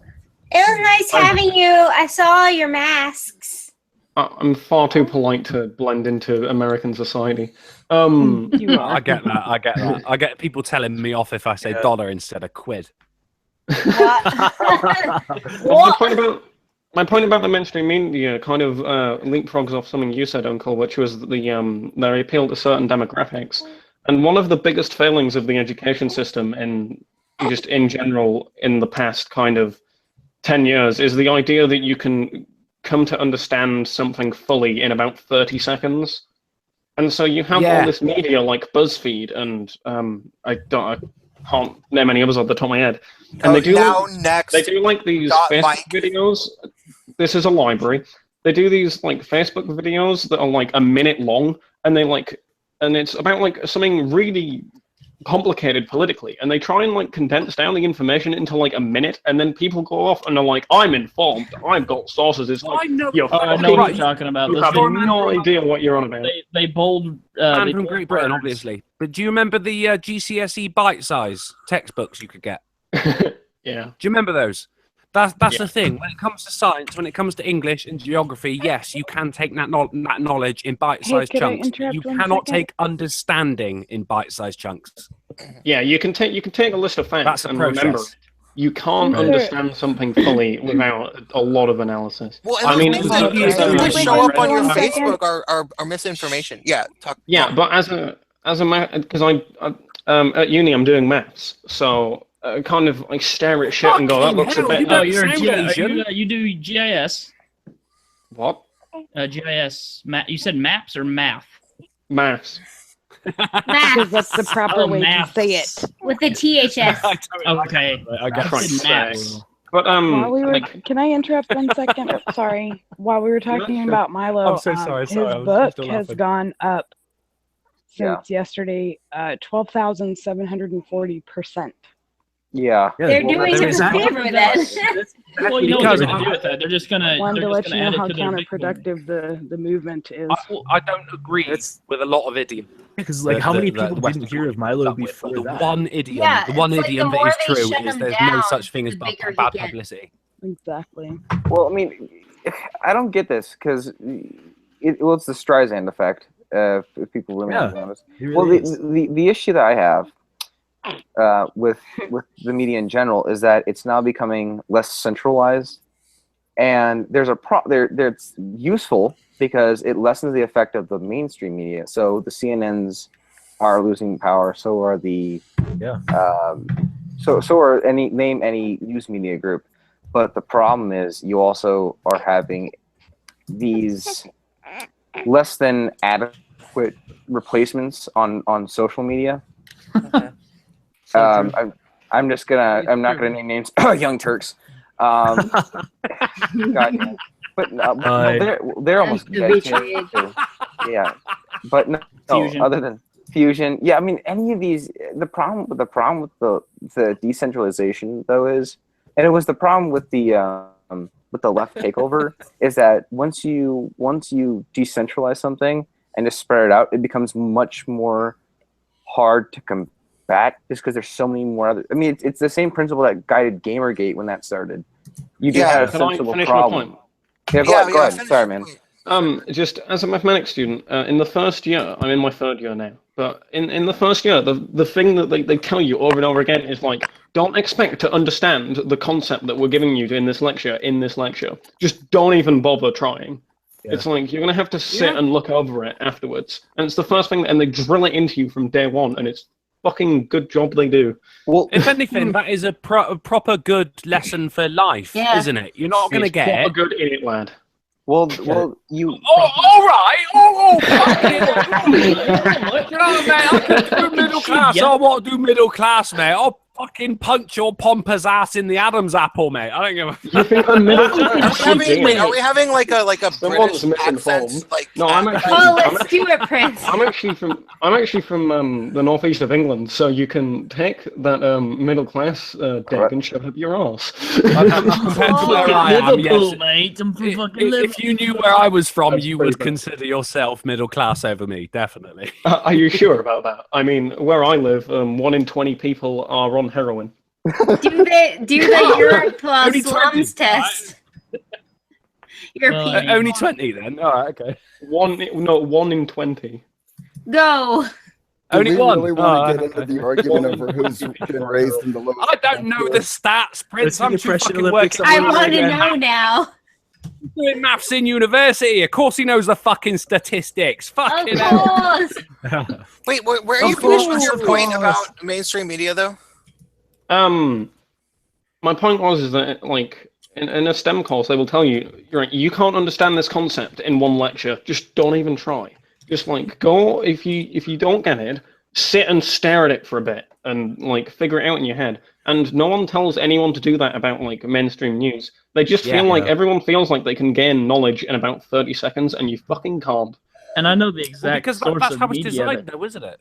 I know the exact source of media he's That's talking the problem about. with today's sort of social media, and everything is immediate, and you have to understand things in like certain sound bites and clips. And you are really exactly ridiculous. right. If you can't get the gist of it in 20 seconds, then it's not worth saying. Right. That's the Well, I kind of think it. it's more of a societal problem because people don't have an attention span longer than 50 seconds. I think it's an evolutionary problem.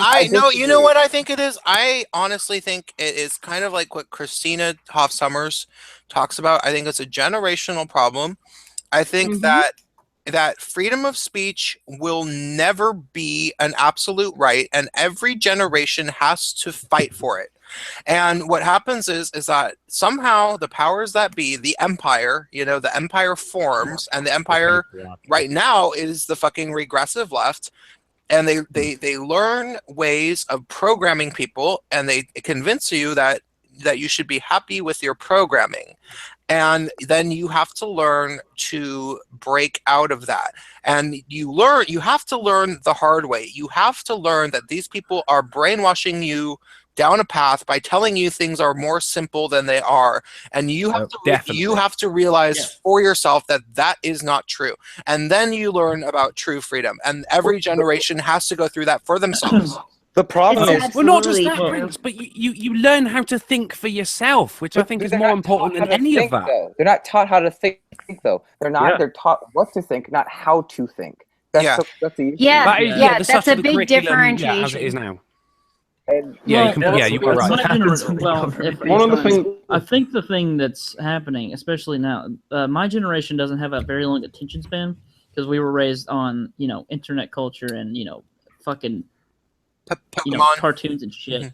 Pokemon, fucking flashing lights and shit. So our attention span is like 50 seconds long. I'll just jump in a second. Actually, I refer to you guys as the fast food generation because you do something and you expect results immediately, like YouTube analytics. Oh, precisely. I wholeheartedly agree. But the thing that I think Republic not you, my man. Just I don't mean you. No, you're good, dude. I mean, sometimes I mean you. Guilty, it's you. It's all your fault. I do find myself. Like that sometimes. But like Republic of Kekistan was saying, there's a news outlet now that's on social media. It's called Now This. And that fucking fuck. Now this produces these videos that just bolds words that are crucial to their point, and it's a very far left media source. And anything that happens that's a conservative idea, they always go against it. And what they do is they say, "Well, this is racist because this," and then they play like a 5-second soundbite. Then they play this music, it hits music over it. They bold words that they want to get through to you, and then people will use this as fact. Not research it any more than that. Just it's a 50-second video, and then they'll show you this and be like, "Well, here's all my facts I need." It's like, no, that's exactly what the fuckers on my fucking Facebook timeline are getting their shit from. You know what? It's the ultimate propaganda machine. That's what it is.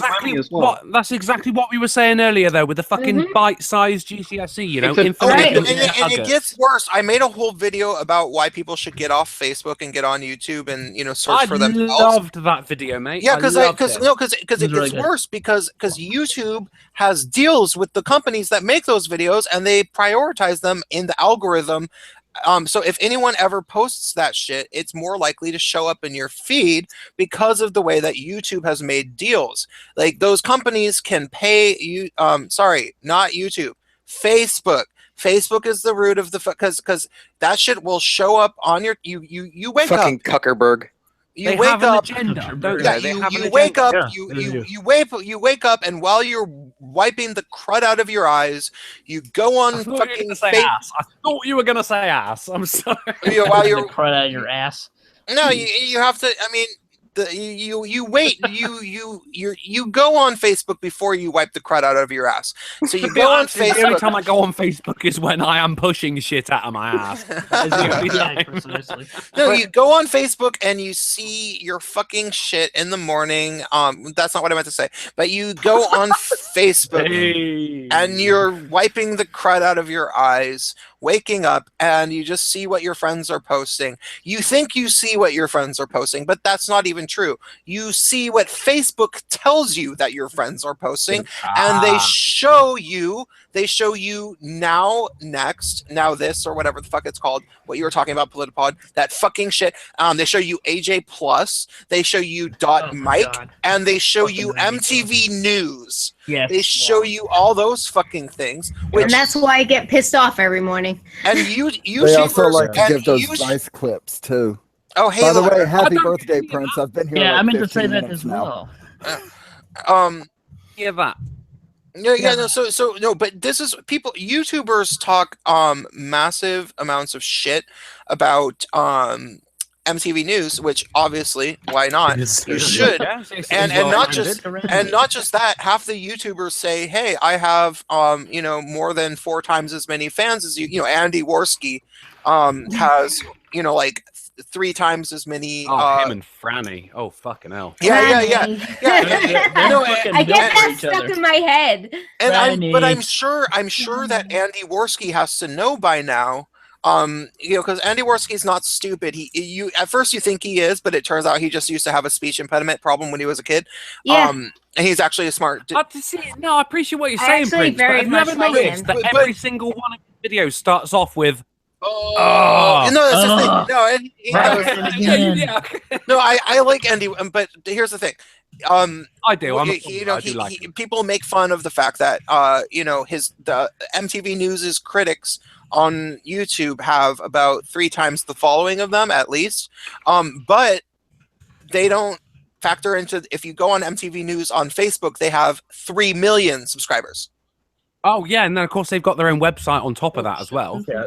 What's the fucking? We have to consider yeah, you're right, Prince. Yeah. If I could, may I get your opinion on something? Yeah. So a few months ago, I asked. See what he'd do.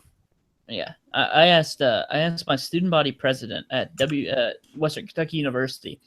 I asked him. Dox him. Yeah, I'll dox myself. Fuck it, I live in Bowling Green, Kentucky. Stop giving information away, bro. What are you doing? They don't know. Get off it. I've had 70 subscribers, dude. No one's gonna fucking come after me.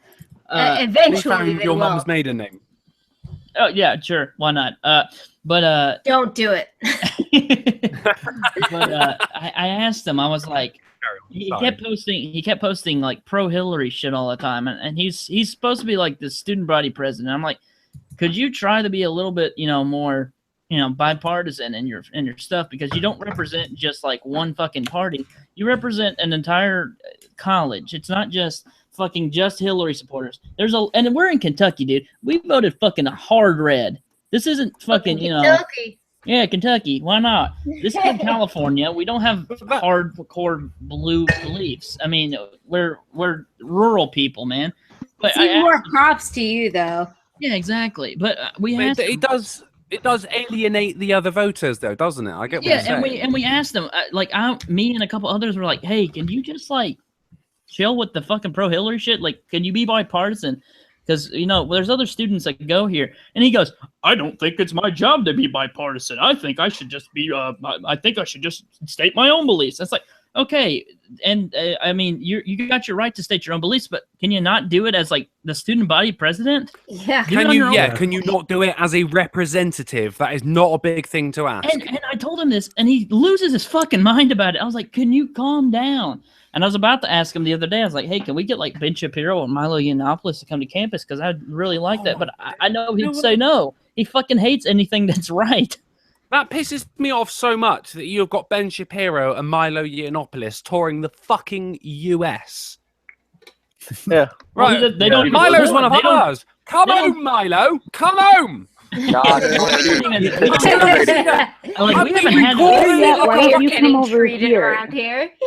had fucking anyone Metallica gig, man. I'd be like, I saw Milo live, motherfucker. What? Well, I wanted to see Milo yesterday, but yeah, there was no way I was so going jealous. We were because the thing is, if I were, I would kick off just as much as anyone else did. If anyone went for me, mate, that'd be it. I'd have their fucking skin. Yeah, and I asked Antifa, I was like, hey, if you guys want to come try some protests, why don't you come to WKU, because our campus allows guns on it. Antifa you know what? Honestly, what all we got to call the herd. We gotta get a little. We gotta get a little. Okay, so I am not necessarily a great fist fighter, but I will fuck a motherfucker up with a collapsible baton. I have been. You guys. Collapsible baton, mate. No, I have been trained in kendo and fencing. I've been trained in kendo and fencing. You get me one of those little billy clubs, I will fucking break people's wrists, their arms, their fucking skulls if they don't defend their skulls with their wrists and their arms. I will Prince. What? Good lad, mate. Good lad, you defend yourself because you're one of the people who doesn't say I shouldn't have Prince, to. you've already got the basics from armed combat. If we ever get together, I could teach you some shit in hand-to-hand combat if you could help me with my kendo. You know what's yeah. Oh. You know, actually, it was funny is when Lyra and I first met, we hung out at this weird farm, and I stayed up all night because I was on drugs. And then Lyra telling us you joined a cult. Just for a day or so. I stayed up all night, and Lyra was the first person. Well, Lyra was the first person to wake up, and I guess Lyra was going through some weird shit personally at the time, which was fine because I was on drugs. And the sun came up, and Lyra wakes up, and Lyra's like, "Hey, what's up?" And I'm like, "Hi, I stayed up all night. I was like looking at the trees; they're moving in my head." And I feel as though you basically, Prince, have you said that in one of your videos? I just got a massive deja vu. Then no, not at all. Yeah. Well, I think I'm pretty sure you said it in a video, and you said it in both of the only two live streams we've ever done together. This one being one of them.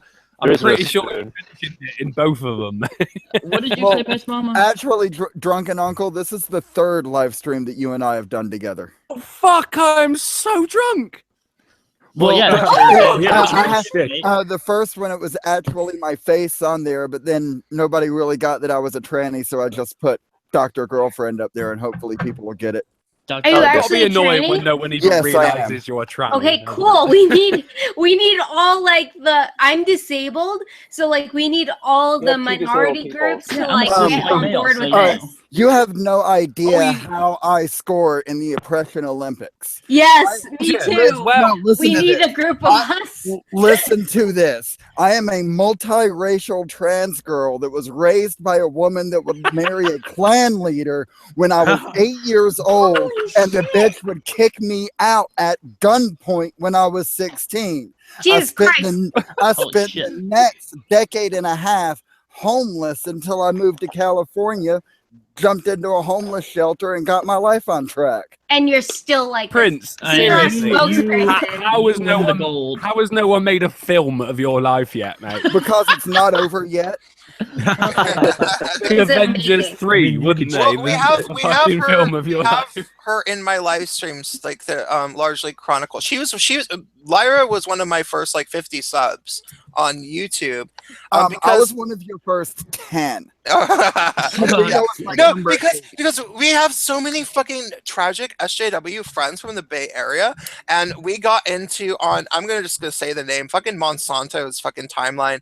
Like I don't remember what that fucking bitch was on about, but like fucking Monsanto was talking about some dumb shit, and like I said something and Lyra said something, and I was like, wait, you agree with me? And then I think Lyra even said something about like we were talking about some like goddamn radical fairyland or something, and Lyra was like, yeah, I don't go there anymore, it's fucking regressive. And I was like, wait, you just said regressive, does that mean you like know like the same? And then ding ding ding. Yeah, and then turned out Lyra's like into like fucking like Sargon and shit, and I was like, oh my god, thank god.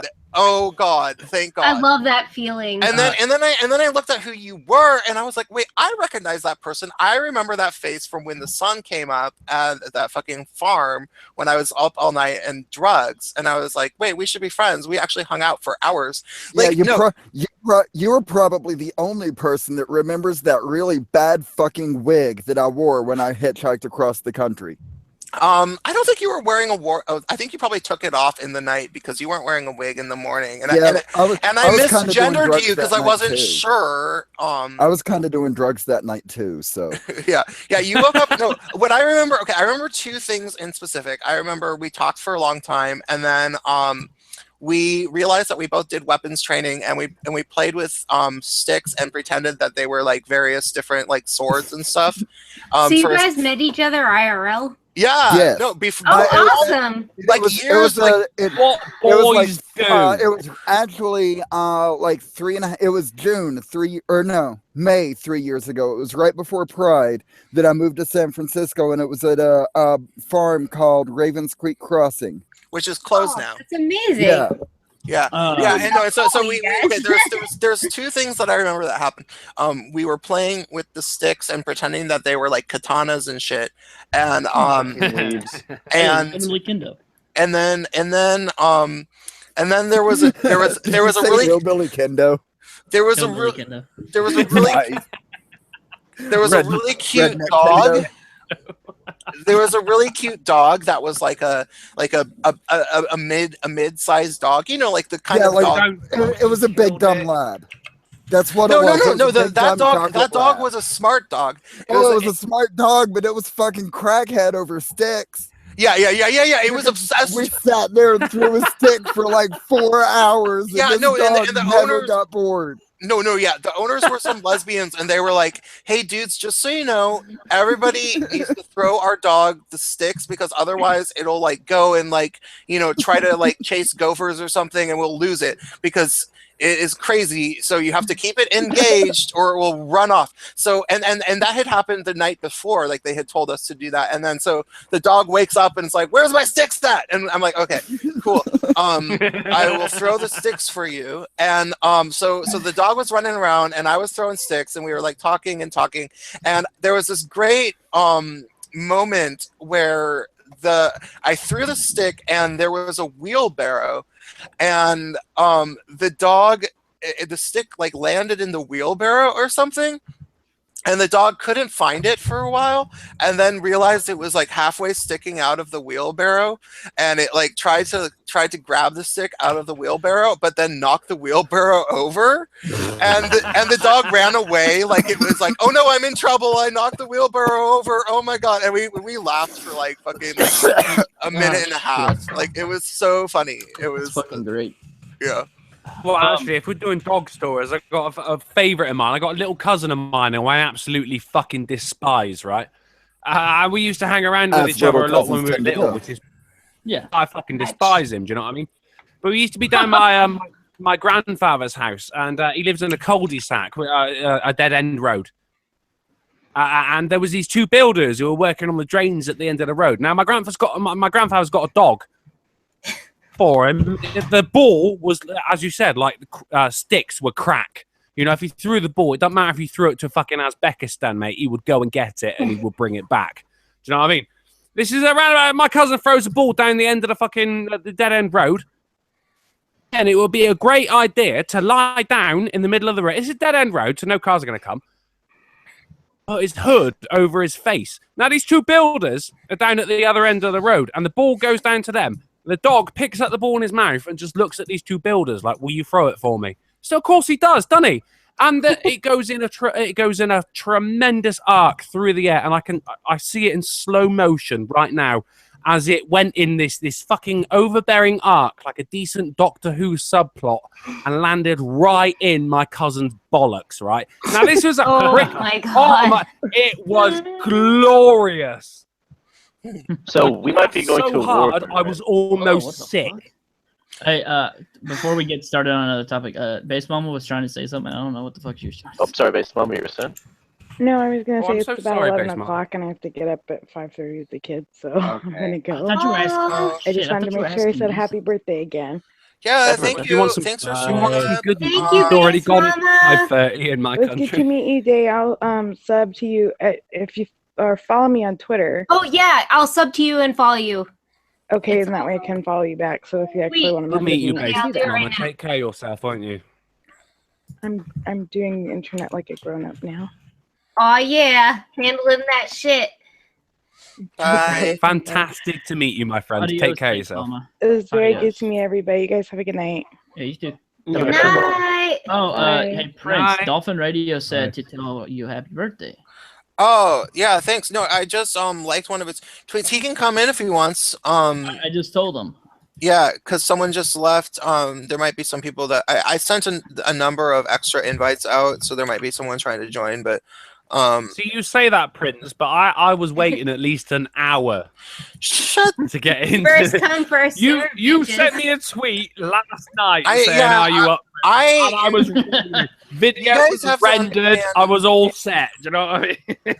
You guys, it sounds like I'm a coherent person that like is like intelligent because I can like form coherent sentences even when I get wasted and everything. No, that's only Nah, because you're deluding yourself, mate. No. well, yeah, I'm that too. and not even that, and I'm not even good at that. But no, the only reason that I seem intelligent is because of my extensive training in writing and theater. It's all a sham. I'm a fucking moron, You're and just I'm an wasted. actor. And I'm a writer, and so I can like string together sentences even when I'm fucking in a blackout. Trust me, if anyone who's known me for like 20 minutes or so will, no, sorry, 20 minutes, 20 years will tell you that like there's the most entertaining moments of Prince of Queens is It's when he leaves the room. Yeah. Oh no. Damn. No, shit No, I like get- that. Shit that I don't. I get Shit that I that. don't remember. Like shit on like a New Year's, I will be high on something, and I will decide to like walk down the stairs, face first with my hands going down like they're my feet, and I like love that. try to get my friend to like take pictures of me and shit, and they're like, and like I'll be talking the whole time, and I'll say like, oh, I'm a marmoset. I'm a slow loris. What the fuck? I am Oh, slow Loris. a I slow- love those. Yeah, and like shit like that, and people are like, "What the fuck are you doing? You're gonna fucking break your jaw." And I'm like, "I don't know what you're talking about. I'm very nimble when I'm high. You're stupid." And like, And I'm a slow Loris, so I don't fuck remember. know what I'm doing. No, I totally get what you're saying, Prince, as well. And I think we do actually share quite similar backgrounds. From what I'm very wary of describing anything about me, to be honest, because of the anonymity. But between us, we do actually seem to share very similar backgrounds, which might explain why we get along. Oh yeah. Holiday, my dude. Holiday, Holiday. Is that dolphin? Happy birthday, Prince. Whoa, you're loud. Hey. Oh, I'm sorry. Wait, that's not you. I think that's me. I think I just upped my volume. Good dolphin sound. Whoever Hey, did that you get- was. That was That was excellent. me, mate. That was me. Oh, It's someone like hates my sonar. voice. I think. That was good. Screw that person. Whatever. I'm sorry. I Prince, it's apologize. only Yeah, fuck them. I think your voice is whenever I good. do one of your live Thank streams you. that I actually get a bigger audience than I normally do. Oh, that's awesome. Hey, did you guys see that like Bowling Green Massacre thing? The what? what? The Bowling Green Massacre thing that fucking Kellyanne Conway was talking about? No. No. She- You're on about she bowling brought- for Columbine? That's years old. No, Bowling Green. It's No, you're right. it's my fucking city. And there were like back in 2011, there was like these fucking dickheads that got arrested for terroristic shit. And like Kellyanne Conway was talking about I forgot what the fuck it was. I think something to do with terrorism. And she was like, yeah, these two dudes that got arrested in Bowling Green, Kentucky were responsible for the Bowling Green Massacre. There wasn't anyone fucking killed in Bowling Green over terrorism. What were they killed over? No one. Well, I'm sure people died in Kentucky Anyone killed in my town over that. No, like they arrested them before they carried out their terror attack. I think they were supposed to like blow up the White House or some stupid shit. In No. Bowling Oh Green? my Like Madonna Nice. wanted to. Yeah, And I was just gonna say like Madonna. Yeah. Yeah. Well, that was they- so cringy. yeah. Oh my god, did you see Ashley? It was. Judd? It That wasn't. It wasn't crazy. even threatening. Oh my God, god, I that did a live last stream. I have a live stream on my Yeah, channel yeah. where we watched the whole Ashley Judd. Oh my I was on that. It was terrible. That's the pride of Kentucky too. No one That went, whole oh, march was Madonna. just Everyone one big just went, shit oh, show.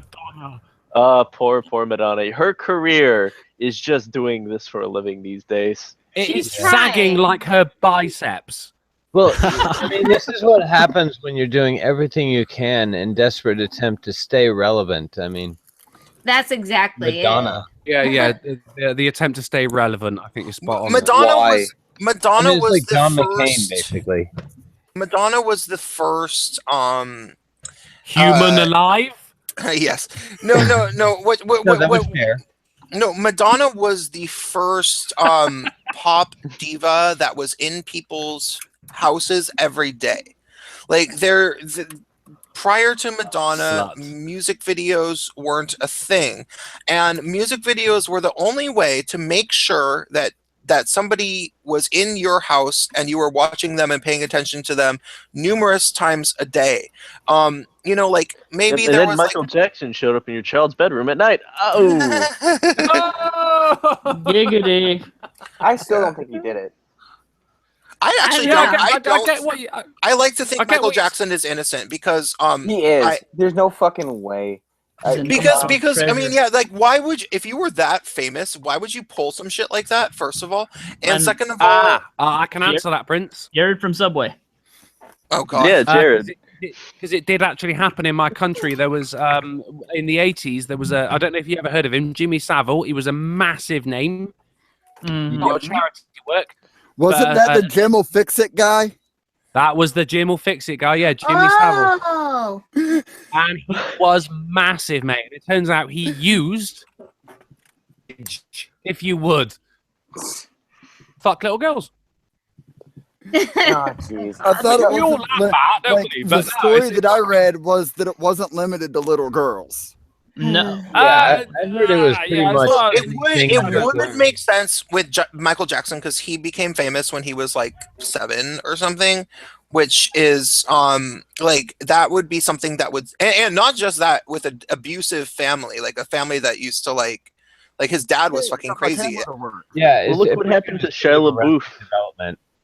Yeah, and so Shia yeah, I think that people who are pedophiles probably are people who like never passed their like childhood phase emotionally or something. I don't know. I mean, if you're going to say that, then that assumes that there is a certain formula, a specific formula for someone turning into a sexual deviant, and there isn't. And we don't. Adam Johnson. Factors that we can't put our fingers on. Well, you know what I mean? Yeah, and then we become like feminists who are trying to say that the reason, rape is about power. It's not about sex, and it's the reason I don't think that I know that Michael Jackson didn't do it is because there was a really weird corruption scandal around that initial case in 2005.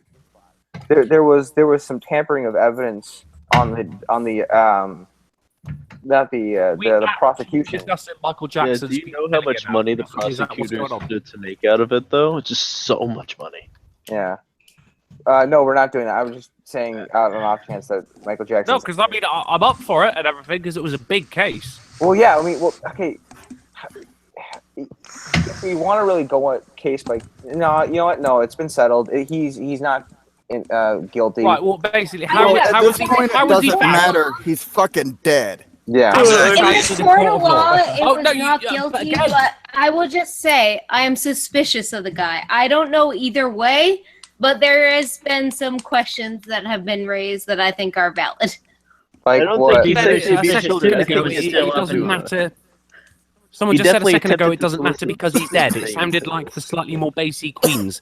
But It the thing is is, true. No, that was It doesn't me. matter. But it doesn't matter now. He's Cavill dead. had already died, and then there was a posthumous trial, if you will, and his gravestone got ripped down and everything. And basically, his grave, I didn't know that. where his grave was just a bald patch with a bit of grass on it, which you can't help but think he would have liked. And his kids were getting. That's fucking dark. I caught that. Thank you. That was good. Does anybody else I already remember have. that? Does anybody else? Oh, I love you. Does anybody I know else you do. remember that moment with it was at some sort of like MTV Music Video Awards or something, and he came out on stage with his wife Lisa Marie Presley. Oh, that was so and- cringy. He was hot as shit. And they kissed? Yeah, It was terrible. But he says, and they thought this wouldn't last, and then they kissed. Oh Like no! the next year they. Oh my Awkward god. kiss, like It was pushing so two yams together. And Hey, And then I know. after they got divorced, she had Two some, yams. she had some interview with him, and in the interview it said, like literally, and I quote, she said, "And yes, I did have sex with him." It was and yes, ... and yes, ... I actually did have sex with him. Well, yeah. if you put it that Dude, way, Jackson got fucking. Jackson got some fucking play though. Let's be real here. You go look at some of the people he was dating back in the '80s and shit, and even in the early '70s. That guy was pulling the pussy, man. Like, I know roadies who used to work for Jackson, and he said if he didn't have a girl on each knee before every show, he wasn't a happy man. Oh yeah. Well, I mean, How he old did. are they? He Like, did. you know, He the kind did of take guy you want to be Elvis's friends daughter. with, though. Yeah, he did, man. I mean, you can't get any better than that. She was hot. She's still hot, man. I think that's probably where we get the whole, because there's a lot of animosity in, I think, the occasions in the past where there's been sexual harassment and there's been, I mean, even straight up pedophilia. I say straight up, even pedophilia, and people seem really pissed off about it now. Which is why when you get to Trump, grab them by the pussy, they're immediately going sex charges, misogyny, because it's like they've got a backlog to work through. We mentioned Trump, and now I have to tell you, today has been a fucking trip. So Tell us. Okay. So I'm 20, and my sister's like 5 years older than me, right? Yeah. And her and her fiance, they just got a house. Everything's going great, and I came over to help her do some stuff, and she goes, "Oh, do you want to stay for dinner? It'll Sorry, be great." whoa, hold up. You're 20. Your sister's 5 years older than you. Yeah. Oh, older. Sorry, I heard younger. I was going, how the fuck is she getting engaged at the age of 15? I gave you about 20 seconds before I interrupted, so we'll just. Allah Akbar. Tell the story. Anyways, I'm so sorry. Yeah, Please carry on. I got invited.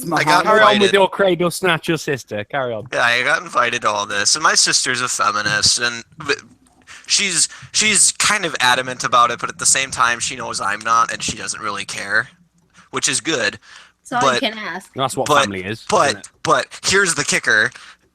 This housewarming party wasn't just a housewarming party. It was a house blessing, and it wasn't just a house blessing. No. It was a feminist house blessing. You guys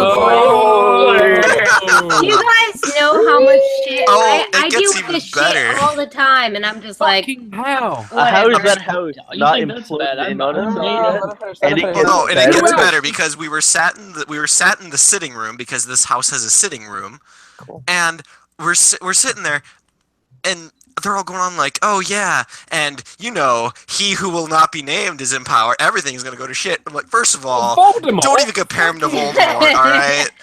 And then secondly, I can't even say anything because I'm surrounded by SJWs, and it's like if I open my mouth, I'm going to get kicked out of this house, and I don't want to. Who else would prefer spirit cooking to that? Yeah.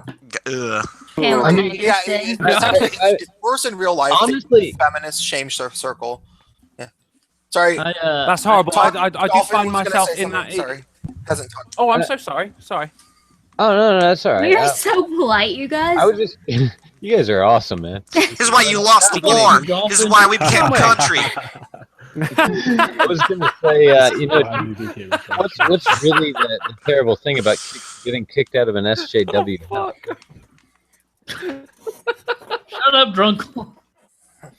I'm sorry. Me and Drunkle are bonding right now. Come on, back off. I'm drunk, honestly, candidly. All right, guys. I gotta get going, man. It's like 1:20 and I got work. But I wanted to tell Prince, happy birthday, man. Thanks, bud. Shaladay, my dude. Shaladay. Thank you. My fellow Kekistonians. Have a good one, man. Make people watch my recruitment video. Who's leaving? Oh, I'm in the recruitment video. I'm in that video. Oh yeah. Bradley is the guy with the cat. Bradley, show your face.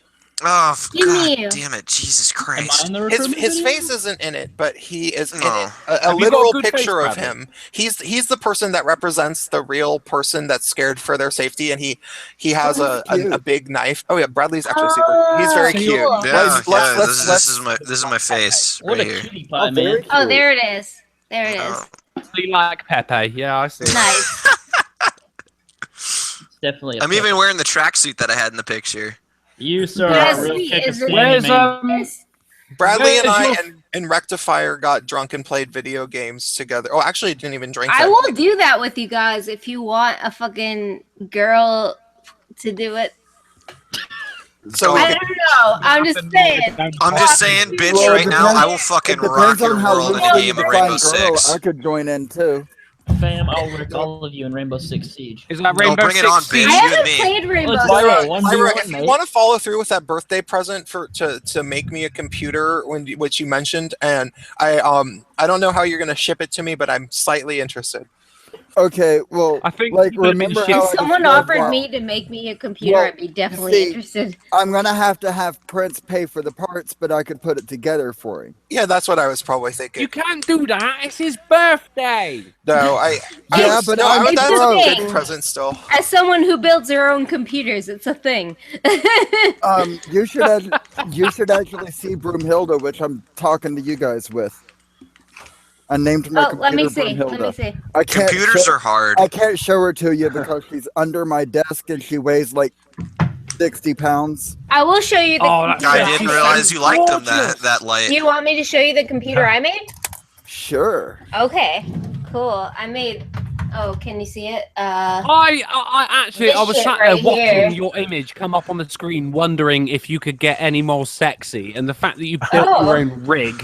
Yeah, look at this shit. It's snowing. It's snowing where I am. It's a On my gaming birthday. computer. Basically made 90% of the male population slip off of their sofas right now. What kind I of do. hardware are you running? I got an EVGA GeForce GTX 170. I'm drunk. Sorry. Oh, sorry. Prince. I mean, the only really impressive thing I've got is my processor, but yeah. My processor is an Intel i7. Prince, what are you thinking of getting for a safety baton there? I don't know. What should I get? I'm going to show you because I'm going to show you what I carry with me.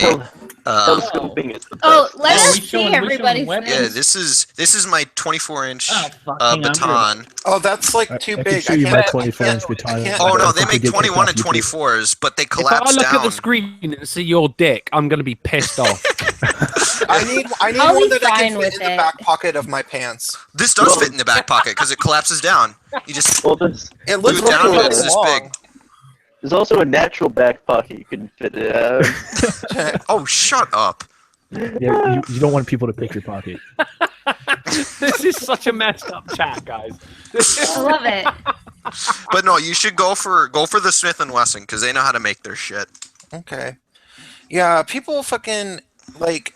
I've gotten like threatened and like I was doxxed for saying that I don't really believe that gay men actually sexually assault women all the time.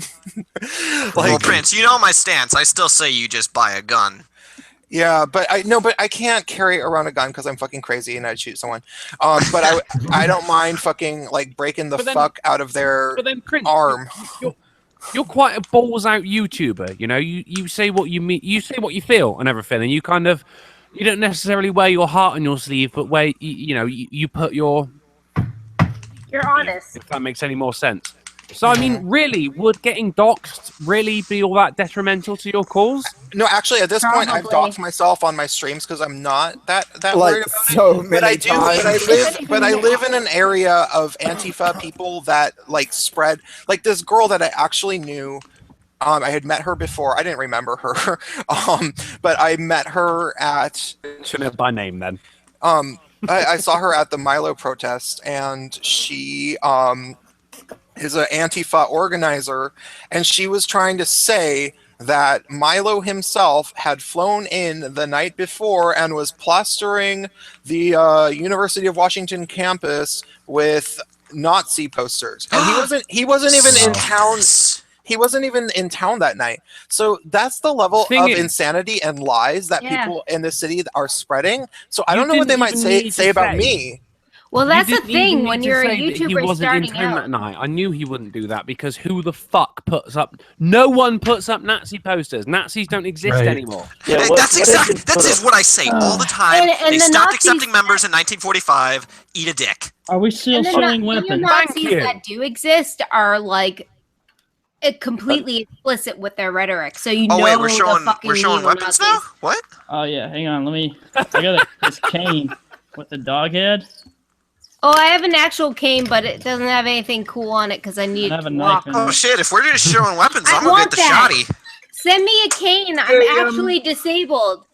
Send me a cane. I can show you the one weapon that I have. I have a sword. It's not a good sword. But I just rolled fuck someone quite up a with fat it. spliff. I don't know if that counts. And then I have If you guys That's on want to see defense. like my actual nerd ability, I have a double penetrating unkempt Harold from Borderlands. Yeah, when you Oh, double see, now this penetrate is and my not- baby you right are here. seeing double This is penetration. my Hold sweetheart. on, everybody. Hold on. 32 mag.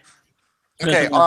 Is that a here- 32 mag? Yes, Here it is. Get out of here with that Here shit. Hold on. Guy with the gun. Guy with the gun. I want to see the gun. I live in the UK. Which one? I've never Which one actually of us? seen an actual fucking gun, mate. Oh wait, Never seen a gun. I don't have a real gun. there. Just throw my. Yeah, Well, that's why we're not that's- looking that's- at you. That's what Look at that. freedom Look at looks. that sexy Oh. bitch laying there That's on what the it looks bed. like when you Look at look that. at Wait, have you guys I seen don't have my any weaponry, channel but I art have a that top of the line has me with the sword 3000. on the banner? In swords, I've been into swords, I saw fucking that. medieval and Japanese weaponry my whole fucking life. Drunkle, click on my thing. You got my 12 gauge here. I got your 12 watt. Do I really want to click this? Yeah, 12 gauge sitting on my bed. What are you Stick it gonna in do with it? He's gonna pump it. Am I gonna shit No. blood? I could pump it for you guys if you really want. Do it, Do then. it. All right, wait, ready? Yeah. I think this is too hot for YouTube. Fam, you don't want to see all Oh, the I guns hear that I it. got, man. Oh Fuck yeah. that. I'm not gonna Oh, go to yeah. Bloody hell. I'm you so guys- happy, you guys. Hold up. Do Can you do guys me a see favor. this? Go back to Right the here? guy with a shotgun and Yeah. and just pump it for me. Yeah, just pump it for me. Hey, it's hard to do because I'm using my phone right now. I'm using my phone right now. Hopefully, It's a I little have difficult. to pay 49 euros to say that to someone online, but just pump it for me. All right, you ready? You ready? Do it. I gotta hit the safety I'm release. so fucking ready right now. There we go. He's One ready. hand pump. Oh my! What is that? Is that a laser rifle? I don't know the word Mine? for describing Yeah. Oh, is that three-quarters the of a double semi. penetrating? It's a dildo double thing you said? penetrating unkempt Harold from Borderlands. Nice. Check this shit out. It's not done yet completely. Oh but, shit, where'd it go? It's Banging That's though. sweet. Did you make that yourself? No, my boyfriend made it. Nice. But Well, then your boyfriend is fucking fantastic. can thank see you. the- He will Well, he appreciate must be. Look that. at you. Yeah, that is pretty great. I wish I had It's talent. That's awesome. brilliant. That is brilliant. It's made out of craft Thing is, if your foam. boyfriend is so good at making props, you've got to wonder how much time you've got left with him. Oh, I get all the time in the world, baby. Nice. You guys see this, these big Oh, black we things back also here? made Chris Reagan's Bleach 2016 T-shirt that I'm not wearing tonight, and Are I you- made Prince excuse of me, Queens are you fucking. I messing made up Prince this? of Queens Fucking Pepe big old 50. avatar. Oh yeah, hang on. a A sec. fucking badass, you guys. Hold on. Did I just see a fucking bullet? Yeah, the it's a size 50. of my- BMG. This is a 50. Christ. You know this will fit in a 12 gauge, right? You guys see this You know, ammo box? I've never ever seen something half the size of my dick before. Oh, Half the size. well then I got something for you. I think you'll enjoy it. Oh. Don't You're gonna tell have to me you pay have fucking, Let me see that uh, again for Is it my reference. All not right, all telling me right. So that this that- is right up against my head, right? This is Why my is there 50. two of you? Why are there two This of me? is the 50 right up I inside have my no head. clue. American is free That right is now. nice. Casey, Impressive, I you need to leave and come back because I just invited other people. Hey Brad, don't tell me you Yeah, got okay, hold on. I'll hang up. as well.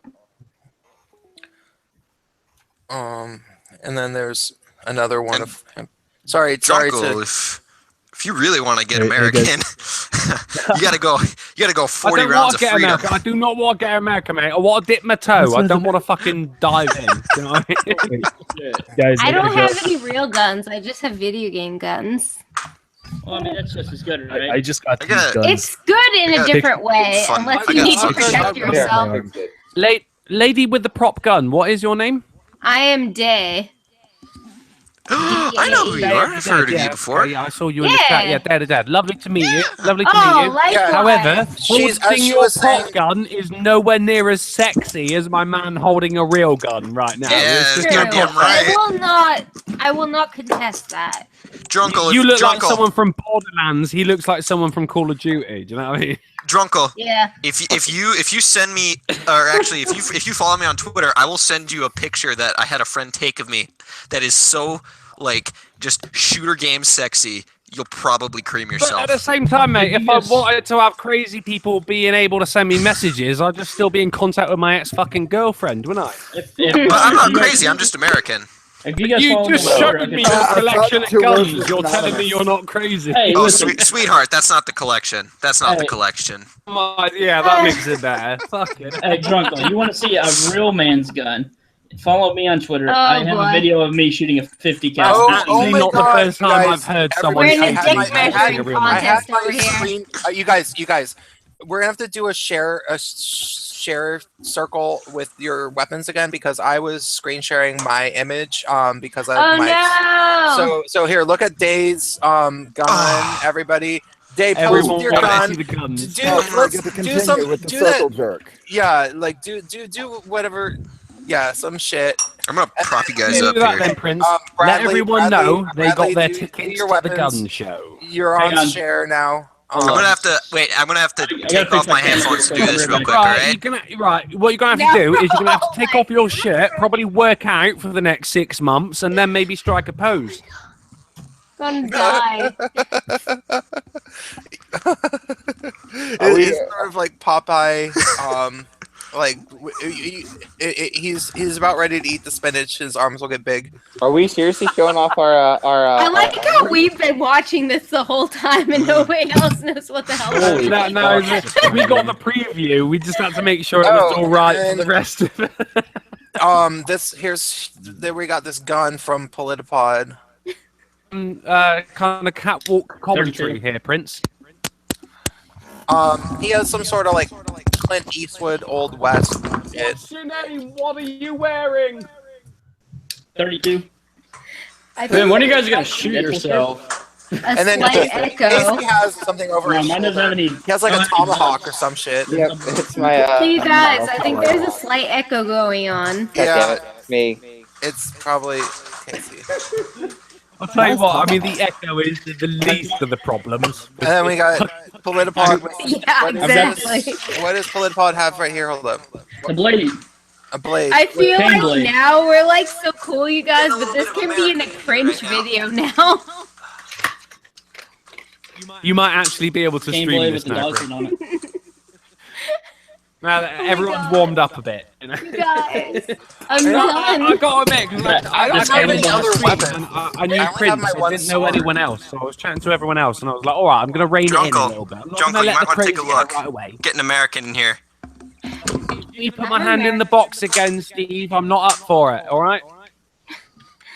Dude, Hold what on, are you hold on. What's doing? this guy got? Who is What echoing? type of It's fucking... not me. It's not. I don't even know who Not me Steve is, either. mate. I don't fucking. I got it. I got my K-bar for Christmas. Oh, it went away. Is Okay. it because he's talking? No. Who is it? What's that knife? I'll tell you what. I have cut pork chops with something bigger.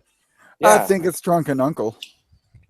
No, it's Oh yeah, it probably is. I'm I was in a on, stream with I you can't be one echoing, time. mate. You're I'm on echoing. headphones. I got this from my parents. This is fucking but, working. Casey, it might be you Hey, because Brad, you were the are one you- echoing earlier. Hello? Hold on. Can you guys Brad, hear are you in me? the military? Yeah. You just got rent. Yeah. Oh, you can hear me? Are you in the military?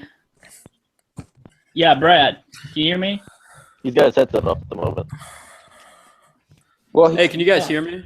Yeah, we can hear Yes. you. I Can. I've been trying to get my mic working. I don't hear the echo anymore, though. yeah. Well, now I do. Yeah. Actually. Is it? Okay, Yeah, hold on. everyone's echoing now, I think. Is it me? Brad's one of those army guys. Casey, mute your mic. Hold on. I got the body armor, baby. Okay, is it Shit better button now? armor. Yeah. It is better now. It's Casey. Every time you Casey. talk, it is better. Yeah, it's Casey. I also got Casey, my we my love garbage you. rod. Casey, you are Hey, Bradley, are you in beautiful. the I gotta military, say. man? No, I'm not. Oh, Oh, what the I'm just fuck? some. Are you- I'm just Why some not? Irish-looking motherfucker. That's what I am. I mean- told you, I'm just an American. Hey, that's what I'm talking about. When you're born in America, you get two things: a birth certificate and this shit. Well, I got my look, I got my garbage rod That's with the bayonet. sharky it is then. You get a birth certificate and a fucking 303 the 5.56 Enfield. bullets. Excuse me, fuck the Enfield. What's the end? Oh, whoa, hold up. You got a Prince, whole I've box not of had a shit problem over with you so there. far, mate, but what was that Yeah, I about got the a- Enfield then? I Good said, old military style ammo box. Dude. fuck the Enfield. I am booking my flight right now, motherfucker. All right? Let's go, sister girl. Whoa! Fuck you, man. But I will fuck you up the ass. No, no. I don't mean. Do you see that? You guys see that? That's full of guns. All 3 of them. Just full, and then shit on top says bullet. Really, what impressed me? You can show me a gun made out of 3 other guns. I've seen guns designed to shoot other guns that are themselves shooting. There was that weird Japanese fucking animation Trigun. I got this too. That was this is cool. That was a good anime. I was not really that into it. I thought it was very 40? bizarre. Yeah, it's a 40. It's 40 Mike. I shoot those all the time, mate. Fucking love these things. What was it called? They're pretty good. Do you remember the title? You got the 203. Trigun. Yeah. You got the M203? No, my bad. Sorry. Nah. A buddy of mine does. Nah, I got a steak knife. Wasn't Trigun kind of like with a fucking potato peeler, you cunt? Tell you what I want to do is I want to get one of those potato 6-packs and use that thing out there, dude. Dude, have you ever shot a 50 cal? Right now, I've been drinking. Yeah. The machine gun. No, not a machine gun. No. Masculinity, you The guys. greatest, man. I have a video of me shooting one if you want to see it. I'll get there eventually. I don't need to live vicariously through you. One of my buddies up north. I love his American style. Oh, it's even better. I got my Sharpied AR mags. I got the I've winter. shot got actual the winter guns, camo. guys. And I got the By Sharpie, fucking runes. drew them with a pen. Yeah, with a fucking pen. I like that shit, mate. It's pretty great. I've shot I'm gonna actual pay guns. $7 for a sleeve. What actual gun do you have, Day? I don't have any, but I shot some. I shot a World War II sniper rifle at bowling balls and water jugs. And I shot a pistol of some sort. I have no idea what it was.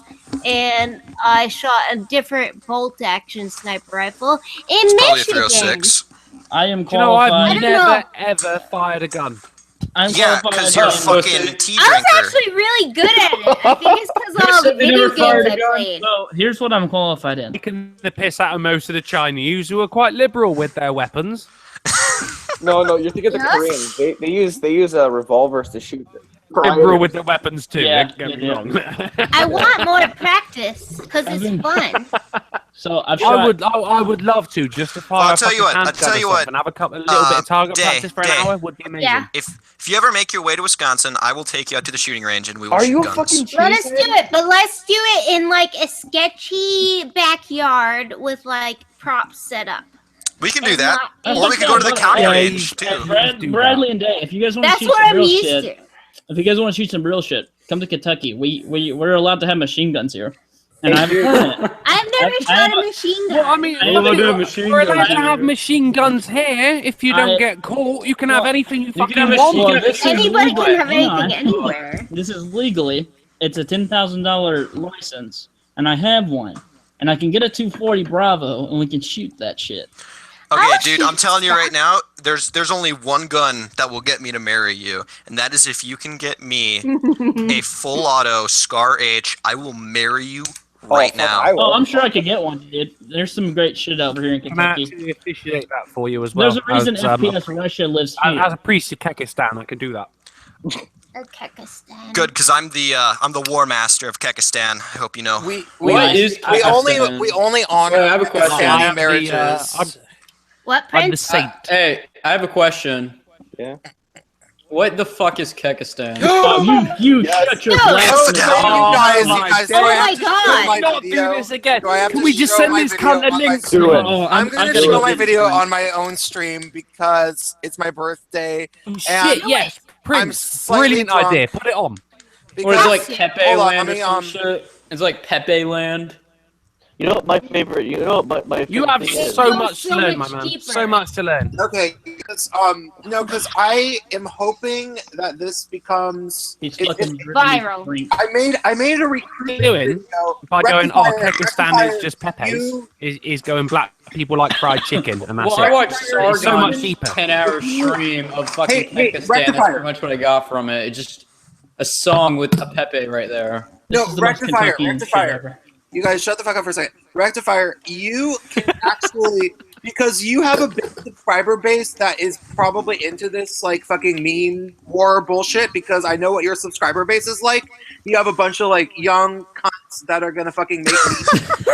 And no, it's true. Rectifier has a lot of subs. Like he's into like how you're like 15,000 or so, right? Not even like 11, 12,000 or something. Bad play. Yeah. Wait, so how would you describe my audience? Because I can't even describe them. I would say Rectifier got well known for making compilation videos of like, you know, like fucking people telling off SJWs and shit, and Crump being a badass and that kind of thing. So, this video that I'm about to show you is a recruitment video for people to make memes. For the new meme war, and I'm going to show you it, and so I won't tell too much. But you can mirror it on your channel and post it up, because I want it to reach a wider audience, and I think your audience will like it. We want it to go viral, don't we? We all want it to go viral. Let's face it, everyone here would like to see that video go viral. Yes, we would. Let's get fucking bourbon. Come on. So for the greater good, people. 1,000 years Kek Reich. Yes. I'll fucking recruit who exactly are we fighting in the meme war? So are you gonna play it over the stream now? Yeah. Yeah. I'm just loading it up. Oh, fucking fantastic! Brilliant. Yeah. I'll tell you what, this video made me fucking crack up, mate. I killed it with It laughter. made me cry. This kid's accent, you listen to this kid's accent right here, mate. It's worth the whole fucking thing. That on its own. He wouldn't even need any visuals. He could have just done him talking, to be honest. It would have been just as good. But just so you know, infidels will feel the great state of Kekistan. Oh shit!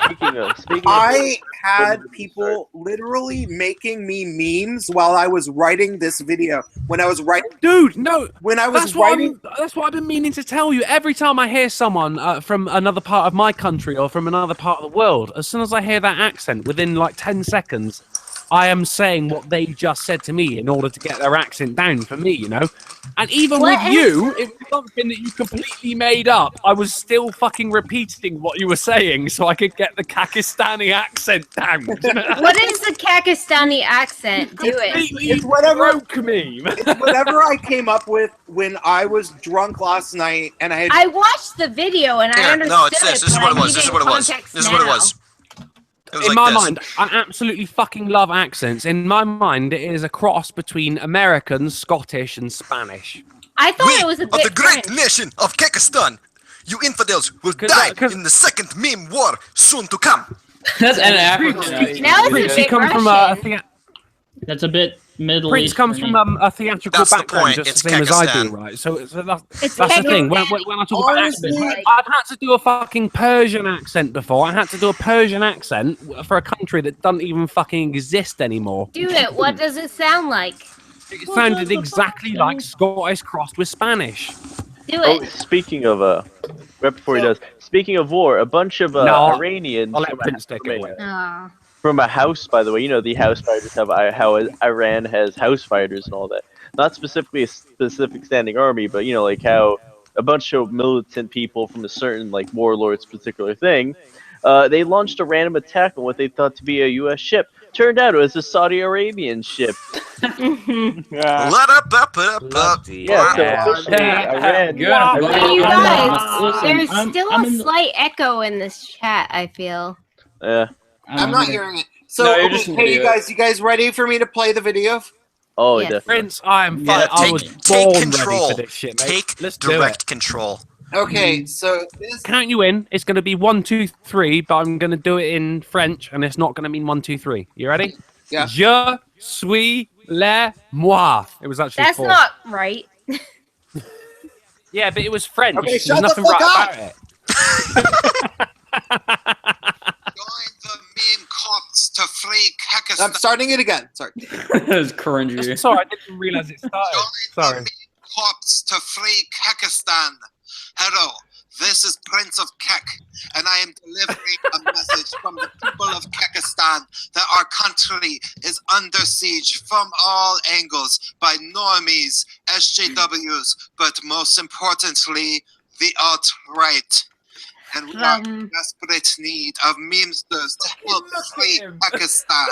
The people of Kekistan are a humble, lazy, and sarcastic people. But over the course of the months following Hillary Clinton's speech about the alt-right, we have been hunted like vermin from our own homes by Women.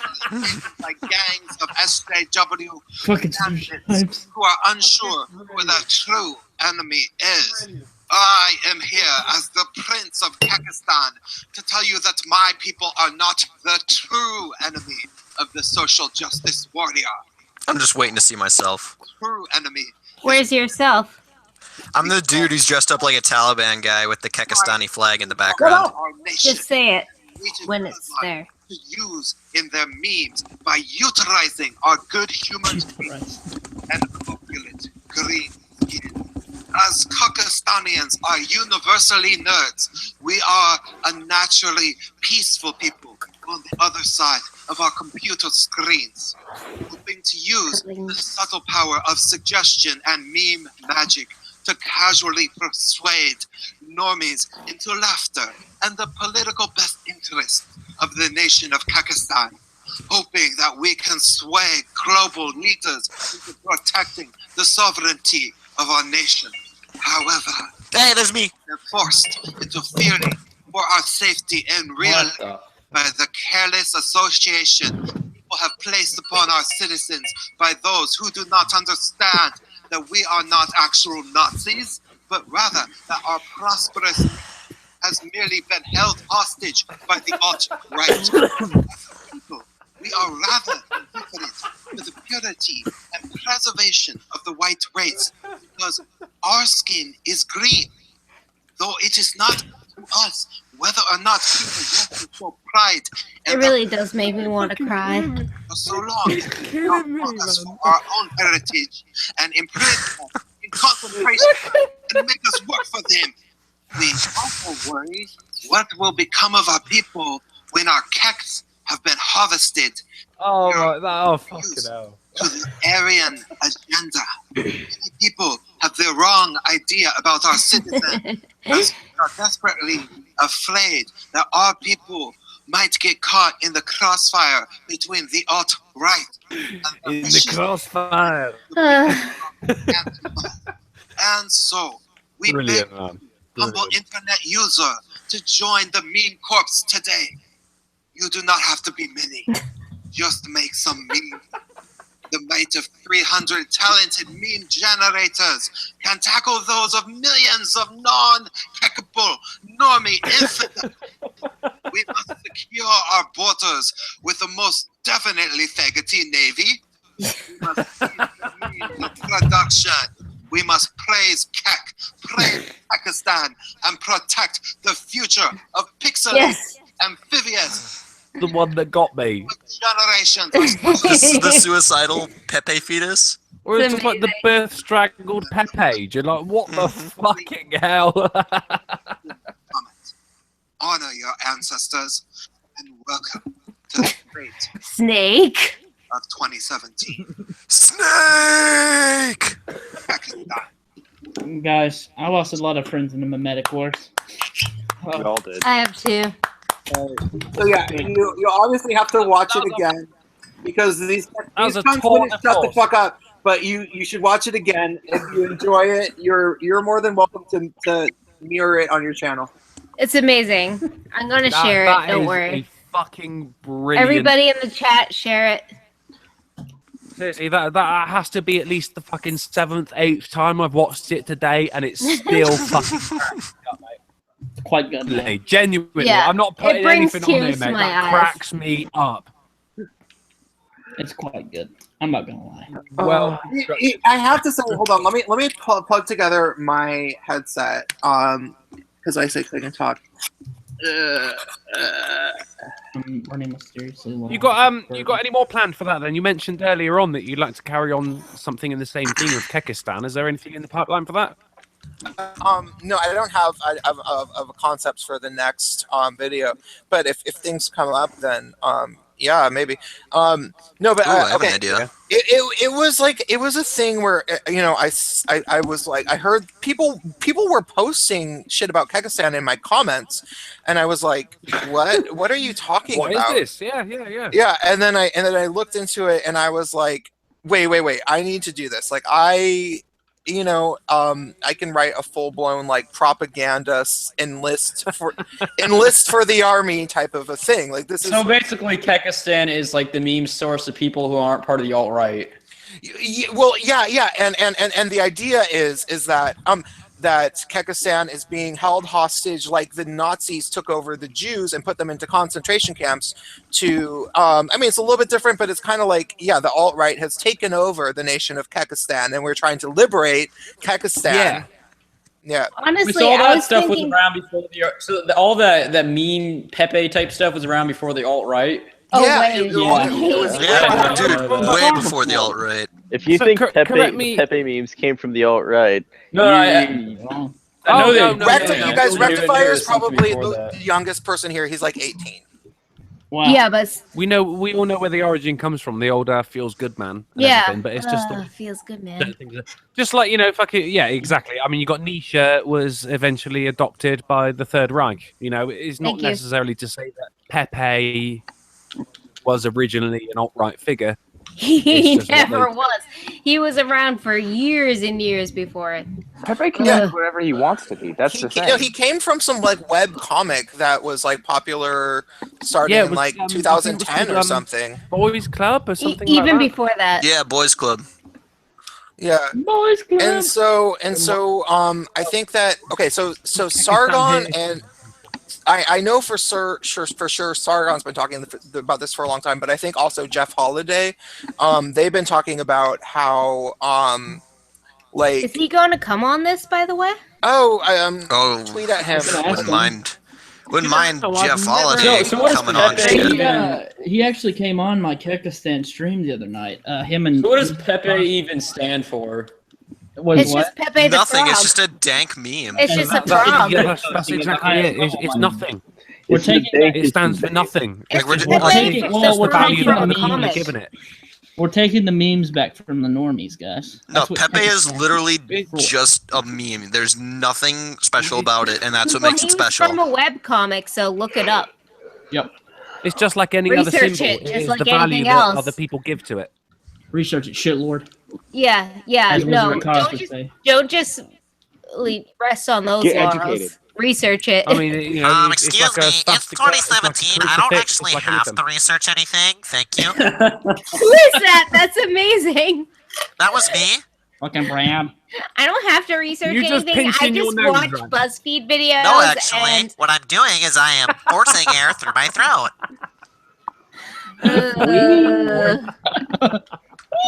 Ryan, you have a YouTube channel? Really good. Where's my I do not. You really need one because I would I definitely just- subscribe. I just fucking mooch off of Prince. Ugh. I'm a fucking social leech. Social. To be honest, that's what. I think Honestly, that's what what we're all can you doing. do? Like, I'm kind of like in the same vein on YouTube. I have like 11 fucking videos, and I can't find the motivation to do anything I feel passionate enough about. Oh, sweetheart, you and me, we should just make shit posting videos. Let's do it. I will do it 100%. All you have to do is Yeah. sit in front of the camera and you get 10,000 subs and I you're a started a girl. long time ago as an investigative journalist, and I've ended up as a memes arms dealer. That's what happens. You go in with integrity, and then it just... How long? With No. 11 videos, how long have you had your channel? Who? Videos. Me? I've had my channel There's since no one else here with 11 2011. videos. And I started with vape channels because obviously I vape. Ah, And, fucking I vape. had my Vape vape next, out, bro. and I'm like there. that got me like the views. And I was a YouTube partner like before it was even a thing. And then I just stopped making videos. 'Cause I had a lot of health shit going on, and now I'm disabled, and like I just been like, it's a fucking There, freak Day. show. It's a wreck. It's Day, a fucking wreck. check the hangout chat. Just that's me on fucking Twatter. I'm gonna follow you too. Which one? Oh, he's on Twatter. He's on the mobile. I'm on the Twatter. He's also on What's mobile your link. I don't see it. I just see I'll the put last it- thing hang I on, see I'll- is I'll Pepe put it- is for Pepe. I'll put it In the hangout chat, right? Well, if you go back over to the actual the YouTube page right now, yeah, you've it's in the still side got chat. some fucking Pepe Okay, I Nazi see it now. shit playing. I see it. I see it. I see it. Yeah. I will add you. Yeah. Hit me up. We'll make some dank shit posts. Oh shit! Oh, it's getting I'm dank. down for that. I'm so down. Down Okay. to post some shit. Yeah. I'll tell you what, Man. there, guys. I've had a whale of a time with you guys tonight. I'd be up for working with all of you if you'd have me. I'll tell you what, man. I fucking take you down the pub. Have a right good time with you. Hello, maybe not everybody. Drunkle, don't be like that, baby. Drunkle. Whenever. Oh, don't worry about that, mate. I'll never be like that. Don't worry about me. If any of you want to ever come to Politified, you're more than welcome. Just say that. I'd be down. I would love to. I would love to. Just to do anything with you guys again would be brilliant. I've had a brilliant time tonight.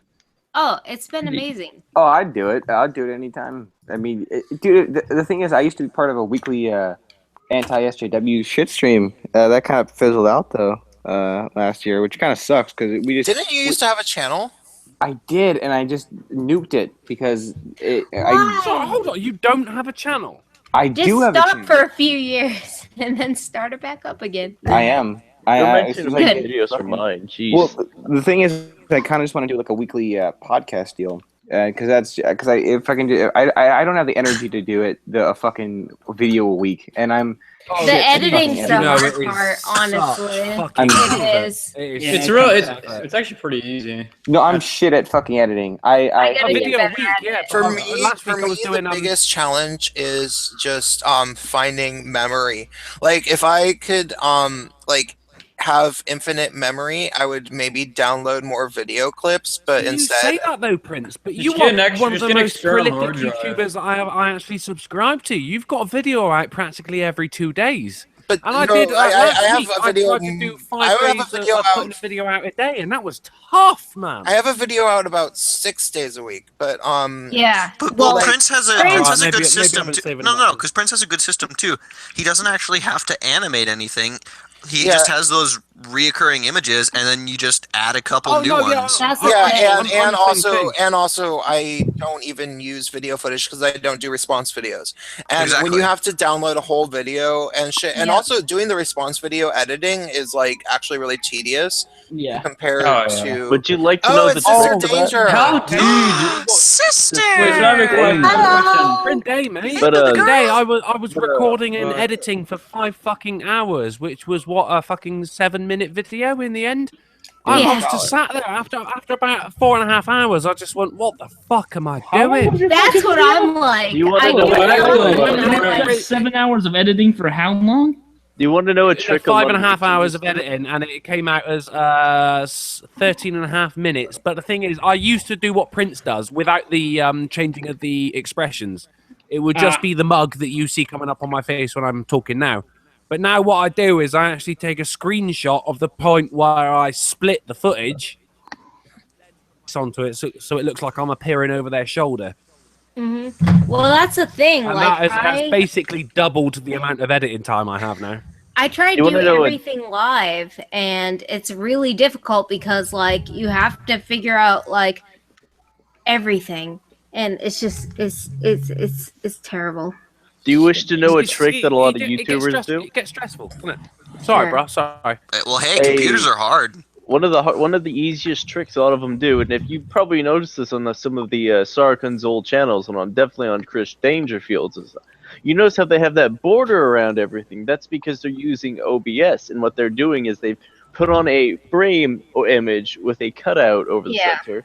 And alpha. I know that, but like I have a different, I guess, sort of vision. Wait, are you talking about response videos? Yeah, what they do is they. No, I'm just talking about videos in general. I don't know No, I was that talking because about the other guy. I was talking about Sargon. fucking 4 weeks ago, I was using Windows Media Maker. Windows Movie Maker to make all of my fucking videos, and it's seriously only been about the past 7 videos which haven't been done in WMM. Oh yeah, Movie Maker. I mean, all of these fucking techniques and like, everything on top of that, I can't fucking handle. I have way too high expectations. I really feel like that's what's holding me back because I'm a perfectionist, so like I want everything to be perfection, and if I don't like put a ton of, thought into it, I can have a thought into it. That's fine, but if I have like the visuals to go along with it, because I feel like that's like what makes me different, I guess, because like I'm a girl with I don't know. There's echo. I appreciate You that, guys- but I mean, that kind of difference Wait, can only take you so far, really. So who was the dude that was talking about the OBS shit? Yo, that's hearsay. Yeah. So what were you talking about with What that? Like, what you they do do? is when you get OBS, the open broadcast software, is you get a cutout. And a lot of YouTubers have used this, and you get a cutout of yourself where it has your character's image and then the framing of a picture around the entire border. What that actually hides is it hides the YouTube progress bar and all the YouTube stuff, so you can have it on your YouTube page, have the recording software actually just watching the Google page or the Chrome page, and just be playing the video and then pausing it every so often to do the spiel, as it were. Well, that's the thing. I know how to do all that, but I like to do like live action shit. So I didn't. It gets a little. So they actually literally sit there and pause it. Because what I do is I just put the video up on my video editor, and then I'll split it right when I'm going to respond to their point. And then in my voice recorder app, I just say what I'm going to say. They used to do it that way. I don't know if they've changed it, but I noticed Sargon does that for his quick responses. That's the thing. I think I haven't found my niche yet because like I want to do skits and stuff because like I have like really funny ideas, but there's so much effort. Like I have all these grand ideas that like make perfect sense, but when I go to utilize them, I'm like, do I want to do this right now? No, I want to play Resident Evil 7. Well, I mean, like, no, if you get like yourself and then like me and Drunkle, you basically have like 15 voices for a skit. Yeah. Well, that's why I like live streaming because like I can just get on here and like I don't have to think about it and I can just be on a live stream. It's all stream of conscious. That's why I like doing That's stuff. what I like too. I hate scripting shit. Yeah, it becomes I'm so a writer. forced. I'm a writer, but I hate looking at shit when I'm talking because it just sounds robotic. It doesn't feel natural.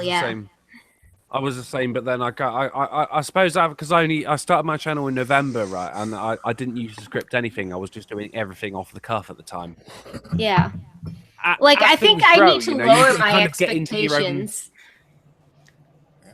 Yeah, possibly. Yeah, that might be what it is. You go, actually, maybe I'm not so good at that. I'm just need to smoke a doober and chill out, broham. Like I feel that is exactly what I do before I start recording. I feel like with my female privilege, I could just do whatever and let it go on from there, and then get expectations. But like I'm like the bar is way too high. I think I need to record a few more videos when I'm at least sort of drunk. Considering how the last one, the Kekistan video, came out, and I was drunk then. Great. Yeah, I'd like that, Prince. I'd like you to do more videos drunk, but you just got to be wary of fucking Still make your informative formula. ones drunk. Yeah, it depends. It depends. I made one for Sinatra's channel, and his the one there I did kind of drunk, but it was a ranty one anyway. Like it was like about how feminists don't speak for the gay male community, and so it kind of worked for that. But yeah. Hey, Prince, say happy birthday. Thank you. Happy birthday, Prince! Happy birthday! Excuse me, it's technically not your birthday anymore. It is Brian. You're living on the West Coast. In West Coast, it is. You dumbass. Meantime, at the very least. Even if it's West Coast, it is 12:08, which makes it No, it's not. Friday. It's not West Coast, mate. We're going off of You fucking forgot about Mountain KMT Time, right you now. bitch. Meantime. East Coast, Beast GMT Coast. is retarded. I just realized Silence that infidels. I was literally with my mom at the moment in the day that I was born today. How do you memorize that shit? Like your parents actually keep track of what time? No, I you're looked it fucking up a born? few years ago. I was born at 3 p.m. in the day. I was born at 2 minutes after 3. Yeah, I think it was like 3:05 p.m. and I was with my mom then. So. How do they count exactly what minute? It's like as soon as your head pops out the pussy. They like record it. I'm not sure. Question. I used to use that against my mother when I was very, very little. She'd be like, right, it's 8 o'clock, you're going to bed. And I go, oh, come on, Mum, I was born at 8 minutes past 10 at night. I was allowed up later when I was a baby. Hey, it so never do you worked. guys Never worked. use like any specific like editing software? Because I've been stuck to like Windows Movie Maker and it fucking blows. Dude, I'll tell you what. If you're willing to pay, hold up. If you're willing to pay for one, Wondershare Filmora is a good one. It's not too hard. I mean, it's not too hard, but it's also not super easy and limited like Windows Movie Maker is. I am a man who likes many things, and the things that I like are very expensive. Computer programs I like are very expensive too. I've started off with Use Windows Premiere.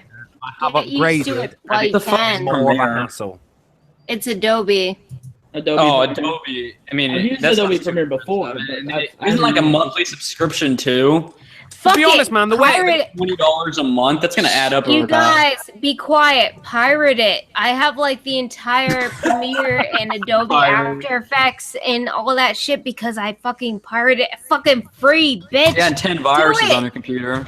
No, In my I have opinion, none. I have It's none. not like she pirated it from the deep web or some shit, going on tour. I didn't It doesn't do that. matter what editing software you've got. It matters about your content. You can, if you've It got really good content, does, you can ultimately. whack Well, it's out not with that. I Windows want Movie to- Maker and True. you will get Well, I subscribers. can't It doesn't overlay- fucking matter. I can't Trust overlay. me, I've done Well, it. actually, in with Windows Movie Movie Maker, you can't put in an audio clip and then add over that the video clip. Yeah, that's what I'm trying to say. I can't overlay my sounds you'd that I be able want. to if then you download Audacity and then create an audio clip over another audio clip and then import it into Windows Movie Are you Maker. on Mac or PC?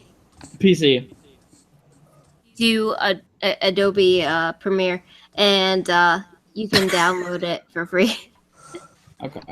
To be honest, I'm as terrible. I said, it Guys, doesn't matter, I'm man. not- Look, if it is all just one picture of you and you've got the content, it won't fucking matter. People don't go for the visuals, mate. They go for the content. It's more of like the audio Most quality. people, when they're watching your video, they're listening to it. They're not even watching the screen. That's Yeah, exactly The majority of the they just videos want I the listen content. to, I'm listening to while I'm driving, or Well, I make a lot of Yeah, people say that about my videos actually a lot. They're like, "Yeah, I like your videos because I can like do laundry to them." Yeah. And that's I made a lot of. I spent all that time making a different fucking expression, you cunt. And you were Well, a lot of my ironing videos, your a lot of my shirts videos at are night, just you know what I mean? podcasts. They're like weekly podcasts, but I also have some response videos to certain people, and I That's like the thing. and I'm about to make an expose with a certain larger than me YouTuber named certain Wizard of Cause. But If you want to be professional, yeah, I just want to be a little bit Adobe more- Premiere. Yeah, That's all I can say. If you don't want to pay for it, torrent it. But if you want to pay for it, pay for it. Actually, in that respect, you can. Currently, I'm using VideoPad. I have bought it, but I'm waiting for my new laptop before I use the actual product key. But you can keep downloading the demo, and it will allow you one export. So where do you torrent it from? What website? Hold on. Let me ask my boyfriend. Hey, Reed. Pirate Bay! Hold on. I'm going to text him because he's in the other room. You gotta text him because he's in the other room.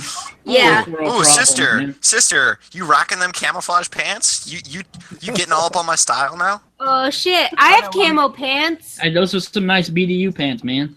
Are these bitches so thirsty they be hating and trying to steal my swagger? Guy, I've never seen. That's not thirsty. Kill yourself. I just don't think that a chick in camo pants can steal it. Just wondering. I've never seen her dressed like that at all. When she goes out in person, she like dresses up like a Toys R Us girls aisle. Like she It's a fucking rainbow. You know, she's taking notes. She's taking notes from me. She's like you wear a camouflage, real-life you can pick up Rainbow anybody. Bright. It's like yeah, precisely. It's I like would it's love like it a if I could thing. Like dress like a she Disney goes to princess little every girls. day. You can hire Sister Danger to go to your little girl's birthday party, and she'll read. That sounds like a stripper. Yeah, well, she'll like read them stories and shit. I guess like some shit like that. Like, what do you do at the girls' parties? Well, I. That sounds badass. I want to hire you to come over and read stories to my family. Parties, and I usually do a meet and greet story time. They get to get their fairy name. I do a winging ceremony. I will usually bring some kind of a party favor to give out to all of the kids. Maybe we'll bring like a small magic spell. Cool shit, dude. How long does it take altogether? To do well, like including how long does it take me to get ready and dressed up? Basically a party. Just basically a party. You know, the actual showmanship behind it. How long does that take? People usually hire me from anywhere between like an hour to a couple of hours. Really? Because I mean, for a fucking half the price, I can get them to play What's in My Pocket. But no, because her car, and I imagine, I'm just guessing because she's picked me up in her car, which is a truck that has eyelashes on the headlights. Oh my god! No way! You bought those? You bought those for your truck? I was in a parade a couple of years ago, and I turned it into a unicorn. So we put the eyelashes on the headlights, and then I DIY kind of cosplayed my car into like I made this unicorn horn that went on the top of the windshield where the rear view mirror is, but it stuck out, and I put a suction on it so it would stick there, and I made a tail to come out the back, and I made these two ears that stuck No, up you should on have. the You should have done an idiocracy and just gotten the biggest fucking suction cup dildo and just stuck it to your hood. What I'm curious about is, good idea. Do you ever? An hour later, that horn killed a guy. Do you ever show up to parties and there's little girls that are actually convinced that you're like a fairy princess or something? That's the whole idea. No, but like a fairy princess. they fully believe, like they fully believe it, like Santa Claus, like they actually fully believe it. I actually I used to have a friend who they did do. this business too. They refer to me as Fairy Princess Lolly. That's my name. Are you implying that she's not a fairy princess, Prince? That's really nice, though, isn't it? Because you get to stand there for a couple of hours and go, "Oh, I'm a fairy princess," you know. Well, here's the thing you have to understand about me is I have not been somebody that people mostly want around their children for a very long time. Oh, that's fucking creepy. No, and it's not because I'm you know like not good with kids because I'm actually really good with kids. Good with them. That's all Yeah, it is actually kind of like that.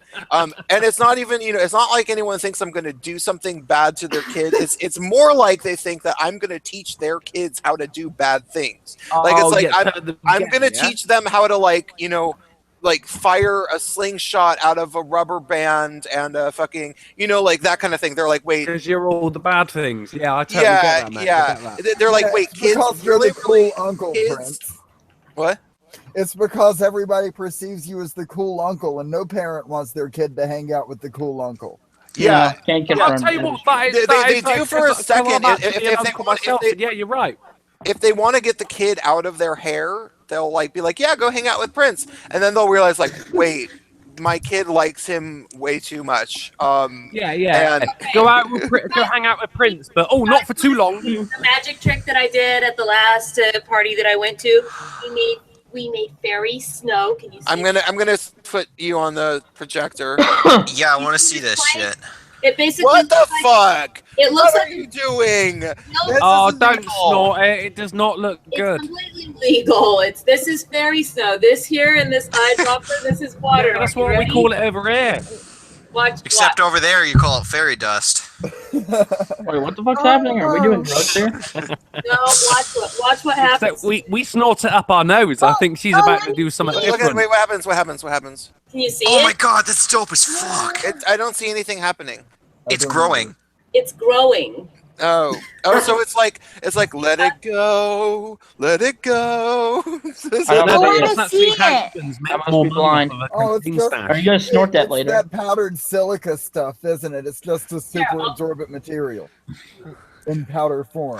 Oh, you know what we should do? We should get Sister to give us our fairy names. Oh yeah. I would love a fairy name. I actually still don't have a fucking radical fairy name. I don't. Radical fairy name. I actually kept making myself like fake radical fairy names just to fuck with them, and What is a radical fairy name? Well, okay, so there's this gay subculture of like commune land, like, and they're like hippies, and they all have like really stupid names that are usually named after. Half of the radical fairy names are named after foods. Like I know someone. There's a guy named like Chickpea and a guy named Marzipan. And do you know Acorn? Yep. Acorn is a cunt. I hate Acorn. Acorn fucking sucks. He's a pathological liar. He sucks. Which Acorn With no context to this conversation, this sounds so weird. Acorn from Vancouver. Oh, okay, I'd be Acorn. The Acorn that I know lives in the Bay Area. Oh well, he might have moved, but is he in his? He's probably like mid 40s or so. No, like 60s. Oh, well, maybe. I don't know. Maybe I just underestimated his age. No, yeah, let's not talk about someone that nobody knows. Hey, Jorkle, you remember Pork Rib, right?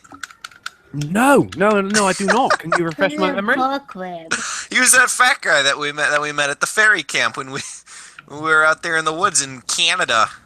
Dude, I don't even remember you. How am I meant to remember? I'm making a joke about fucking radical fairy names. Yeah, I got him. I know exactly what you meant as well. His name was Rob, and I'm actually friends with his cousin Susie from down the docks. Wait, Pork Rib is an actual person? I hope so. That are the fairy dice, and the kids roll the fairy dice to get their own fairy names. So I'm sorry, I don't actually do the naming. But once you have your fairy name, I can certify you. I would like the dice and roll for me with my fairy name. Can I get a leprechaun name? That'd be great. No, fuck leprechauns. Get out of here. Of course, you can get a leprechaun. Oh, get out of here! Do we have to roll 3d6? Hey, don't. Hey. 3d6. We potato people are. If I get given a really pussy fairy name, can I like appeal the decision? All those are my magic ones right there. Like. Oh my god! I like those. It's a gigantic collection. Have you ever done anything that has Hold on, Prince. I like how, like, within the last hour, this conversation has gone from all of the guys showing off their firearms. We are an equal opportunity group, you guys. The fairy names, fucking hell. My fairy wand is made out of steel and wood. I know, right? Same here. Man, we are the true. Wait, I have a good question. I have a good question for Sister. Sister, I imagine this has come up once or twice, and there's a few good stories about this. Have you ever done anything funny that has made little girls cry? Made little kids cry. Like some accidental thing that some little girl got bent out of shape about. If she doesn't have an answer, I'd like to answer it. The only time that anything like that may have happened is if they witness my character get wounded, because sometimes when I'm at events, there are other characters that I play off of, and sometimes we'll do things like have a fairy goblin battle or something like that. And so little kids see somebody and they truly believe that person is harming me. Like little kids have kind of cried about that before because they. But then that's more the interaction of another character, isn't it? Than you being the character you're portraying. That's more the interaction, isn't it, with another character than the character you were actually portraying. So I mean, that's not something that the onus isn't necessarily on you there. Years ago, like I was doing a photo, like a Santa, because I have a Yuletide outfit that's for taking Christmas pictures with. Oh, I and bet you know, every fucking now did. and again when you do something like that, That was really creepy. Oh, I Christ, bet Drunkle. you fucking do. Oh, fucking, I get you. Let me take it off. Toxic masculinity. I'm gonna give you £5 to take it all off right now. I'm gonna be Santa Claus and empty my sack in your bed. I hate to do this to you, Queens, but I have to bid everyone adieu because it is. Adieu. See you, man. It's cool, baby. We don't have to Only, fight. only Adieu. you can do the entire Sound of Music song where they bid everybody adieu. Can we sing? No, so long, farewell, auf Wiedersehen, good night.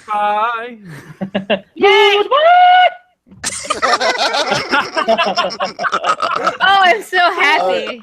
Happy birthday, Oh, well Prince of done. Queens. Thank you. Thank you. Good to have you on, buddy. See you. See you. Thanks for having me. You, And whoever nice that to meet was. all of you guys.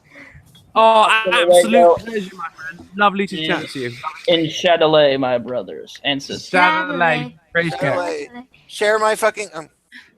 Nope. Bye. Too late. Wait. What? So you, I had a really funny.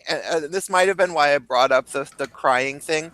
So my mom has taught every level of education, including preschool. And one time when I was probably about like 12, she had me go with her to her Halloween, or like I think it must have been Halloween. So hold up, Prince. Quick question. When she was teaching every level of education, was that kind of with every level of education you were going through? Did you ever meet your mother on that level of education, or was it Thank completely God, separate? no. That's the way you answered tells me that was an important fucking question. Yeah, no. She never taught at the same institution that I was at. Right. Yeah. But what did happen? Sometime when I was about 12, she was teaching preschool. Of echo, you guys. Hey, Just me. Quit. I actually The have to fuck? check out because I wanted to stop in and say happy birthday to you. So. Oh wait, look, hear the story for a second. Like it's real. This is a short story. Okay. Yeah, it's just because. Okay, so I was about 12, and I went to my fucking mom's preschool for a Halloween evening celebration. How old are you then, Prince? I was 12. Okay. Oh, I bet you were. And you guys, let me tell this story. Sorry, Prince. Sorry, come on. Sorry. You're not as funny as you each other think that you are. The only people that think you're funny is each other. You guys are like two little kids cackling in the corner, and no one thinks you're funny. Okay. I may or may not be mildly buzzed, so I'm buzzed. I'm actually getting drunk now. Everyone on the stream is probably drunk. Okay, so I'm not. I'm stunned as fuck. Check for myself. Sister Danger's trying to go. Please go on. She's trying to go. So She can go. So I'm 12 years old, and I'm at this fucking Halloween thing, and so they're like, hey, do you want to like do something? And I'm like, I guess. There's like fucking 4-year-olds everywhere. I'm just gonna sit in the corner otherwise. So they're like, why don't you draw stuff on kids' faces? And that sounds so much fun. Yeah. All right. This has got really interesting. And I'm like, okay, I've never done that before. I'm not a clown, and I'm not like a magician that like draws crap on kids' faces. And they're like, it's cool, you're 12. And I'm like, what?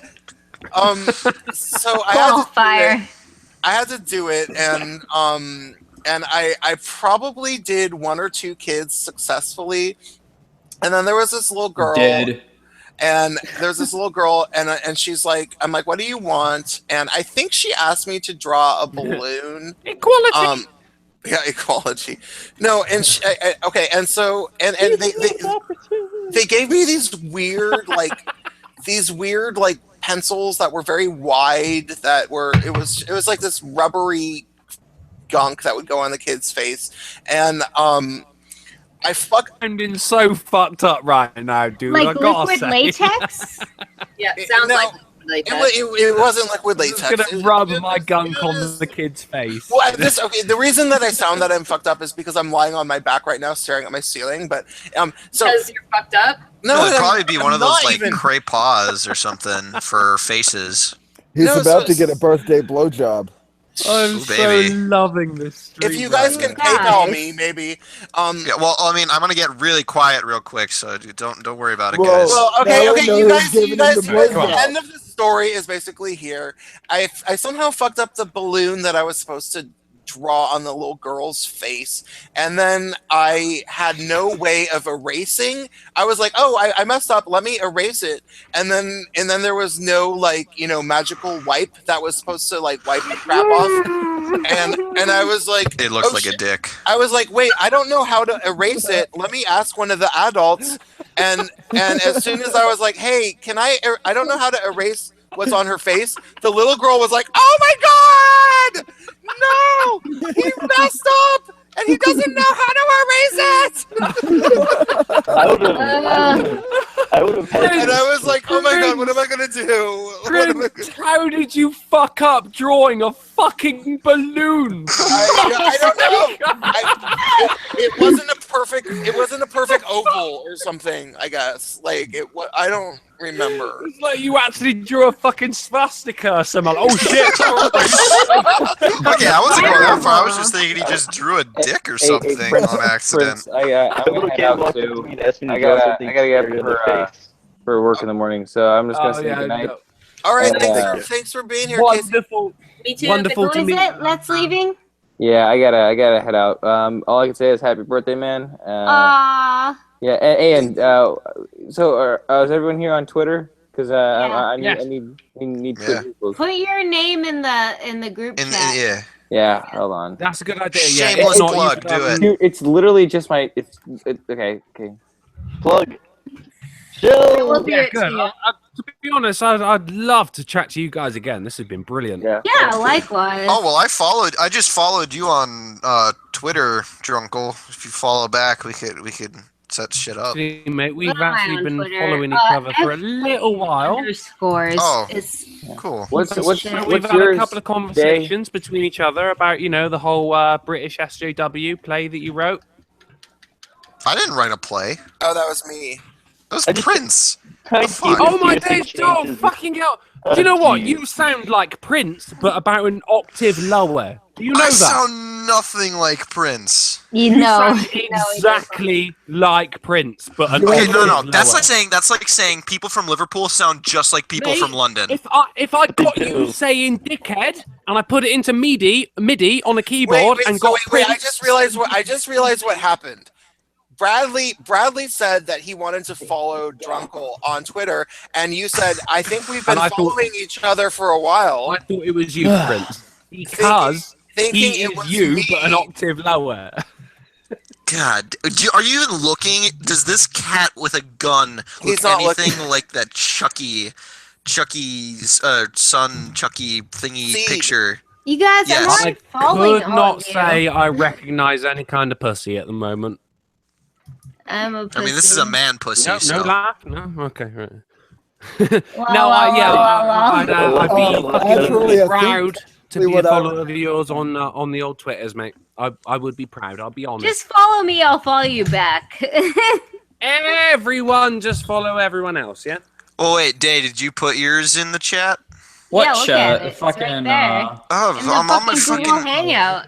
You guys, the hangout, sweetheart. I'm on my phone. You need to chill. Sweetheart. Sweetheart. Please help me. Oh, I'm this man sexually assaulted a woman. Just shut up, you fucking slag.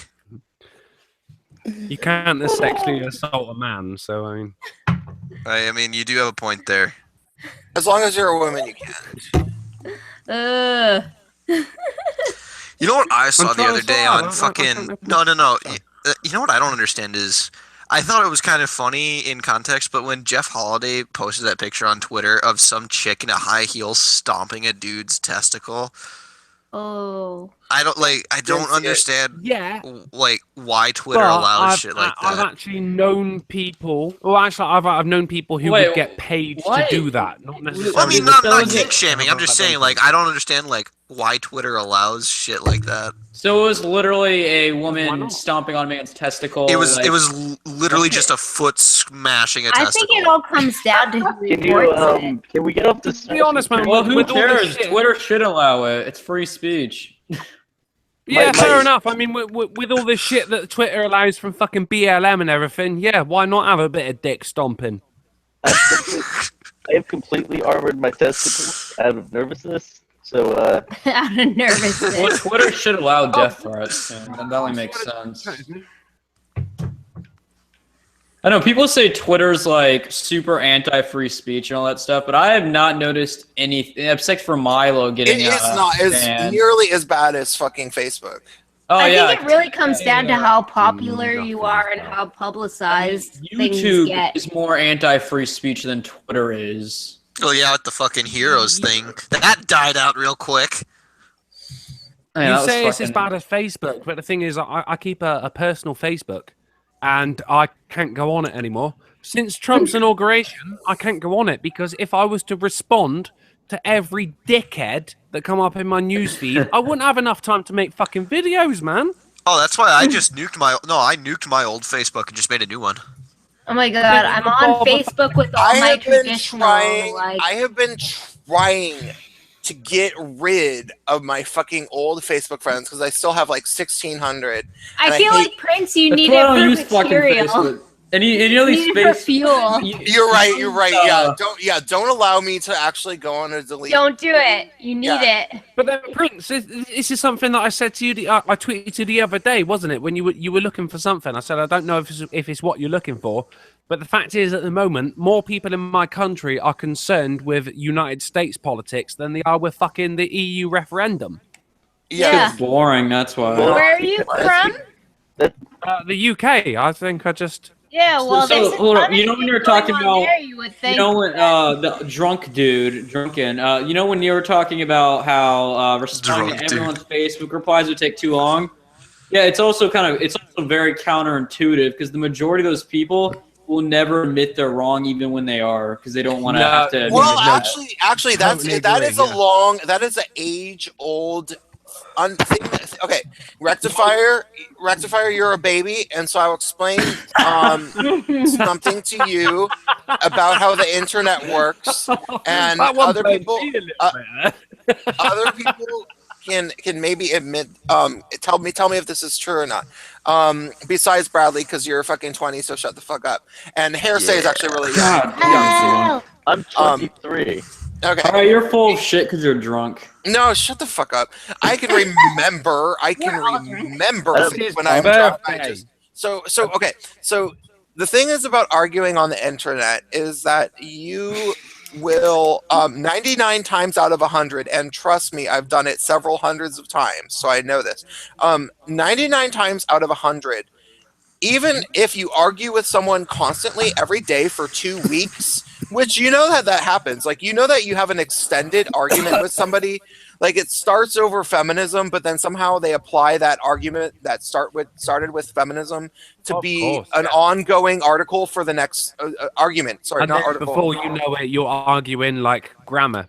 Yeah, and then you're arguing over whether you thought somebody's acceptance, like fucking coat hangers, are racist. Yeah, that only proves my point. No, coat hangers are racist because they only killed the black babies. Your point, it does appear to prove your point. But here's what happens. Here's what happens. Don't you know that the lady who set up the fucking Planned Parenthood was like a raging racist? Oh yeah, she set it up to create black genocide. Yeah. No. Henceforth, coat hangers are racist. And it looks like the thing is, we don't actually take that seriously, do we? That's the thing. No one actually listens to that and takes that seriously. Whereas what Prince is saying right now, we are all probably, if not going to take seriously, but at least listen to. Yeah. So okay. So what you have to do is you have to you keep arguing with these people because you have to. In person, it's very rare when somebody will just admit that they're wrong and say, "Hey, I'm sorry," blah blah blah. You know, that happens. That happens maybe 1 out of every 20 times with your real friends. Most people, usually, if you get in an argument, you know, you leave and people. You don't see each other for a month, and then you come back together and you say, "Hey," and then you both apologize to each other, and that's what you do with your real friends. Well, with the internet, you argue with somebody, you get in a good 50 to 100 exchanges with this person, and you argue and argue. You know, you disagree with each other on Facebook over and over and over and over. Do you think that might be? Are you talking about someone who you are friends with, who you've met, or someone who you are friends with? Anyone. Because I reckon if you've not ever met them, then of course that grudge is going to last a lot longer. Do you know It what I does. mean? Yeah, it does. You're right. You're right about that. It does last longer if you've never met the person before. But even people that you've met, you'll do this shit. Well, if you haven't seen them for a while, it's more likely. But what happens is, but what you have to do is you have to make sure that you win 98% or more out of those arguments, and then when you win 98%, I love it when it gets into maths.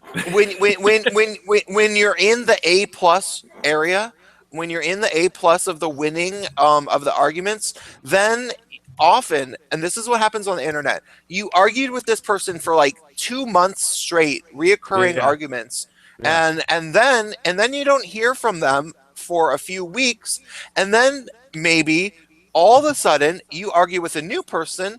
They pop back into your life to argue. No, hear me out. You argue with a new person, and your friend that you were just arguing with 3 weeks ago pops back into your life to argue on your side against the new person. And you're like, and you're like, what is happening? And then occasionally that person sends you a message saying, "Hey, I'm glad that we're on the same team. That guy's an idiot." And you say to them, "Hey, 3 weeks ago we were having the same argument that we just joined up on to beat that guy in." And they say, "Yeah, well, I realized you were right." And that's all they say. They say, "Yeah, I kind of realized you were right." And it takes months for you to get just that, and that's the only satisfaction you will ever get, is them sending you a message saying, "Well, yeah, I kind of realized you were right." But it does come occasionally, but you have to be persistent. You have to let that internet argument happen for months. And that's just too much effort for not enough gain. Hold up. Let me just clarify. And I just want to get this straight. Are we talking about internet friends or real friends? Well, for me, it's a combination of both, and it has been for a very long time. But I mean, is there no differentiation? Because you've got real friends that you've met and you've known for a long time, and you've actually had Dude, I have been on the internet constantly for over 20 years. But there's online experiences and there's real life experiences, aren't there? And real life experiences do mean a lot more. So I feel like if you have an online, but I have a very, very, very big overlap in the people that I've known in person and the people that are my internet friends, and I've gotten in gigantic arguments that have been extended for months with people I've known in person for a long time. Day wants to say something. Oh, I was just saying I'm in a very similar situation as you, where on my Facebook I'm friends with everybody who I was friends with when I was younger has turned into an SJW, and they know me. And so when I say, actual logical things, it holds a certain sway with them because they understand that I have always been on the same plane as them, but I've diverged in this certain direction. So yes, IRL, it does hold a certain sway if they actually know you and they understand, deep down. But on the internet, sometimes it takes, their own personal realizations to understand that you've been, right all along. Yeah, I get where you're coming from. I think, in which case, then, if I could, no, I totally get where you're coming from. Day? It was Day, wasn't it? Yeah. Hey, if I can break in for a minute, I'm getting ready to go to bed, but Prince, happy birthday. I'll talk to you later, okay? Thanks, Lyra. It was nice talking to everyone here. Likewise. Oh, man. Add you to the chat if you haven't already. Make sure, Yeah, make sure you put up your handle. Yeah. We will all be in contact. Yeah, I don't really do Twitter, but if you're connected to Prince on Facebook at all, that's really the easiest way to get a hold of me online right now. Oh, And hopefully we'll be soon. everybody, I'm on Facebook as at Mr. Don't dox yourself. No, I'm not dumb. I have a fucking Okay. fan page. I have a fan page. Good, It's good. it's at Mr. Prince of Queens, and Lyra probably is sub to it. So I'm I not will sure. be in a minute. Whoa, why did I just lose like fucking? But I'll talk to you guys later, okay? I lost 4 subs really quickly. Fuck that. Probably the stream's boring. Seriously, right? Last week I lost 35 in the space of a minute. Oh, it's so fucking insane. YouTube I algorithm. lost 500 algorithm. the other week. Fucking days. Cuckerberg. 4 fucking days. I lost 500 I swear to God, there's- last month for criticizing Donald Trump. I'm not even kidding you. I swear to God, there's like a fucking there's a gigantic algorithm, and they enter certain words into it, and they must have entered in Kekistan, and then I lost 4 algorithms. Well, wait, real quick, can we go back to the whole friend thing and like dealing with shit? I can understand day. Oh, whoops. Oh, sorry. I can understand day where. Mate, it's your birthday, Carol. I swear to God, I'm gonna fly over there and shiv you with a fucking toothbrush. Shiv us. Not you, Day. I like you. I'm just gonna shiv Drunkle. Oh my God. Whoa, what did I do? You're being a cunt. Sexist. Hashtag not double in standards. I might have interrupted you, but I interrupted you to say sorry. I feel like everyone's been very polite. Anyways, as I was saying, no, Day, I can see where you're coming from with your friends from a very long time, and you want to make sure you keep those connections and all that, and make sure everyone understands. There are But people complete opposite of me that I've been able yeah. like we hate each other, but we're able to come together somehow. Right. Well, and I have a couple friends like that too. But Oh, I can't my fucking thing do is that. no. Shut up. My thing is with people that you know, and they just won't let it go, or they won't let you have your idea or anything. What's the point of keeping them as a friend if they're just going to harp on you every chance? Well, that's the thing. Because for me, I have probably 3 friends from when I was very young that I'm still in contact with, and the rest are people that I met in high school or out of high school and are very much older than me. Yeah, I used to have a lot of real life friends from my own local. I still have real life friends from out of state, but my local area. And then as soon as this election came up, they would never shut the fuck up about Donald Trump. And I said, I don't want to talk about politics with you because you know nothing. And then I just stopped being friends with them because they would never shut up about it. Well, that's the thing. I feel like if you They're a have bunch of friends idiots, too. who have different political ideology than you, it's a constant push-pull with them. Well, no, it's not. It depends if they're outspoken about it and they never shut up about it. That's Oh one thing. God. But Dude, I have most of so my many friends, I have a lot of outspoken friends who friends. I have some friends who are fucking communists, but we just don't talk about it since we already know we disagree. Well, that's the thing. I argue with an anarchist on a daily basis, and I'm not joking. But then at the same time, you just go like, right, if it's going to be like your case and my case, and as you said, May, just computer games instead. Well, it's not even like I don't want to talk about politics. I enjoy talking about politics a lot. Like I get a lot of enjoyment out of it.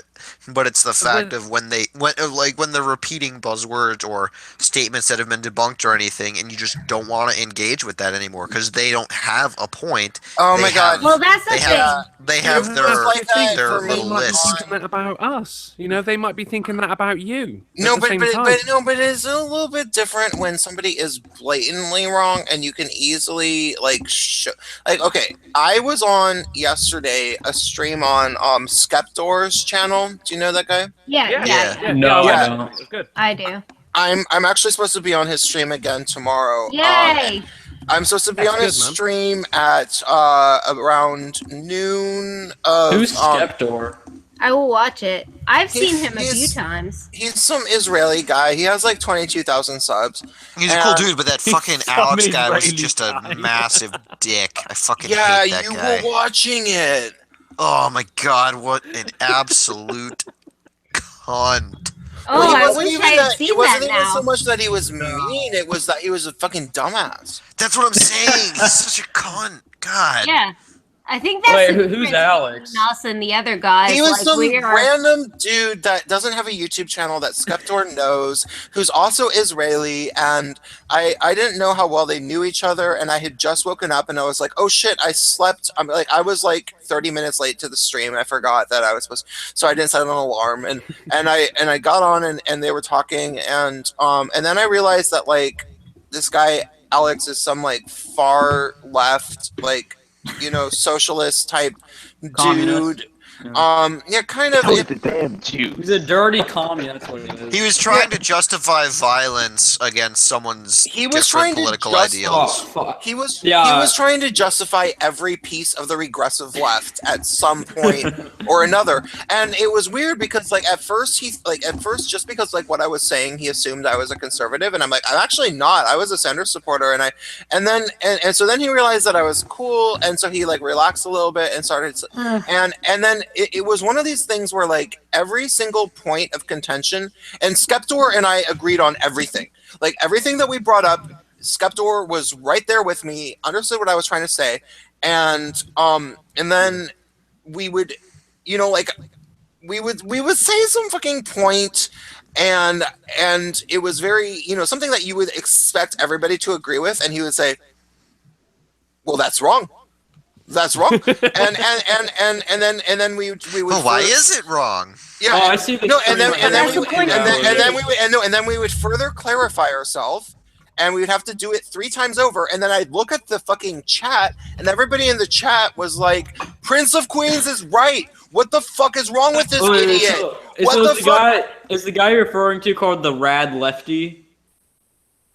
No, he was Alex the Rad. Yeah, I see. Because I'm looking at the video from Skeptor. Yeah, I recognize the dude's profile picture. I'm fucking Rad Brad over here. Well, that's the thing. I don't think he's like a bad person, but he was not. He's an idiot. It sounds like he's a fucking idiot. Was he one of those guys justifying? Was he one of those guys that justifies why we shouldn't have free speech? Well, that is I don't know if it got that far. No, it never got that far. But he was trying to defend the Antifa who punched Richard Spencer. Fuck you, hypocrites. And he carried on a long argument. I stopped talking there was like a 10-minute period where I didn't even talk because he was arguing with Skeptor and he was just saying dumb shit. And then they ended up arguing over like tribalism. Oh, it was okay. Oh yeah, we got the fucking tribalism. No, this is funny. This is actually really funny. So we were talking about Muslim immigration and like, is it cool for Muslims? And he was like, well, they should be able to immigrate, and he was like, you shouldn't punish them by not letting them into your country, and people were like, but that's not. Skeptor and I was like, but that's not a punishment. Like, someone's desperate to be needing to go to someone else's country. You need to be able to assimilate into that country, which you are welcome to. Well, and then the other thing too is it's not even a ban. And here's the thing, Steven Crowder actually clarified it very well. It's like when you're in school and you get suspended. It's different than being expelled. You come back when you're done being suspended. Right? But even more so than that is that like it's not a fucking punishment to not allow someone into your country because they have no right to be in your. You do not owe them that. They don't even have rights under the Constitution. They're it's a fucking okay. Wait. So you guys, I want to explain how this argument happened. So first we said that, and it's like, look, they are not entitled to come into a country, and then the guy said that borders were bullshit or something, and then so then we started arguing about that for a second, and then they started arguing about why do borders exist, and I was like, and so then at that point I was like, I'm not even interested in talking about why borders exist. Like I don't want to. I was like, okay, I just woke up. I'm gonna like wipe the crud out of my eyes for a second.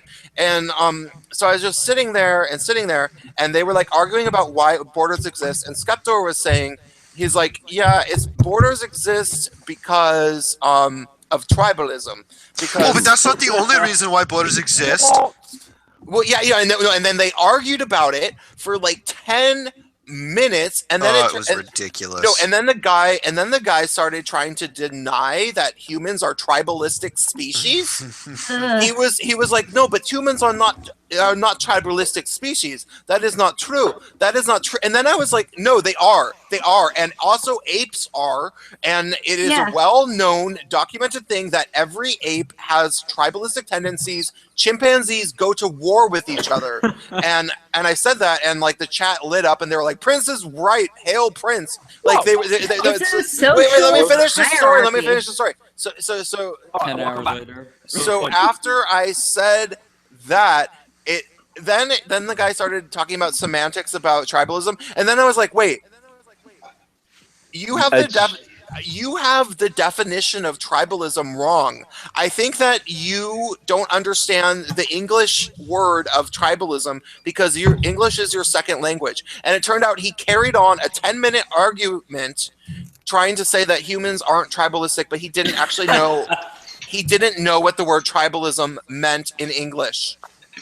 Yeah, well, but he was willing to argue about it on a live stream. No, like the easiest way to flip that. The easiest way to flip that conversation is just to say, okay, if humans aren't tribalistic, how come we all don't have the same culture, we all don't speak the same language, and we all don't look exactly the same? No, you want to know the easier way to flip that? You want to know the easiest way to flip that? You say, okay, you're Israeli, yes, yes. You're a Jew, right? Yes. You're actually banned from entering all of the surrounding countries and the entirety of the Middle East by every Muslim country because you're a Jew.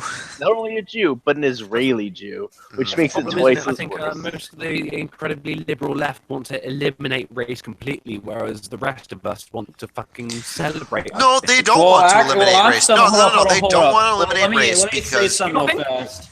Well, I'm someone who's not a leftist, and I want to eradicate race. I want everyone to mix races. I'm not going to forcibly do it, but I hope it happens. I hope it happens where we have a world where there's everyone's a mixed race. And you know why? It's because we'd shut up and stop dividing each other over skin color. Yeah, but then we divide each other. Man, shut up for a second. If we're going to divide each other, let's divide each other through things like ideology, stuff that actually has a bearing on the way people think. That's completely fair, but to be honest, I don't think, apart from you have got the very fucking liberal left, seem to be fucking segregating each other more than anyone. Drunken Uncle, your audio's cutting out a little bit, man. Oh yeah, I see what you're saying by that. How they're calling for segregation, and that all that's doing is perpetuating the different races. If they truly wanted no race to exist, then they would say, "Hey, let's not segregate each other. Let's all just fuck each other." No, I understand what you're saying. You're completely right. I got it wrong. Yeah, I understand what you're saying when it comes to... Drunken Uncle, your audio's still fucked up. Everyone's drunk. Oh, is there? I'm sorry, mate. Yeah. No, Rect, I understand what you're saying when it comes to race. Like, yeah, go ahead, mix them. But what it is it's culture that people are trying to destroy, and that's the thing that people want to hold on to. They don't want to give up their culture. Whether it be, you're a Russian, so you want to hold up Russian culture and traditions and shit. Or Slavic. Slavic is a general term. And that, or evolve a culture. Because then you get to the problem where it's like, yeah, you want to, like, I have no problem with people wanting to maintain their culture, not race, culture. But then it gets to the point where they get a hissy fit because other people want to immigrate to their country and add good things to their culture. At that point, it's like, really? You're going to infringe on other people's freedom to be able to move where they want to because your shitty vision of a utopia for having the master culture, having your culture being pure. But for a lot of people, race, culture, and religion blends together. I mean, like, look at the Jews. The Jew is not a race, but literally has been made one. same as Muslims. Muslim isn't a race, but they coined it as one because that's how everyone's thing. Did you say that rape culture and no one something coins together? okay, race. Who coins Race. Islam I'm as a just kidding. race besides the regressives? Does Islam itself claim itself as a race, or is do the regressives do? No, it? Islam has nothing to do with race. Yo, Dave, blow another dank cloud. Oh, okay. Islam doesn't identify itself as a race necessarily, but if you know Islam enough, like I do, it basically professes everyone's everyone's a Muslim. If you actually read the Quran, everyone's a Muslim, and everybody turned away from the light of God to celebrate any other religion. Yeah, so basically, hold on. So basically, they're saying because with Islam, it's basically we're the master ideology, basically. Yeah. You know, so it's pretty much. I mean, in their eyes, they believe in Muslim superiority. They believe that if you're, I mean, and this is the same with all religions. Christians do it too, whether they realize it or not. Yeah, every but Islam religion does this. Every ideology, even people like ourselves, we do it. We believe that we are superior to, for example, us. We believe we are superior to social justice warriors, which we are because we're much smarter than them. Hold on. Well, that's the remember thing. one thing. There's one very big difference. There's one very big difference between Islam and Catholicism, and it's this. It comes down to this very fine detail. There's a very, very strict. If you follow the Quran very strictly, as the most strict profess to do, if everybody was born a Muslim and everybody deconverted to a different religion, then therefore everybody else is an apostate, and apostasy is punishable by death. And apostasy is worse than what was it? Heresy. Indeed. Well, what the fuck is heresy? So if you're a Muslim, right, and you go out and you preach heresy or blasphemy against Islam, that is not as bad as converting to another faith. Indeed. And heresy basically says, let's say it's like an opinion contrary to your doctrine. So heresy basically preaching for another religion. No. It's, let's say, you know how there's guys who are like, I'm a preaching Muslim against Islam. Like, I'm a Not Muslim even. reformist, It's just differing opinion. Exactly. If there was a guy going, you know, the guys that go out and say, I want to reform Islam, we should be peaceful. Those guys are considered heretics by the vast majority of Muslims. Yep. Yeah, an apostate is someone who like completely like shuts off from the religion. And apostates would be us, basically. Apostate is someone who denounces religion. No, we're infidels. Believe Islam. No. You see, Islam. Otherwise, you're a kafir. Anybody who tries I've actually heard this from Base Mama. She used to be a practicing Muslim. She married it. She married into it. Damn. No, that's a unique perspective. Yeah, and the thing is that the biggest sin in the Islamic religion is anybody who tries to reform the Muslim people. So anybody who tries to get people to be peaceful or change everything, that's like supposed to be the biggest sin. So yeah, that's like everything. Heresy. Yeah, that heresy too. Is very bad, but so is apostasy. Because heresy, whereas apostasy is punishable by death, don't drag it out with heresy.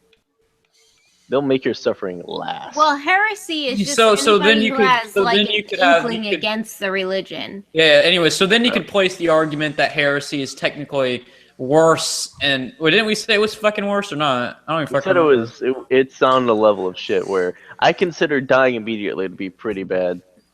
No, because wouldn't it be in the mind of apostasy?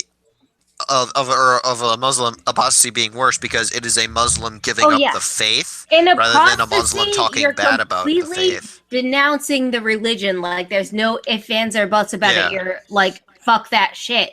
Apostasy is you're done with the religion totally.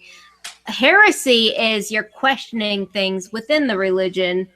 And then that's why in their eyes it's more dangerous because it's going to expose them at the end of the day.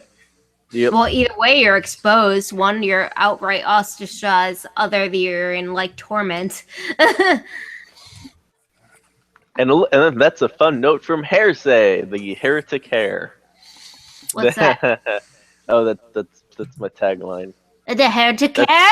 Oh, is that the little bun? Yes. Day, I'm gonna just pick you up and like fucking put you in my backpack. Do it. I will be there.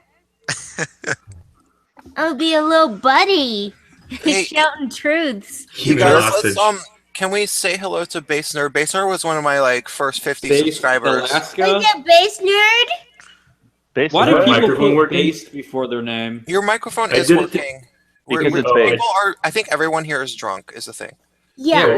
What is hold on. What is base supposed to mean? Base is supposed to mean grounded, but I did it just to piss off people during Gamergate, especially the anti-Gamergate crowd. They were really touchy about anything. Base to me is like someone who does acid. Do you have like fucking helium in that vape pen? I was just gonna say. I was gonna say that I think that Day has gotten to the drunk point of her evening where she's doing baby talk. Does vape, She's what doing does vaping even do? Do you even feel anything from it? Or is it just like, being Day, less of a bitch? Day, can you do like an anime voice? Oh, Hyoki. Oh, God. I will not God, are you sure we're not the alt-right? Probably. Fucking normies. Terrible. Fucking normies. We are the citizens of Kekistan. We are the citizens of Kekistan. Bow down before us and come to the new world. You have to act pretty well. You guys. Wait, Have you heard of Day, can you can you be my co-host for the Kekistan propaganda and you can be the female voice?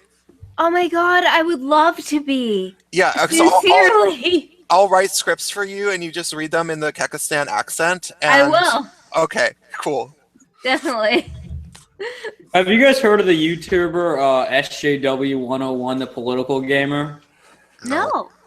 Oh, he's basically just an SJW who's an apologist for them. He's like one of the good SJWs, so to speak. Okay. He's not good at all, but the dude's I saw his video. It was like message to anti-feminists, and he basically said in the video, it was like, oh yes, these feminist arguments about the wage gap being, because of sexism and a patriarchy. He basically mentioned that's bullshit, but you still shouldn't say the wage gap doesn't exist. And then he pointed out people like Sargon saying the wage gap is bullshit. Yet he didn't even show the fact that in context, what he was talking about was the wage gap, as in the wage gap and the cause for it being a patriarchy is bullshit. So wait, let's dissect this for a second. Yeah, wow, lots to this unpack guy, here. This guy Lots to says no. This guy says that the wage gap is a myth, but the wage gap is real. Yeah, you want to see the fucking video? It's a bit hard to explain. Not really, because I feel like I'm going to just get, even more fucking leukemia than I already have from this fucking The dude seems like a troll. The dude seems like a troll, but he doesn't come out as one. You'll see what I mean. He's not I'll have you know that in Kekistan we do not use the term troll. We use the term Poe. Oh, fuck Thank off. you. What is it, Poe? Conform or die, infidel. All right, y'all got to see this one. Oh, geez. Cancer incoming. He's back. Oh, geez. That Does someone have because you guys can see it right here. If someone, we can listen to it if someone has something that can play it, because mine won't. This fucking dude. What? Speaking of, God, what was that? The fuck? I still find that hilarious. I still find that hilarious that there was an Israeli Jew arguing that travel bans were wrong. Oh my god, it's fucking retarded. Oh my god, you guys could maybe go and watch that stream just to see the level of annoyance of an individual on a fairly big YouTuber's. I mean, okay, and I have to. I do. Well, okay. I tried watching it, but you weren't ban doing being much immoral. He was saying it's immoral, right? He was just saying it's wrong. Well, technically, he's right. I mean, banning people from countries, that's technically. I mean, the reason it's a logical and the logical answer to doing it. But Well, he's how's it right. wrong? It is How's it wrong? morally wrong. It's also not illogical. either. Because you're preventing someone's right from being able to go to whatever country they don't want. have to. a right. Yeah, You you don't have do. a It's a right. human right to be able to zero travel right to that wherever No, you you want don't. to. You have no right to go into any country you want. Why No the fuck do you human- think they take prisoners? Yeah, it should be a human right. Have you traveled internationally? No, I'm not saying they should. I'm saying the travel ban's good. I don't want these people coming here, but when we're talking about morality and what's logical are two totally different things. But morality is contextual. You know, Also, like, what do you mean? No, morality is objective. No, it's not. No, it's not. Okay. When it comes to okay. travel, it is not objective. Okay, All right? okay. No, if we're talking about morality, if it's subjective or not, then how can we all agree the simple fact that pedophilia and rape and murder are all wrong? I don't agree can that murder is wrong. Can we give it? Okay, this might not be the best. This might not be the best example. I might be fucking up here, and but okay. For example, journalists in wartime are protected differently than soldiers. So if somebody goes to if somebody goes to a war place, you know, like let's say that somebody was in Vietnam. Somebody was in Vietnam as. Oh, Brent, I'm with you. Someone's being loud. Okay, Hey, mute your mic. So somebody goes to Vietnam as a journalist, and they were in a village that they thought was relatively safe, and they're supposed to be there as a journalist. And that person has a whole bunch of stuff, you know, a bunch of photos that they're supposed to bring back, and it's very important for the intelligence, the media, to get those photos. And so the general has been told, protect this journalist, and they will prioritize that person. So if the journalist falls into a ditch and breaks their leg, the journalists will tell the general or the commander will tell the troops, pull that journalist out of the ditch right now, risk your lives to do that, because that is a journalist. However, sometimes if they are under attack and a soldier breaks their leg, they will say, we have to leave him. No, Now, of course, yeah, because you have to get the package back, basically, don't you? Yeah, they've Well, got the message. so morally, these are both people. Morally, these are both people. But in the context, the journalist is more important, and that's why morality is relative. Also, Well, it depends what war are we talking about. If we're talking about a war where it's in self-defense, I mean, because if we're talking about the wars going on perpetrated by the United States now, a war is a war. It doesn't matter if it's in self-defense or not. War is war. A war is rarely in self-defense. No one thinks. If you're a soldier changes. nowadays, you're an automatic terrorist most of the time. War is war, man. It doesn't matter. If someone attacks someone else and they either retaliate or defend, it doesn't matter. There will still Retaliation be is that defense. action, another retaliation and another defense. That's Objectively, what war is. if you want to look at the world from like an objective perspective and all the bullshit we're doing, war is like this country versus that country. It's not even on a personal level. And in war, most people don't shoot to kill. Retaliation. Most people shoot to wound. Sorry. It's all right, Drunken Uncle. I mean, that's why we made the fucking 5.56. Is the 5.56 was designed to wound, not to kill. What is it? It's the bullet we use in America's guns and most of NATO's firearms. Well, why do we use such bullets? That makes no sense. If we're fighting an enemy, because I'm assuming ISIS, they probably shoot to kill. We should return the same thing. Then why are we shooting to wound? These people. Because we have a more. Because no.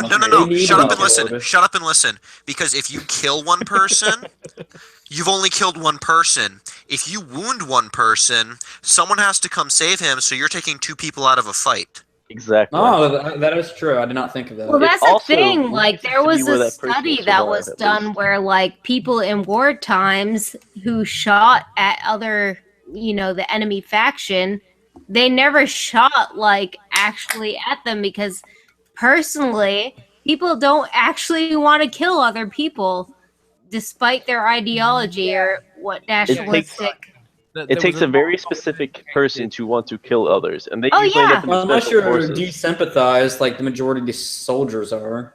But Well, that's the thing. They're like Yes, bred, I like taught have to cut in here. I have Well, Marine no, friends. and there's a I have difference. There's a Hold on, difference hold on. between wanting to kill and then someone being like I have a Marine. desensitized to it. Because for me, growing up, my family were police, and we talk about death and murder and all these things, and I've seen the morgue and I've seen dead bodies. I'm desensitized to death. There's a difference between me being desensitized to it and saying, "Oh yeah, I want to see more dead bodies in the morgue just cause." So I'm gonna go kill someone. At the same time, there was during World War I and II that when the Frits were running over the fucking trenches or whatever, running towards our boys, that is the Allies. That even our guys would shoot, and they would purposely aim over their shoulders because they didn't want to kill anyone.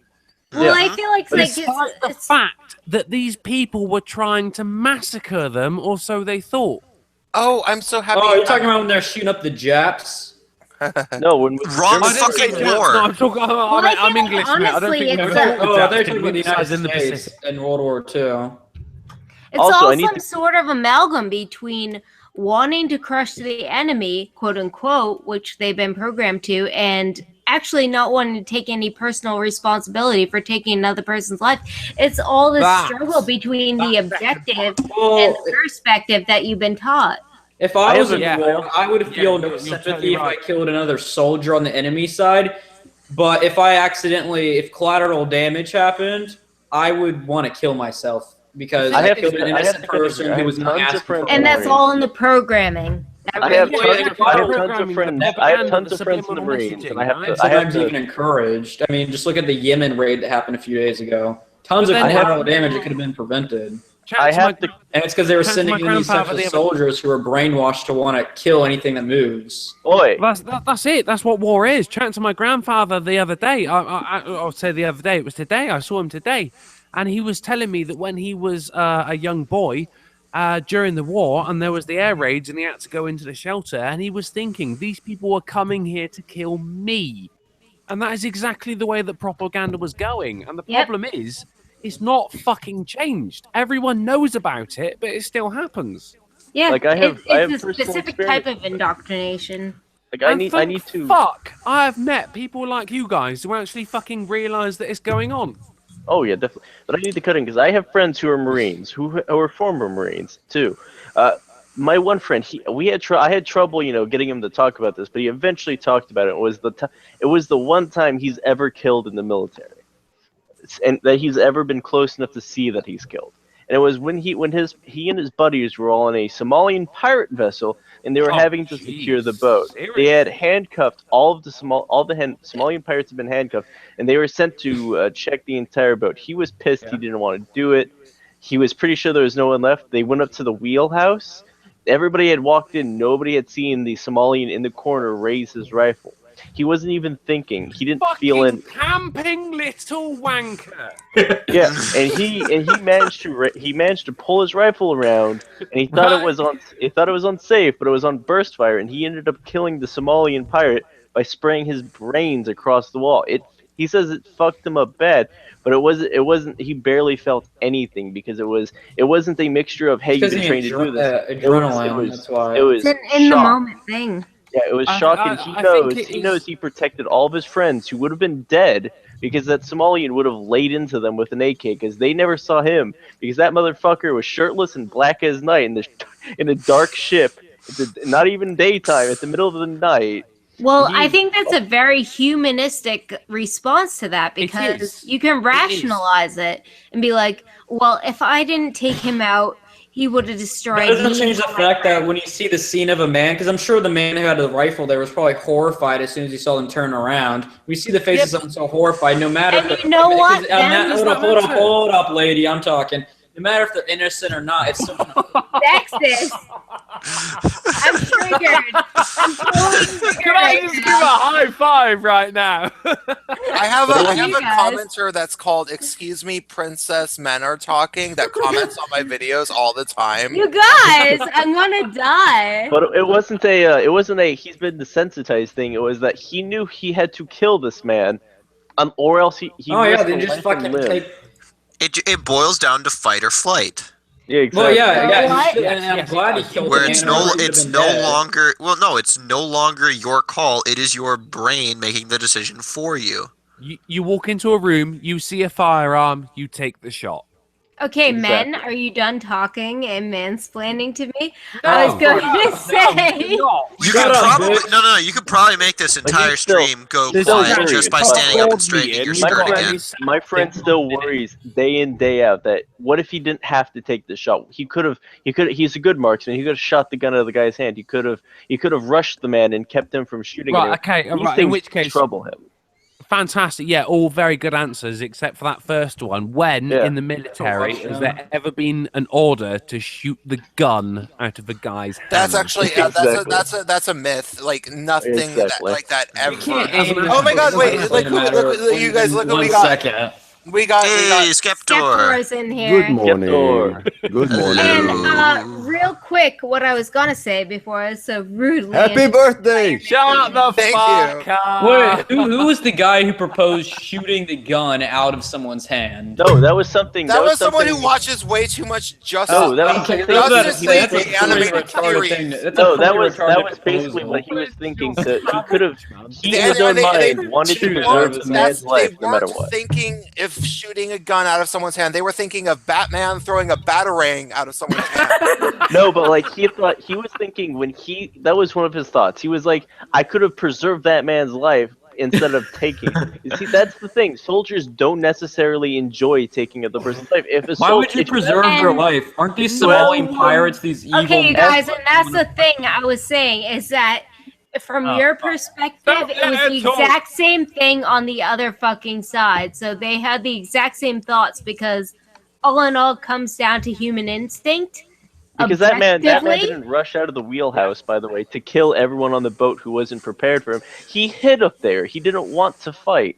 And when a bunch of Marines entered the room and didn't notice him, I'm sure his pants had turned brown long before his brain came out the back. Yes, that's exactly it. You have to be thinking of the person, don't you? On both sides.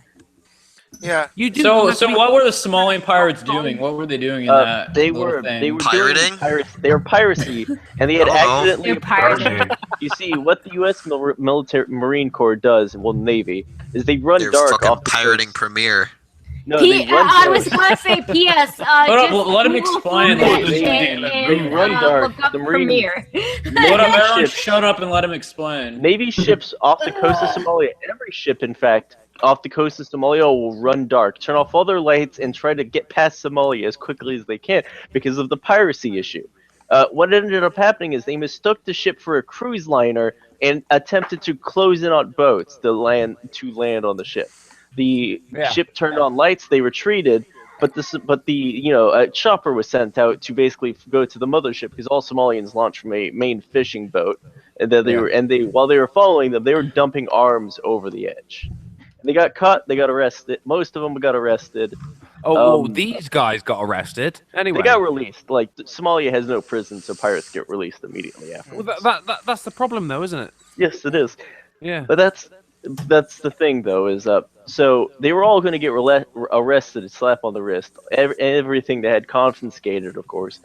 But the one guy, he lost his life, and I'm sure the rest of them weren't too fond of going on piracy raids later. But here's the thing: these Somalian pirates do this all the time. They don't just go after any. They go after any ship, and it usually ends up getting them killed. Because the Russian Navy ships going after the U.S. Because here's the thing: U.S. ships will arrest you and then basically have you go onto a trial for a little while under the world marshals, and then you get sent to Somalia prison, which just releases you. Well, that's if you're in international water. Yeah, but here's the thing: Russian ships will open fire on you with their main guns. They'll put a shot. No. They don't open fire. They put a shot over the bow. No, Russians Russians have if the Russians have proven you are a pirate, Russians will actually just sink your vessel. Oh, you're talking about pirates still. Oh, I thought we were just talking about Russians in general. No, Russians in general will put a shot over your bow.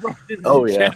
Fucking hell. No, because if if you're in, man. We were talking no, about because if you're in piracy. like I'm the talking about Pacific, World they'll War put a III. shot over your bow saying, "Hey, fuck off. This is our boat." Oh, you get a warning shot. Yeah, you definitely do. Yeah, you get one warning shot from the Russians. If you attempt to persist, the Russians will literally fire, literally fire every gun on their boat at your boat. And I mean, Oh, will you be get more than on one. on the fucking side of their ship, firing with AKs and RPGs alongside the ship's main guns. And I am not shitting you. There are tons of videos of this, and it's hilarious. Okay, so you guys wait. So Skeptor, are you? Hey, we haven't got Skeptor. Where's Skeptor? Yeah, he's actually here. So we were actually maybe talking about our live stream from like yesterday or whatever, on this stream, and Bradley was watching. Oh wait, I had a question. Hold up, I had a question for Skeptar. It was the dude we were talking about earlier. You know, SJW 101, the political gamer, right?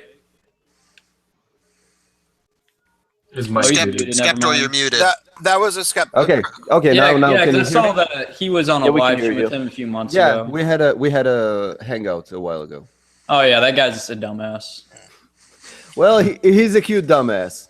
He's a nice. Yeah, dumbass. did you see the anti-feminist video he did? The message to them. Yeah, I remember that. I even made a reply video to that. Yeah, he will actually be using cute dumbass later on in my life, by the way. You're a cute dumbass, Drunken. I love you. I fucking love you, Skeptic. That was Bradley, I'm gonna fucking shiv you, dude. No, but okay, right but in between the ribs. Back to what I was actually. Okay, Skeptor. By the way, you just woke up. All these cunts are drunk as shit. I know. For how many hours have you been doing this? Too many.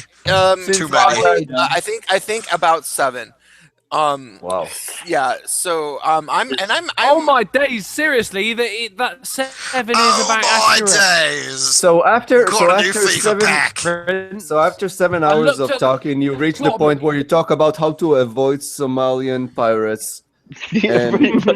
And how and why not you should not fuck with the Russians. Self-defense and international Well, law. how it started is we started out talking about whether or not war is moral and all that shit. And then you know what? Hare brought up his friend. Bradley, we don't need a recap of what we were talking about. But what it has done is it's come about full circle to where it sounds almost familiar to what we were talking about with that dude on your stream. And Bradley was watching it, and I don't think that guy is a bad guy, but I will say to you now that and no one's going to watch this and I'm going to unlist it. I want to hear your honest feelings about that conversation, because I was looking at that chat and people were like, who the fuck is this guy? You're fucking reaming him.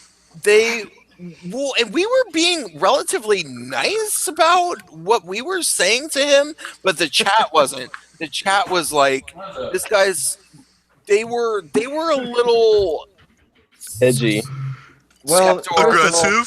First of all, the chat cannot is be always... Let him talk. Let him talk. for your chat. Everybody's Day, I'm gonna mute you. Let him talk. The chat is always edgy. I mean, every chat and every hangout I'm doing, you have shitlords and edgelords in the chat. You know, just it always happens. That's normal. That's natural. And the guy is a nice guy. We talked offline for a couple of 20 minutes afterwards. Did you explain the meaning of the word tribalism to him?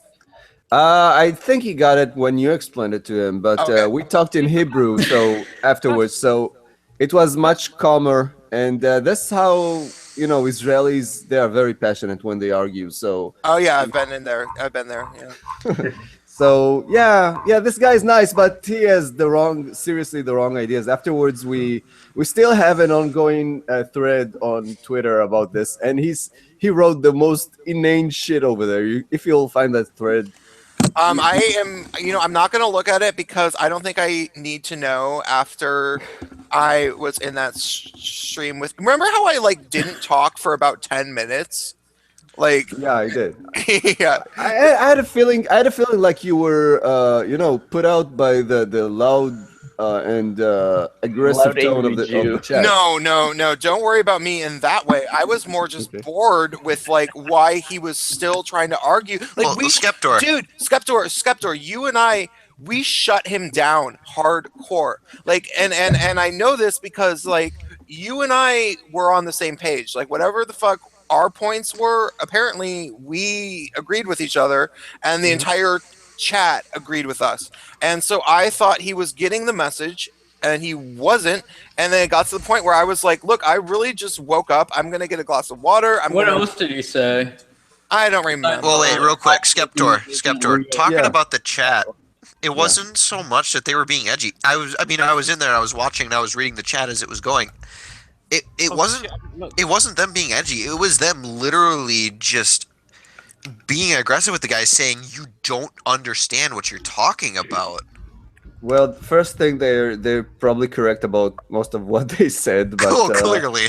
But no, I mean they're always like people, you know, when I'm on others hangouts, other people's hangouts, and I'm getting in there, and suddenly you see a lot of, you know, they're just people trolling, putting swastikas and stuff like that. So there are always edgy people in the chat. I would say it's because you're a Jew, but they do it literally for everyone. I know. It's for some reason Jew jokes still make people laugh, even though they are so, you know, oy vey, shut it down. All those, you know, they just keep repeating the same old jokes. They're so 2016. Is shut it down? Is people saying? Did that originate with shut it all down? Does that have to shut it down? Know. There's a that originated with the Black Lives Matter. There's a famous meme of Orthodox Jew, which says, he's talking on the phone, and it says, "The goyim no, shut it down." So it's a famous meme, and everyone keeps repeating it. Wait, so is that the same sort of context that Black Lives Matter uses it in when they throw a hissy fit? No. Oh. No, they know about the conspiracy, the Jewish conspiracy. Like, they know about, you know, the Juminati. I've not actually trademarked that shit. The channel I've had has not been alive for very long, but I've been studying, following, being inspired by certain people, and most of the people I've at least been watching this fucking stream tonight. But my main fucking question is fucking why, man? And not just that, but what? He was born that way. Well, the fucking Jewish thing, because what are you talking about? I don't necessarily recognize a Jewish accent. Right, coming from the UK, never heard a Jewish accent before, besides on television, which has come over from the US. What is a Jewish accent? We don't tend to have a Jewish accent. Skeptor's accent used to be a lot worse about a year or two ago. Well, to be honest, Skeptor, you actually sound like some of my German friends. Well, this is my twisted Israeli accent. I mean, this is not even an proper Israeli accent. I mean, I'm trying to hide my Israeli accent. If I'll talk in Israeli with an Israeli accent, it will sound like this if I talk like Israeli accent. Okay, this is how Israelis are talking. But I'm trying to mask that. Israeli accent. No. So how does theirs differ from like other countries around it? When you are a successful or channel certainly doing very well for itself on the internet, how do you avoid that kind of fucking people being dicks, trolls? Well, how does it work? Because if you put up any kind of fucking accent, it is nothing but a target.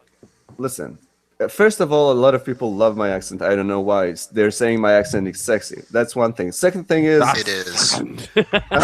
Thank you. Second thing is, if you read the comments, my comment sections, usually people are like usually like, you know, they're subscribers, so they like the videos or they are talking to me. Some of the time, subscribers now. This is some of the times you have people enjoying to do Jew jokes from time to time, and I let them have their fun, you know, so they just enjoy it and move on. As long as it's funny, who gives a shit, right? It's they write stuff like oy vey, shekels, something shekels. You You know, know. if you started shutting the jokes down, they would start claiming you're putting the jokes in camps and killing our fun. No, but I mean, Well, no, and again, you don't sound Israeli at jokes. first glance. If somebody just stumbled on your channel, they'd probably think you're just from a European country. Yeah, I've But been. They've been thinking I'm Russian, Romanian. You're definitely not Russian. I hang out with Slavs all the time. You're not. Oh, dude, Slavs are the best. Oh god, I tracksuit. Like, I'm no fucking kidding. This guy wears a tracksuit all the goddamn time. Oh, dude, I got tracksuits. I fucking love those things. You know, that's actually a joke even here that Russians always wear tracksuits. Wait, who muted Day? No one has the ability to do that. You did. You did that. No, I didn't. No. Or they Yeah, did you did. themselves. No, I literally Oh, you didn't. did it. I threatened to do it. But I literally what are we didn't talking do about? it. No one in here is muted. No, she just left the chat because she was Oh, actually. who cares? She can leave if she wants. Fuck her. Well, no, because I think because she's my friend and she doesn't have a lot of subscribers and she's bummed out. So I have to send her. Because I Send her a literally message. did not actually mute her. Send her. Send her. Wait, what's her YouTube No, handle? okay. So Oh, don't worry. She's all good. Don't worry. This is a no, friendly Yeah, stop chat. Everyone's white alright. knighting for her. Well, no, because she's my friend and she's actually bummed out. So I think we're all a little drunk. That's where she actually may have yeah. muted herself. Dave, if you're she might listening, have come muted in. herself, Come back I in. guess. Or she just went I to do tweeted something else. her. I tweeted her. No, you guys, she's my fucking friend. She made my fucking Pepe meme for my recruitment kekistan video. And Wait, what's her YouTube thing? I want to subscribe to her. her hashtag is /day vaping or some shit like Prince, that. put it up in the chat, mate. Put it up in the chat. Okay, I'll do it. Yeah. Well, and okay, like I will admit, okay, she started drinking before I did, so she's been drinking for like over 7 hours, and she did get a little interrupty, like she was talking a lot, but at the same time, it's like that's understandable, that's fine, and I don't think anybody like disliked her, and Oh, she was fun to have around. yeah. Well, yeah. To be honest, Prince, everyone got a little bit interrupty. That's how a discussion goes between friends, mate. Yeah, and I don't. Yeah, and I Especially don't. people get I riled don't. up and want to speak right away. I'll go on for fucking 15 minutes straight, and I'll tell people to shut the fuck up like 11 times during that 15 You minutes. did both of those things. Oh yeah, exactly, multiple times. And so I trust me, it's hard to offend me because of that kind of shit. I think that she actually was like slightly, because I don't think she's been on a whole lot of streams that have people watching besides my streams. Let's put it So this way: before you go anything further, then, mate, if your girl's that stressed, then she'd probably do a lot better without us discussing her, right? yeah, exactly. Yeah, and I don't think that even she is. I'm just making sure that, from my perception, that like everybody knows that this was an accident, and yeah, Of course, the end. mate. The end. You're Yeah. being No, I want her in You the didn't chat. mistreat your friend. Oh, Raquan's here. Yeah, we're fine, hey, buddy. Hey. What's up? Not much. Right. Okay. So that's good. I've been here since 1:30. That has been 7 hours. I've been in this live fucking chat. 1:30. Oh, in UK. Oh yeah, yeah. What? It's 1:30 in the UK. I thought it was like 8 a.m. or some shit. It's It is now, fucking mate. it's It is fucking now. 2:30 right now. I'm probably gonna go to bed soon. It is 8:30 a.m. now. I love in your about accent. 5 Exactly hours, I'm 8 not hours making a ahead. video. Is that a Cockney accent? It's brilliant. No. No? Nope. it's- Now he's gonna get offended because No. English people sound the same. No, no, no, no. Right, they do. right. Okay, yeah, brilliant joke, fantastic. Right. Fantastic. But you look up the Geordie accent and then come back at me and tell me that. Oh that no, I fucking know the joke Geordie is accent. accurate. That is a fucked up Exactly. accent. Shut the fuck up. That's how I know it was a joke. In fact, the fucking Geordie accent is a fucking joke. So what kind of... No, you know so what's a what, joke? No, you know what's a joke is fucking calling the UK because it's no longer united and it's no longer a kingdom. All No, right, it's mate. a- You've it's just taken a no piss out longer- of Geordie accent. That's true. United Skeptor shithole. probably has to go soon because he probably just got up. What was your question? What is the type of the accent? What do we call the accent? Your accent? Oh, drunken uncles. Yeah. Oh, jeez. Unfortunately, mate, I live in anonymity, so I couldn't tell you anything other than English, I'm afraid. Okay, but that's no problem. one of my favorite things about my identity is that no one can place my accent. Really? Yeah. I'm actually I'm pretty good at accents. You see, You know what? This is not anywhere near how I normally sound in real life. Oh, okay. Because I was about to say, I'm going to take you up on that challenge. I'll fucking figure out what your accent is. You do it, mate. I'll tell you what, you figure out what my accent is and everything, and you might get it right. But if you met me in real life, you wouldn't fucking recognize me. Do you have like one of those really deep like roadman voices? You know how fucking valuable anonymity is for these fucking channels, right? Oh yeah. Wait, I have a question. Yeah, I'm not taking a fucking chance. Drunken, what are you so scared of? What are you so scared of people finding out about you? Because I've got a lot to lose, bro. He could lose his job. He could lose. Not necessarily got a lot to lose. Money. There's a certain career that I'm not necessarily in, but I'm working towards, and I don't want to stifle it from what effectively is a hobby. I'm guessing Drunken Uncles is actually from Texas, and he sound like this in real life. Right? Wait. Can you do that again? Sorry. Do this Texas accent again. What are you talking about, man? Yo, you mean yo? Work on it. Drunken Uncles is from the South, all right? Yo. Wait, let's just do the rest of the stream in Texas accents.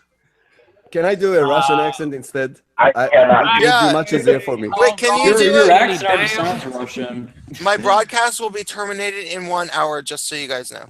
Okay, so from this point on, I will speak in the Russian accent only. I would like to do that. This is old hail the Kekistan and praise the god of Kek. You sound like Borat. You know that you sound like Borat when you talk like that. You sound like my mother used to sound before she took balls in her mouth. Borat. It's fucking Borat. Do not do an accent pressing contest on my stream because I have. Motherfucker, you best stop it. Hey, Chuvak, Yeah, I was actually. You sound like bottle of Babushka's mayonnaise spread on toast and shoved in throat. I'm the originator of the Kekistani accent. And I'm going back there. Prince of Queens, that was actually my fault. If someone comes towards me with a kind of accent competition, I have to oblige. I cannot help it. Okay, Сука, блядь. That's pretty much it. Сука in the. What's that suka in this? It's not a nice to say. Сука, блядь, and Сука, блядь. Блядь. Italian. That's how we say it. I'm really good at the Southern California female accent. Oh, that one's California. That wasn't. Wait, no, I'll do. Coffee, everyone. I got my handbag on my basic bitch hand. Oh, you know what? Shut the fuck up, amateur. You know what? I don't think he actually understands. You know that one girl? I don't think that he understands. It's like Prince, can I please counter that? Well, you know the one girl that was in your It's like the girl from the taxi with the Hawaiian doll. Yeah, exactly. Yeah. You gotta be a gawker. That sounds like the lady that was like really cute, but you didn't like think about the pillaging of like the continent of Hawaii. The Negroes and like the Indians. Say the Negro word. Oh my god! Like this Starbucks coffee is like so last year. I know, like she said to me, "Do you want it black?" Like so racist. Oh my god! Oh my god! You told me to be quiet. Sexist. I literally white sugar or brown. I was oh my god! I just cannot. Oh my god! They burnt my fucking coffee. Oh my god. I can't even. Oh my god. Rex, you're trying really hard, and I appreciate that. But you have to like, you have to shout less, and you have to like let your voice. You just gotta let it flow. Yeah, you have to slow it. You have to slow it down. You have And to you know make what's the it best way to make the Saxon? Everyone And shut up. you need to make it actually sound like you're thinking about every word coming out of Oh your my mouth. god, like just Also, you need to keep in stop. mind, the You're most like important just sound- like oh my god, just You need to keep in mind, the most important part of the Valley Girl accent is sounding more vacant and absent-minded than Will Smith's kid. And what you need to do to make the sound correctly is you need to drop your jaw a bit. You like keep it open all the time. Yeah, be and- select jawed. Oh my Yeah, god, you and are then- just like a fucking misogynist. But you need to actually move your lower jaw forward a bit. Like it's supposed to be like Move you your know, like head. Oh my god. That was getting better. It's getting there. Look at her They all butt. sound drunk. That was like the girl that was in here earlier, that drunk girl is playing around with their fucking tits the whole time. Yeah, she sounds like some Southern California basic bitch. Wait. Here's the thing about Day. She's shown with me a number of times.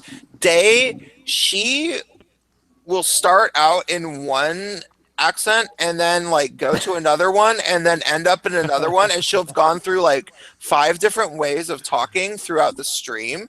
And I noticed it, and that's why we were making her do anime voices, because I'm gonna fucking steal Day. She's a doll, and I'm gonna keep her. She's fucking cool, and she's gonna be the female counterpart to the Prince of Kekistan, and she's gonna be the Princess of Kekistan, and I'm gonna write scripts for her to do the. So there's gonna be 2 kings instead of a queen since you're gay. So Princeman, I need to go. Okay. I have another stream. I actually planned another stream with Independent Man, so I'm going to go there. Okay. And I'll see you tonight for another stream. You're tonight, my tomorrow. I'm actually supposed to be on Skeptor's channel in about 12 hours or so, or less. A little bit less, yeah. Take care, Skeptor, and kill some Palestinians for me. Yeah. Fucking kill some dirty Muslims. My day off. Not today. It's my day off. Shit, I need to open up my other beer so I don't sleep in through his channel, because we're gonna be on with Dr. Randomer Can and Goodfella. And Friended, yeah. Oh my god, okay. Yeah, that's a cool stream. So I will try to fucking set my alarm and actually wake up on time. Okay. Drunkle. Bye bye. Bye guys. Skeptic, why haven't you followed me on Great Twitter? to finally meet you, alright? My pleasure. Bye bye, man. My pleasure. Right. Right. You know what I hate? I hate the term skeptosphere. Sorry, what was that about Twitter? Guy with the throat. Yeah. Drunkle, why haven't you followed me on Twitter yet? I'm literally. Who is saying that? If I don't recognize you from your name on Twitter, I'm not going to recognize your Catman here. Catman. Majestic Catman with a gun. Well, I was 75% sure you were a chick, mate. I'm not. Yeah. Oh shit. Bradley. You gotta start your name with a C. Well, just because he has a cat doesn't mean he's a woman. It means he's likely a woman. What? He's a tranny. I'm vaguely confused. I don't know, mate. Have you actually said anything of worth? Not really. That'll be why. Yeah. Fair enough. No, my mistake, mate. I really do. I'm actually, because I was listening to since this stream started, actually, when Prince said earlier on, he said something about his fans, and he said, "No, I fucking hate referring to them as my fans, and I'm completely the same. It's viewers, isn't it?" Yeah, it's my audience, is what I say. To be honest, it's a symbiotic relationship. It is one person doing another favor for another person who also does them a favor. Prince is my queen. What do you mean? It is basically Raquan, and I don't know who. Yeah, and Raquan, I thought you had a new microphone. Oh, yeah. Yeah, you got a potato. My baby brother broke it. Did What microphone are you using? Because like even my phone sounds better than that. This is a Nokia Saphonoru. Nokia. Raquan is really cool though. Raquan joined me on my on election night stream. Holy shit, that must be crazy. and Casey was there, and I was awake till like 5 a.m. my time, and then he joined at like 8 a.m. to his time. Did y'all go for like 8 hours straight? Yeah, something like that. Oh my fucking god! I joined the streams on occasion. I was watching Alex Jones's end of it. This stream's been going for 7. When they were having champagne. Oh yeah, because I was like, oh fuck, Alex Jones, I gotta tune into that. He's probably gonna be, it's gonna be hilarious. It was ultimate amounts of smug. It was fucking hilarious. Yeah, I would have thought he would be like, because I would have thought Alex Jones would have been like this. I'll put on impersonation. Yeah, we fucking won it. Hillary Clinton's going to fucking prison. Some shit like that. I will put him on record that that was a pretty good impersonation. About to be the next, that was good. Like the next Revolutionary War or some shit. I was, the thing is with my stream was that, like, I mean, granted, my Facebook friends don't watch, but I was, one of the very few left-wing people that was always convinced Trump was going to win. And you can check that out in my older, my videos prior to the election. I kept saying that I was pretty convinced Trump was going to win. Very few people thought that from the left wing. So, Prince, are you, your channel and everything, do your regular friends, your Facebook friends, and your family know about it, or do you keep it anonymous? I would say about 30 or less of my Facebook friends So know. you told some close family and close friends, right? My family, besides my fucking cunt-ass sisters, know about it. My mom, here for the stream. My mom and my dad watch it all the time. Your parents watch it? Oh yeah, my parents are pretty Fucking cool. hell! I told my mum, right? I just went, look, I made 150 quid off of it last month, but do not fucking watch it, mum. Well, my parents You would not be happy with me. My parents supported me through like fucking theater school and my like fucking crazy music career of my 20s and early 30s. So they're like, oh, finally he's like getting a bunch of exposure for this shit. So they want to see it. There's only uphill from the music career. I only tell my parents because I live with them. Well, I mean, when they fucking hear you shouting and shit. Well, I do it when they're not home. That's the whole reason. I mean, if every time I'm live chatting at all, it's because they're not home. Because if they were, then that'd be awkward. Because they'd hear me yelling over here. Why are you screaming? The feminist mom, you don't understand. I'm screaming because matriarchy. I know. I told my mom about that. She was saying, because I was telling her about how there's people out there that believe there's like hundreds of genders, and she didn't even believe me. She was like, "What?" She was like in shock. She was just like, I can't believe people are that fucking retarded. She literally said what was it? What was it that Milo said it was? Hashtag 76 genders? Yeah, 76 genders. Yeah. See, now that is why I'm so lucky to have a grandfather who is a racist, because he agrees with everything I say. Oh, upset everything. Wow. Oh yeah, I mean, obviously, this if being wrong means being a racist, then yes, definitely, yeah. I've also got an guilt uncle by who's association. KKK who's You've given me been judged by the court, and you have been deemed racist. It's like when the social justice, the anti-SJW movement first kicked off. We had all these fucking conservatives, white nationalists, KKK members, you fucking name it, all on our side agreeing with us. And then as soon as the right started to rise again, they were all just like, "Oh, you're fucking dumb," and it turned into how it was before. You know the Big Bang Theory, right? How is that relevant?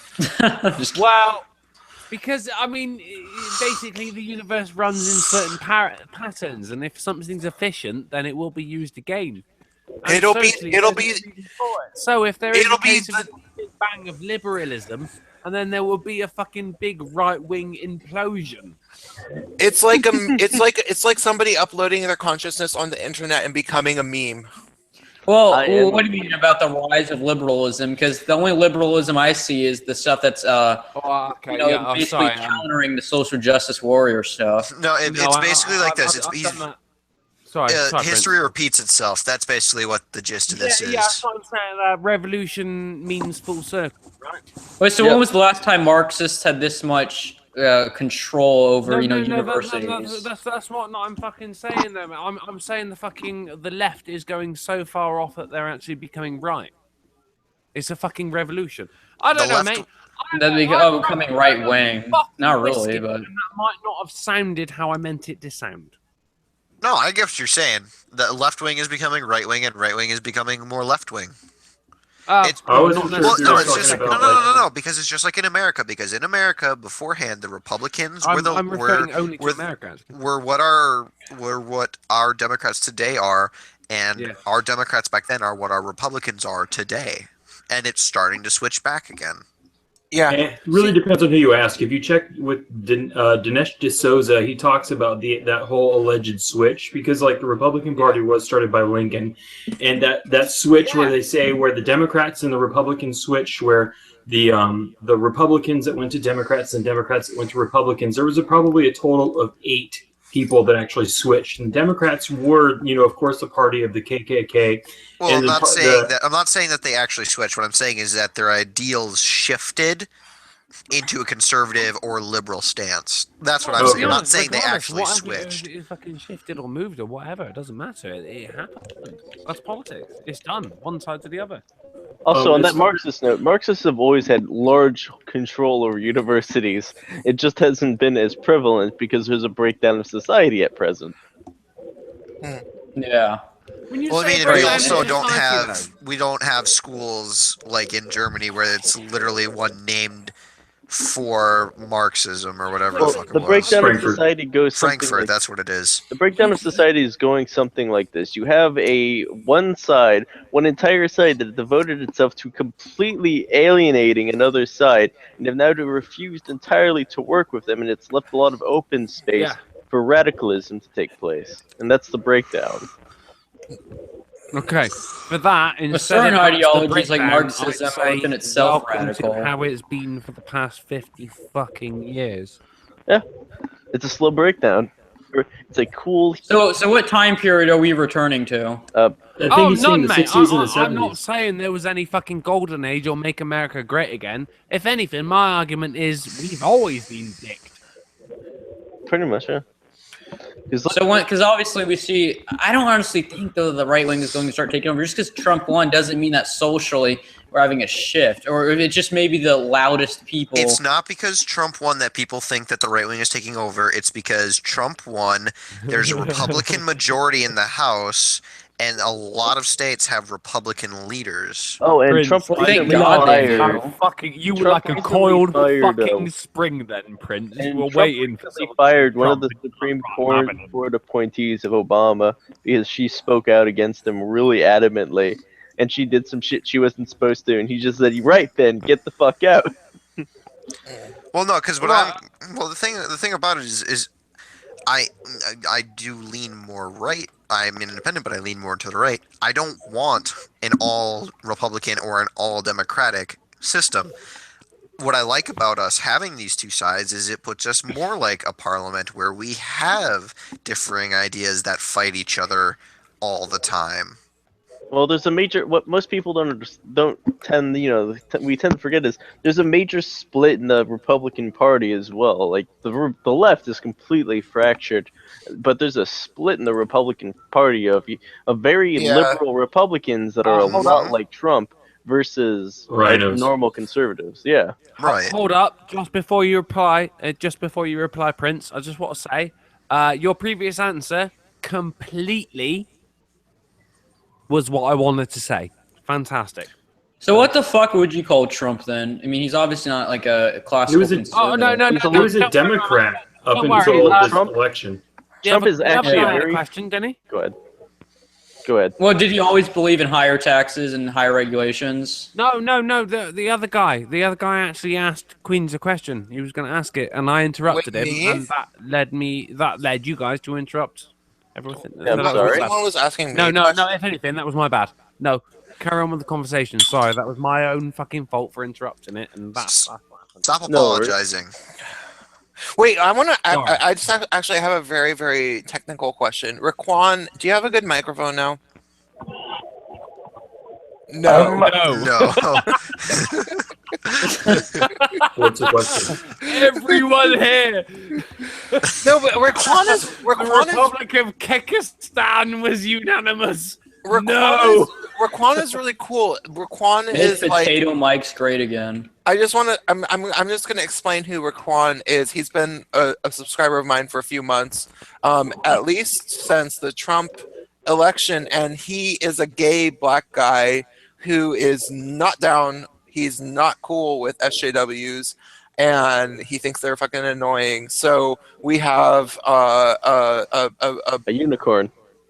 Well. You know, Not really. I think there's probably a lot of gay black guys who don't actually because I grew up with gay black guys. I went to school in an inner city school where my middle school was 80% black, and let me tell you, black guys and gay guys are neither of them are necessarily very politically correct, Yeah. So it turns out it's the same all over the fucking world, Prince, man. Yeah. So Raquan is cool, but he's one of I have a few black gay guys that are my subscribers, but Raquan has joined me for live streams a number of times. But I just wish I had a better microphone. So. But yeah, to answer your question, Trump is, believe it or not, a hardline libertarian conservative. I mean, not conservative, a libertarian capitalist. Not socially, he's not. Not socially, but when it comes but fiscally, I could say, except that he believes in, and I'm not even a libertarian all the way. I'm more of a classical liberal, but because he believes in the whole paid leave, that's not a libertarian idea. Paid leave. Is there any chance I could just give you a little, what I think, without your fucking Republican Democratic bullshit? Because to be honest, Tory, eh? That is what. No, I mean even fucking Labour, Tory, and everything. Because to be honest, fucking political parties is what divides issues. Well, I mean, when you consume it too much, it does. But we need political parties there to organize elections and organize the government. Entirely. What I personally we do. I mean, if you just have a bunch of people up there with different ideas, it's going to be a big clusterfuck when it comes to dividing the House and Senate. Exactly, which is why I'm not really interested in the fucking mob mentality or anything, mate. All I want to say is, do you know what I think? Yeah, what do you think? Out with it, then. Trump's probably the fucking best thing that America's going to see in a long fucking time. He's a Probably, businessman. And he's not. Oh yeah, better than what we've seen in the last 30 fucking years or so. He's better than Bush and Obama combined. I mean, he's only been president for 10 days. Yes, he's already fucked up a few times, especially his foreign policy. But I know. Hold up. I'm not hating on Trump here. I am a bit, but he's already better than Obama and Bush combined. Well, he delivered on all of his campaign promises immediately. But even some of his campaign promises, like some of his foreign policy that he just initiated, like authorized a raid that killed 30 innocent civilians when they didn't even need to do the fucking raid. Yeah, see, there you go. That's the thing. Like, that kind of stuff's bad, and that kind of stuff I'm critical of. But I mean, like his economic policies and lowering taxes and all that kind of stuff. That stuff I'm glad he's implementing. That's the whole reason why I fucking voted for him. That's the shit you're gonna say. But what I'm gonna say now is, I was not pro-Trump. I was anti-Hillary. Right? Oh yeah. Oh yeah, same here. I mean, I voted for Trump. I did. I was pro-Trump on his economic policies because I fucking loved them. They were more libertarian. But I more so voted for him to stop Hillary. Yeah. And then they would have done nothing in my state. Right, really. if I'd have had a vote, it would have been for Trump. And and I would have felt fucking that they don't make water hot enough. So what do y'all think of guys like AIU, Devin Tracy? Oh, good. Hillary was the better choice. I enjoy his videos, but I don't watch his political ones simply because they're very preachy. Oh yeah, and it wasn't almost that Hillary was, I'm voting for Hillary, she's the lesser of two evils. It almost seemed like, no, Hillary's a good choice. It's not that she's the lesser of two evils, it's just that she's fucking good. I mean, I'd pick her over anyone else. That's it. Even in the fucking Great Britain, bruh, we knew Hillary was not a good choice. I can't go on Facebook nowadays because there was enough people that thought Hillary was a fucking good choice, and I can't. My fucking W button on my phone is getting weared out, mate, from when I'm typing World War III. For fuck's sake. Well, the I thing mean, I about, know. the Like, thing there about are that too is when it came around to Hillary, one of the quotes that I think summed it up the most for me was actually by Mr. Winston Churchill when he said, you know, uh, fascists of the future will call themselves You ain't anti-fascists. got to call him mister. You're all good. Wait, did you steal that from some black guy's video he did No, today? no, he stole it yeah, from that's fucking been Churchill. going That's where he around stole a it lot. from. That's Isn't that a fake quote? No, it's not. Oh, okay. Actually, okay, so I've heard somewhere that quote which I they think just put his name on it. I think what it is that Winston Churchill one time repeated the quote, but nobody knows where it came from. Yeah. Well, that's really irrelevant. It's a good quote. It's pretty accurate. I think half the problem actually relies in these quotes. I When you think get the Obama biggest says point something, of it came down. It was a Churchill says something, you get someone else says something, and people go, oh. But at the It end was of the a- day, as we've all said, they are nothing but people, and they can fuck things up just as much as the rest of us. So why should we put that much faith into them? It's also a very predictable move. I mean, look at it. If there was a group called the Nazis that were very known for doing something very horrible, would you then call yourself the? I don't mean the Young Turks. They're obviously idiots. But there would be nobody going around calling themselves Would you the Young identify Nazis. with the Third Reich? No, of course No, they I wouldn't call themselves the but Nazis. They'd call them the did. National Socialist Party. Why do they call themselves the National Socialists if they're capitalists?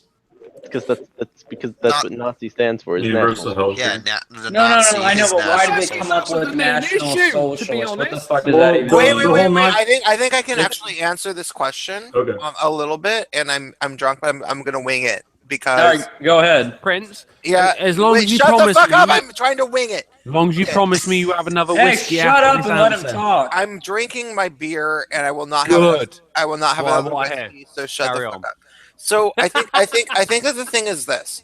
I think that the reason, the ultimate reason, the motive for Hitler, harvesting the Nazi Party was that he was scared of capitalism because of the fact that the Jews owned all of the banking systems. The 1%. Yeah, so Yes. the Jews owned the banking system. So he was trying to take the financial power away from them, which and at first Hitler was trying to do it not by exterminating all of them, and then it turned out it didn't really work, and so then he This is where it gets into dodgy territory, isn't it? Because it sounds like you're trying to defend him, but you're not. I got no problem doing that. You're not. Yeah, but he was like, well, I'm gonna get rid of the power, and then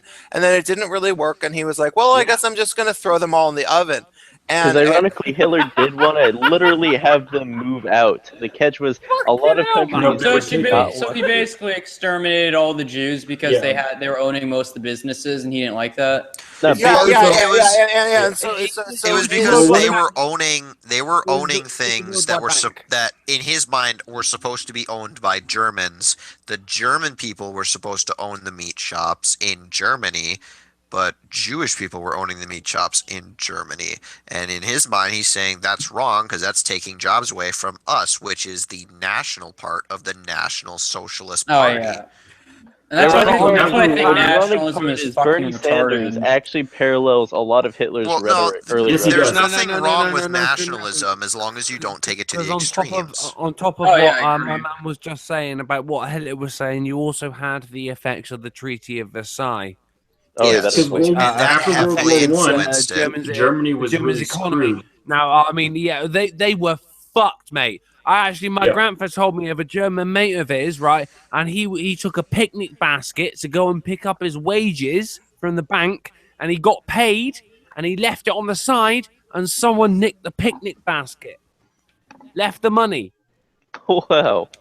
No, seriously, that's what it was. Like the paper was worthless. That is why Germany went into World War II. Well, and then it's such a at the end of dick World War move to II sit there and go, do you know what? I can see why they were pissed off. Well, they had to pay reparations for World War I and World War II, and then you look at it. I think they just finished paying off reparations in 2014. I think it was. Well, didn't they go to war because they wanted to dominate the world? No. No, they Oh went no, to no, no, no! God damn, that I was just fucking that was lied just to because them. they were fucking rinsed. That's what it was, mate. The original they part were- of reuniting. Wait. Drunken Uncle, people don't understand what rinsed means. Explain it to them. I never even Go ahead. thought of that. That's such an idiom, isn't it? They were They were they had absolutely broke. They were everything poor. taken from them that they had. They were washed up. Ringed out like a cloth.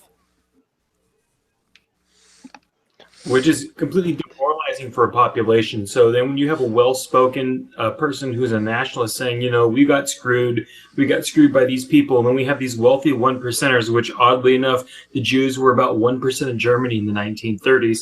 You have this person talking about prosperity and how their country is deserving more, and the people are deserving more. Yes, and sir. Look at these filthy one percenters, how dare they?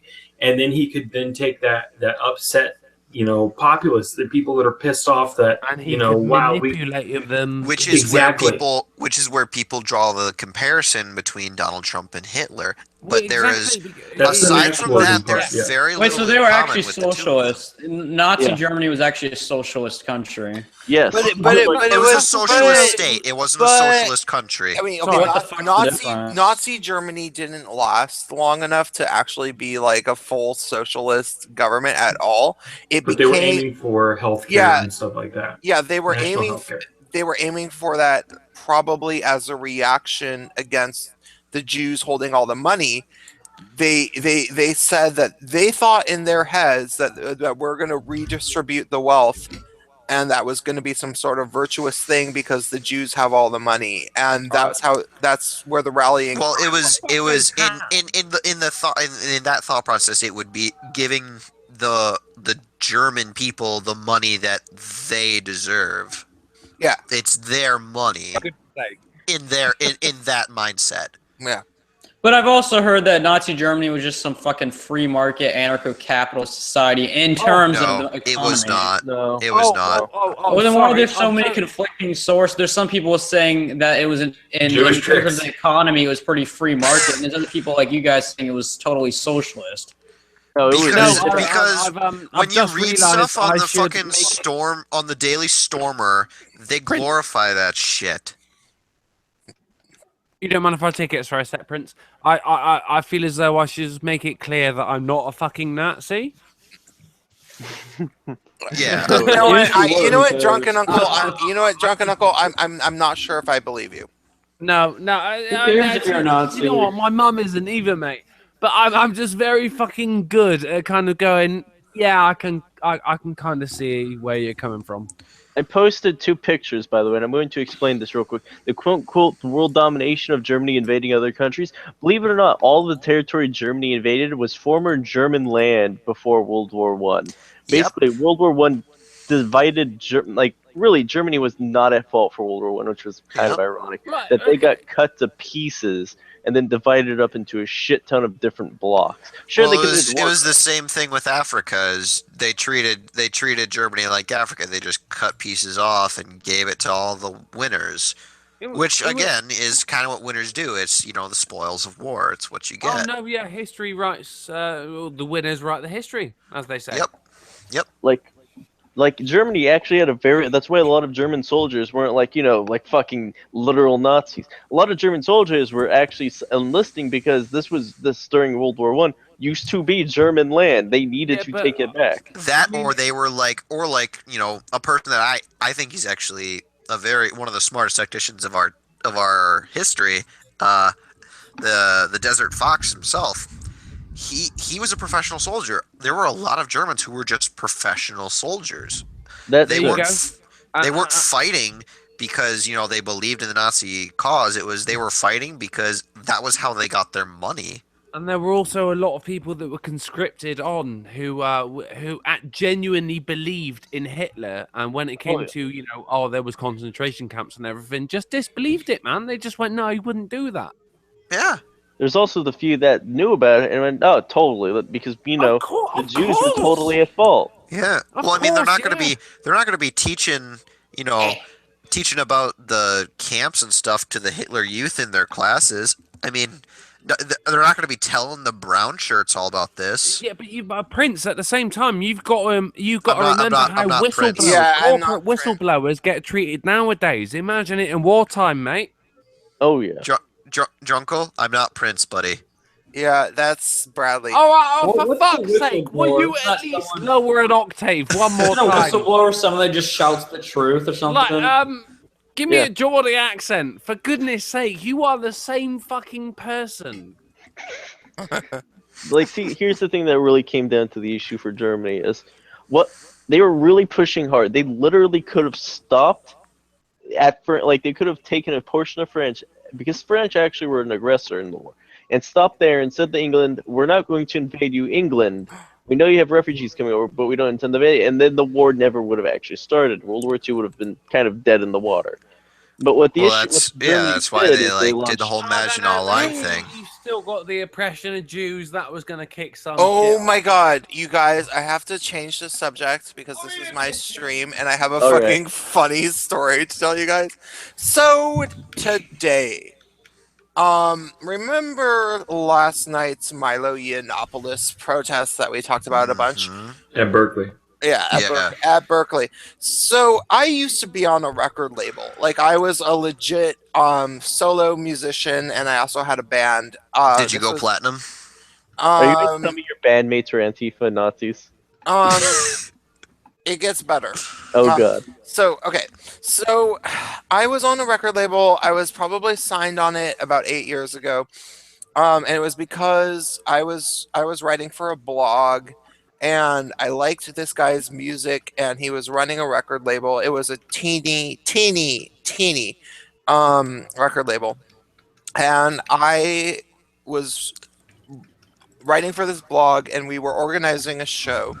And I decided to invite him to play at a show, and he said yes. And then he liked my music, and he invited to put out my music on his record label. So that happened a really long time ago, and he was about like 6 or 7 years younger than me. He was a lot younger. And he released my CDs. I put out 3 solo CDs and 1 CD with a bandmate. It was a different project. So I put out 4 releases on a record label in the late 2000s and early 2010s. So that's a big deal, actually, because people didn't get signed on record labels in that period of music, really. So how does this relate to the Berkeley thing? It doesn't really. Well, no, it does. Actually, it does. No, sorry, I'm drunk now. So no, it does. Okay, so he and I, we never really hung out a bunch, and for all I knew, he didn't agree with any of my political opinions, as far as I knew. But to be perfectly honest, I was more famous than his entire record label, just in terms of my music, because I knew a lot of people and my music was pretty good. And he ended up signing about 30 people or so, like 30 different music acts on his record label. But nothing ever got famous. He made music himself, and he was very talented. I loved his music, but I was the first person on his record label, and I probably did more to make his record label famous than his record label did to make me famous. That's the thing there, Prince, isn't it? I mean, we all remember. I mean, you got your channel, my man's got his channel, I got my fucking channel. We all remember our first fucking subscriber. That's the thing. It's different from getting from 1,000 to 2,000 than it is from 1 to 10. Do you know what I mean? Yeah, sure. Yeah. And so, but we were there for each other in the way that we both supported each other's music for a number of years, at least 5 or 6 years. We believed in each other. And then he moved to LA, and I, was drunk for 2 years straight. And, and it didn't really, and then we stopped talking to each other. The other thing is that his label was only held afloat because of his girlfriend, who became his wife.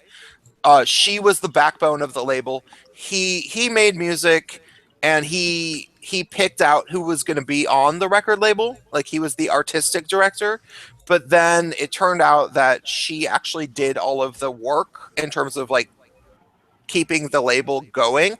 And so when they broke up, like, they got married and then they divorced, with probably within like 2 years. Like, it was not a long marriage.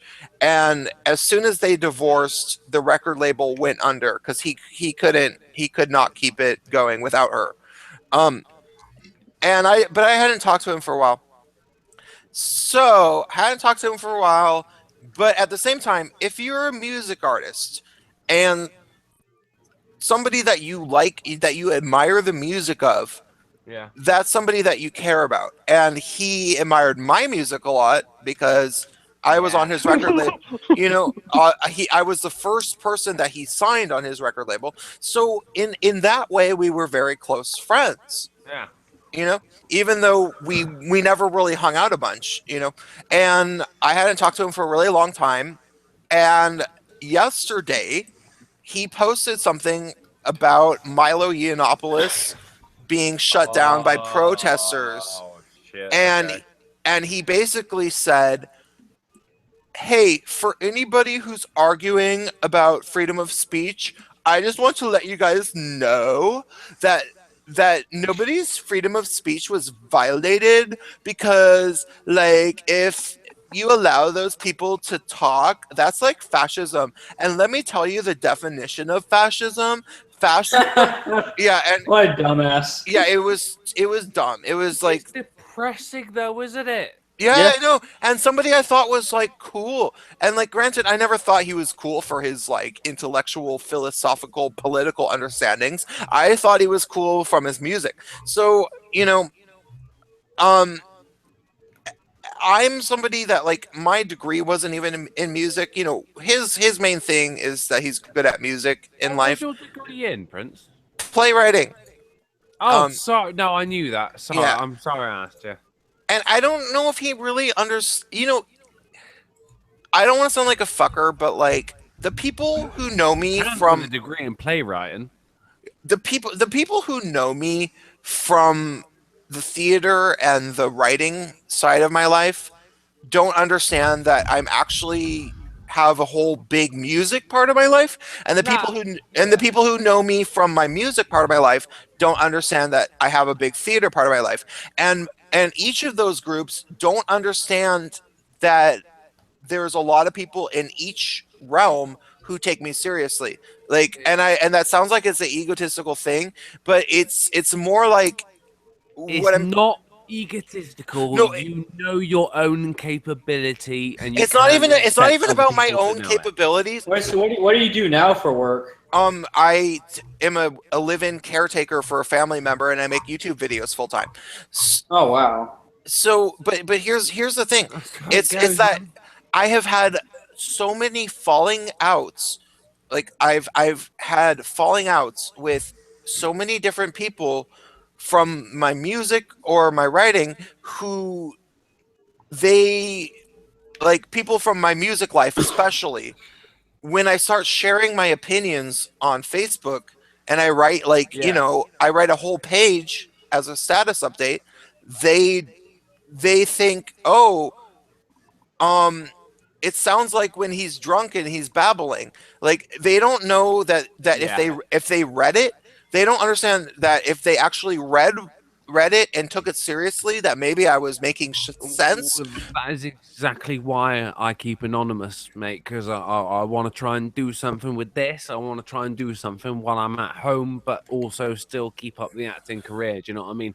If anyone was to ever recognize me, that would be it. Yeah, the people. Okay, and I'm going to be perfectly honest. When I was a musician, and it was my main thing, and that went on for, you know, at least 8 years, that I was only doing music. When I was a musician and that was my main thing, I was not trying to impress anybody in terms of how intelligent I sounded. I wasn't. Is the way to be, though, isn't it? Oh, and it was way more fun. I would get wasted. Yes! and put shit up my nose and like and just run around like a fucking crazy person. And people were like, "Oh, he's funny," and and they didn't understand that I'm smart. And I didn't care if they thought I was smart. I was like, I don't care if you think I'm smart. I just want you to like my music. And they were like, okay.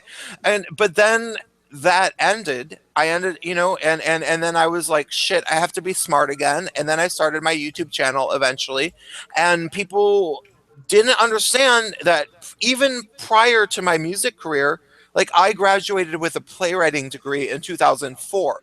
And I had a very, long history of being a literary intelligent person before I even was doing music full time. And so the people that knew me from the music period, they didn't understand that I'm like actually smart, because I didn't. No. I mean, it's different people from different eras, isn't it? You can't expect them to. Yeah, well, and most people don't have the ability to go in between playwriting and music and music. I wouldn't say that. Everyone's Okay, not got the a good ability. degree in No. that. Okay, regardless if they have the ability or not, they mostly don't do it. There's Or not whether or not they want to. Yeah, fair enough. there's yeah. not a I'll whole agree lot with of you on people. There's not a whole lot of people who've been simultaneously at different points in their lives Yeah. a playwright and a rock star. Like that doesn't happen. Oh no, yeah, okay, yeah, definitely. When you put it like that, yeah, fine. And that's Fine. literally, this is not me being an egotist. This is just how it's happened. And so this guy, No, I'm completely. yeah. Okay, so let me finish the story. So this guy posted yesterday, basically saying that the Milo protest was stupid, and or not the protest. The protest was fine, and everybody who's objecting to it is dumb, and they don't understand free speech, and blah blah blah blah So blah. you didn't mention the riots at all, and the fact that innocent people were getting beat up. Nope, he The did actual not. riots were, as far as I know, completely separate, weren't they? I mean, They are were these put up people just out of, blissfully ignorant? artistic I don't know. I don't know. If he's, I can't understand the ideology of these people. I think that's why I can only pinpoint to them being mentally ill. No, It's they're not if you blissfully. if you look at the protests, they weren't even protests; they're riots at face value. You cannot simply ignore the fact that innocent people are getting beat up, and that personal, private property of people who are getting damaged. I mean, if there's certain other things. If you look at like there's people who are blissfully ignorant of the hidden agenda of Black Lives Matter. Well, yeah, it can be easy to dismiss it if you don't, because since it's kind of in the background, but if you search enough, you'll find it. But with this, it's not in the background. It's right up front. It's at face value. It's destructive. Yeah, so this is what happened with this dude. He posted his fucking stupid ass status update defending the fucking protesters and saying that anybody who thought the protesters were being stupid was that they were Anybody who smashed shit up, Prince. that anybody who was defending anybody who was defending the attendees was dumb, and the protesters were perfectly right, and blah blah blah. And so I said no, and no. And then I wrote like a paragraph and a half. I wrote like, a pretty long comment that said like, look, dude, you're completely wrong about this. This is the only way you can beat Milo. You have to engage with his ideas, and if you are so much smarter than him, you need to put him to shame, and you need to make him culturally irrelevant. That's the only way he's going away. Otherwise, if you shut him down, you'll prove his point. And I said, I was like, the guy said, he was like, I don't want anybody to comment on this status. They don't share. That's what social media's for, dumbass. Oh my god. Anybody who does that is so stupid. So he said that. He said that. And so I said, okay, if you I'm gonna comment on this status anyway, and if you want to unfriend me, you are more than welcome to, because I need to give you a piece of my mind. And honestly, to be honest, I have not commented on his statuses for like 2 or 3 years. So I said my piece. And he unfriended me, so I couldn't respond. And then he responded to what I had said. He gave a sub comment, you know, and it said, "Hey Prince, since you go on, all right. Hey Prince, since you invited me to unfriend you, I'm Yeah. gonna do that." But not because of your views, because you're one of the most self-righteous and pretentious people I know, and I'm sick of your bullshit. And the end. So goodbye. And then he said, have fun trying to change the world one Facebook comment at a time. And What? yeah. Because no, but wait. Mate. No, I know. That's an annoying. That's Come a on. burn. That's but he doesn't even know about my YouTube channel. He doesn't understand that on Facebook I have 1,600 friends, and on So YouTube, and then why on wouldn't he? YouTube because I haven't talked to him in years. No, it doesn't matter. I've typed in your name, mate, into Google. What name? Prince of Queens. Oh, someone about to get doxxed.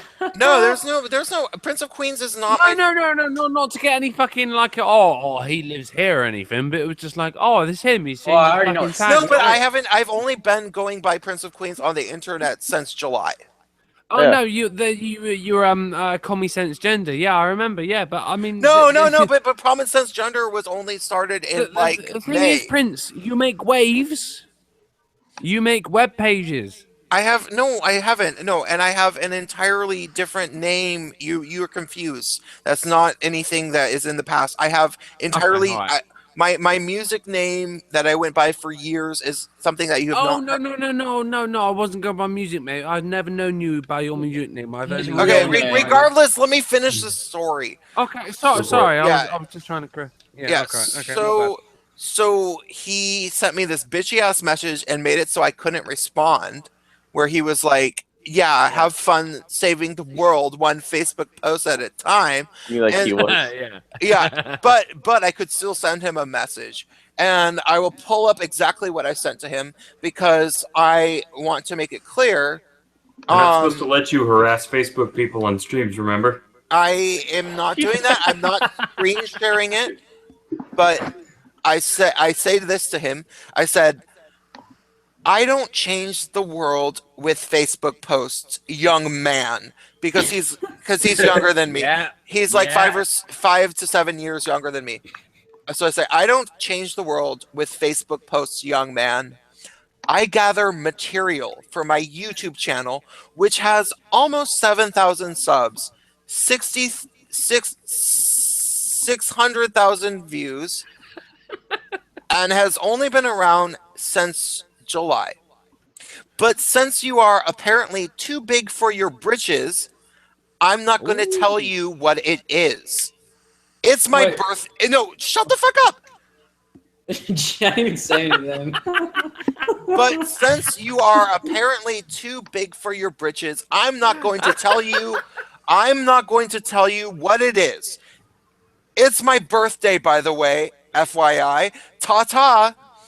And okay, so I did that, and while we were on the stream, a bunch of other people started commenting on the status, and at least one or two people liked my comment, like the comment where I explained to him why his comment was dumb. Let me finish. Was this on Twitter or was this on like Facebook. It was on Facebook. Oh, okay. Thank you. So while we've been on this stream, a number of people were ringing my Facebook bell, and I was like hearing it, and I looked, and it was people were like up on his stream on his channel fucking on his Facebook comment, and people were liking my comment, and he was responding to my comment, and so apparently a number of his friends agreed with me, and they were like, actually, this guy is right.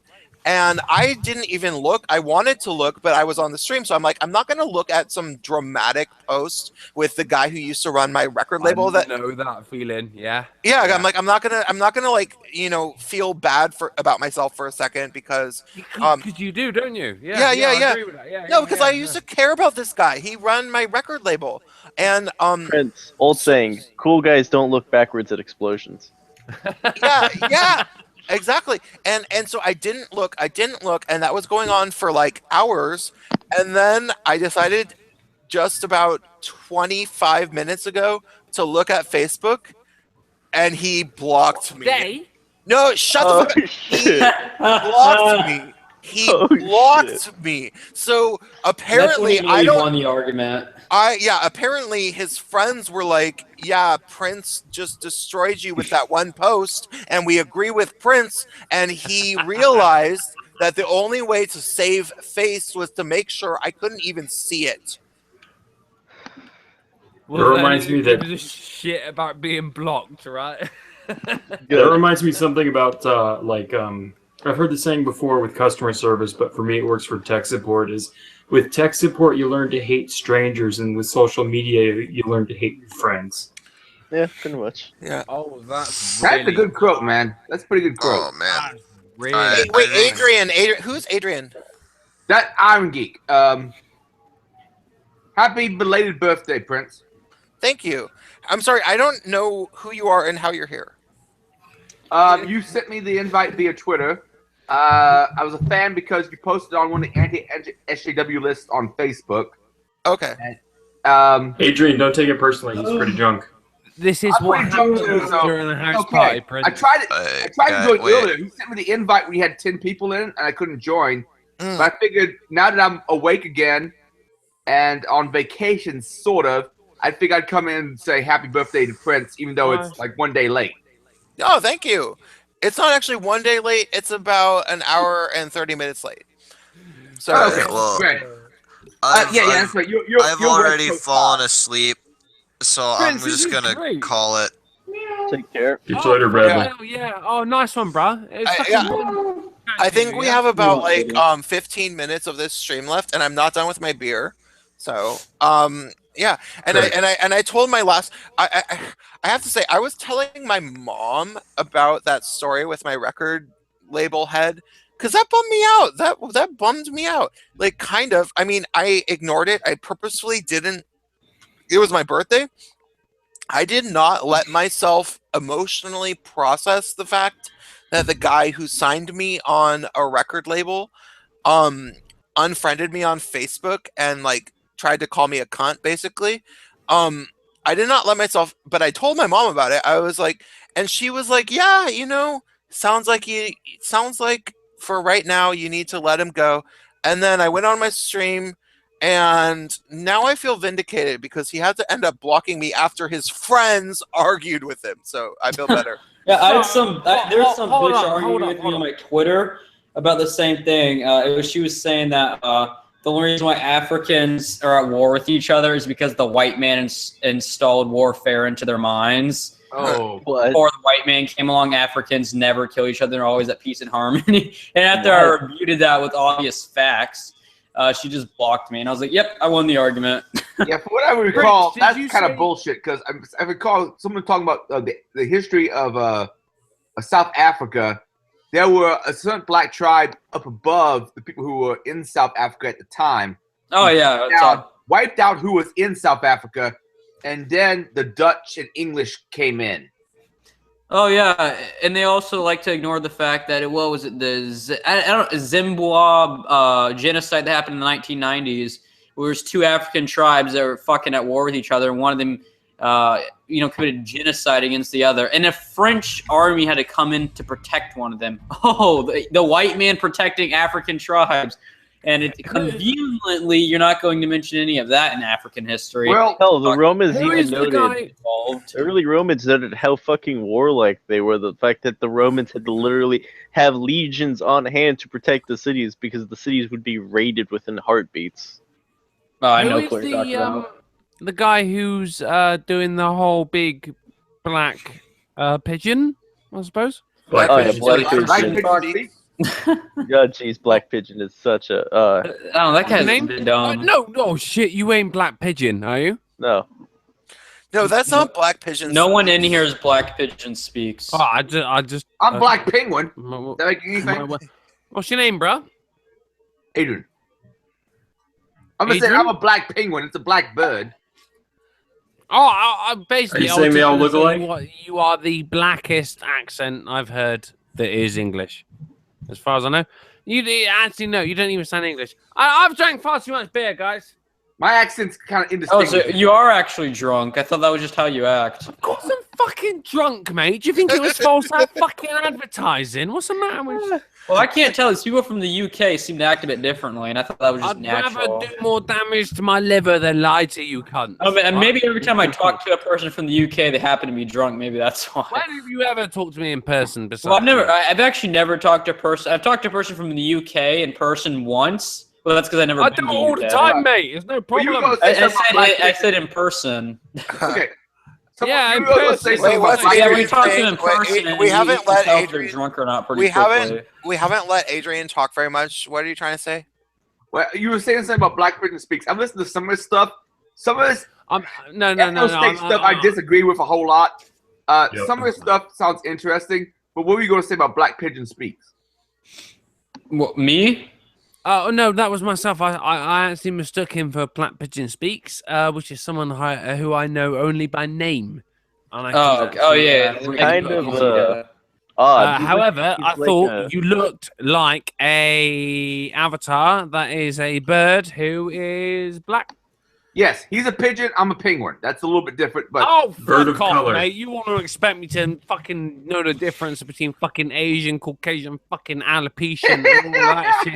You know, I fucking know me the fucking difference between pigeon and penguin. You can suck a Black Pigeon dick. Speaks. I mean, I'm sure that Adrian doing that for 5 seconds already seems smarter than him. Yeah, Black Pigeon Speaks with his whole bullshit war on porn. For absolutely everyone I know, I'm the most liberal person I know because I'm not a twat. I was gonna ask Base, whatever the fuck your second part is. Base. Well, is he opposed to pornography? Because that's not one clip from him. He's saying it's degeneracy and how it does something bad to culture. Which, I mean, pornography is right. Since people have been drawing pictures on fucking cave walls. Well, no, he's not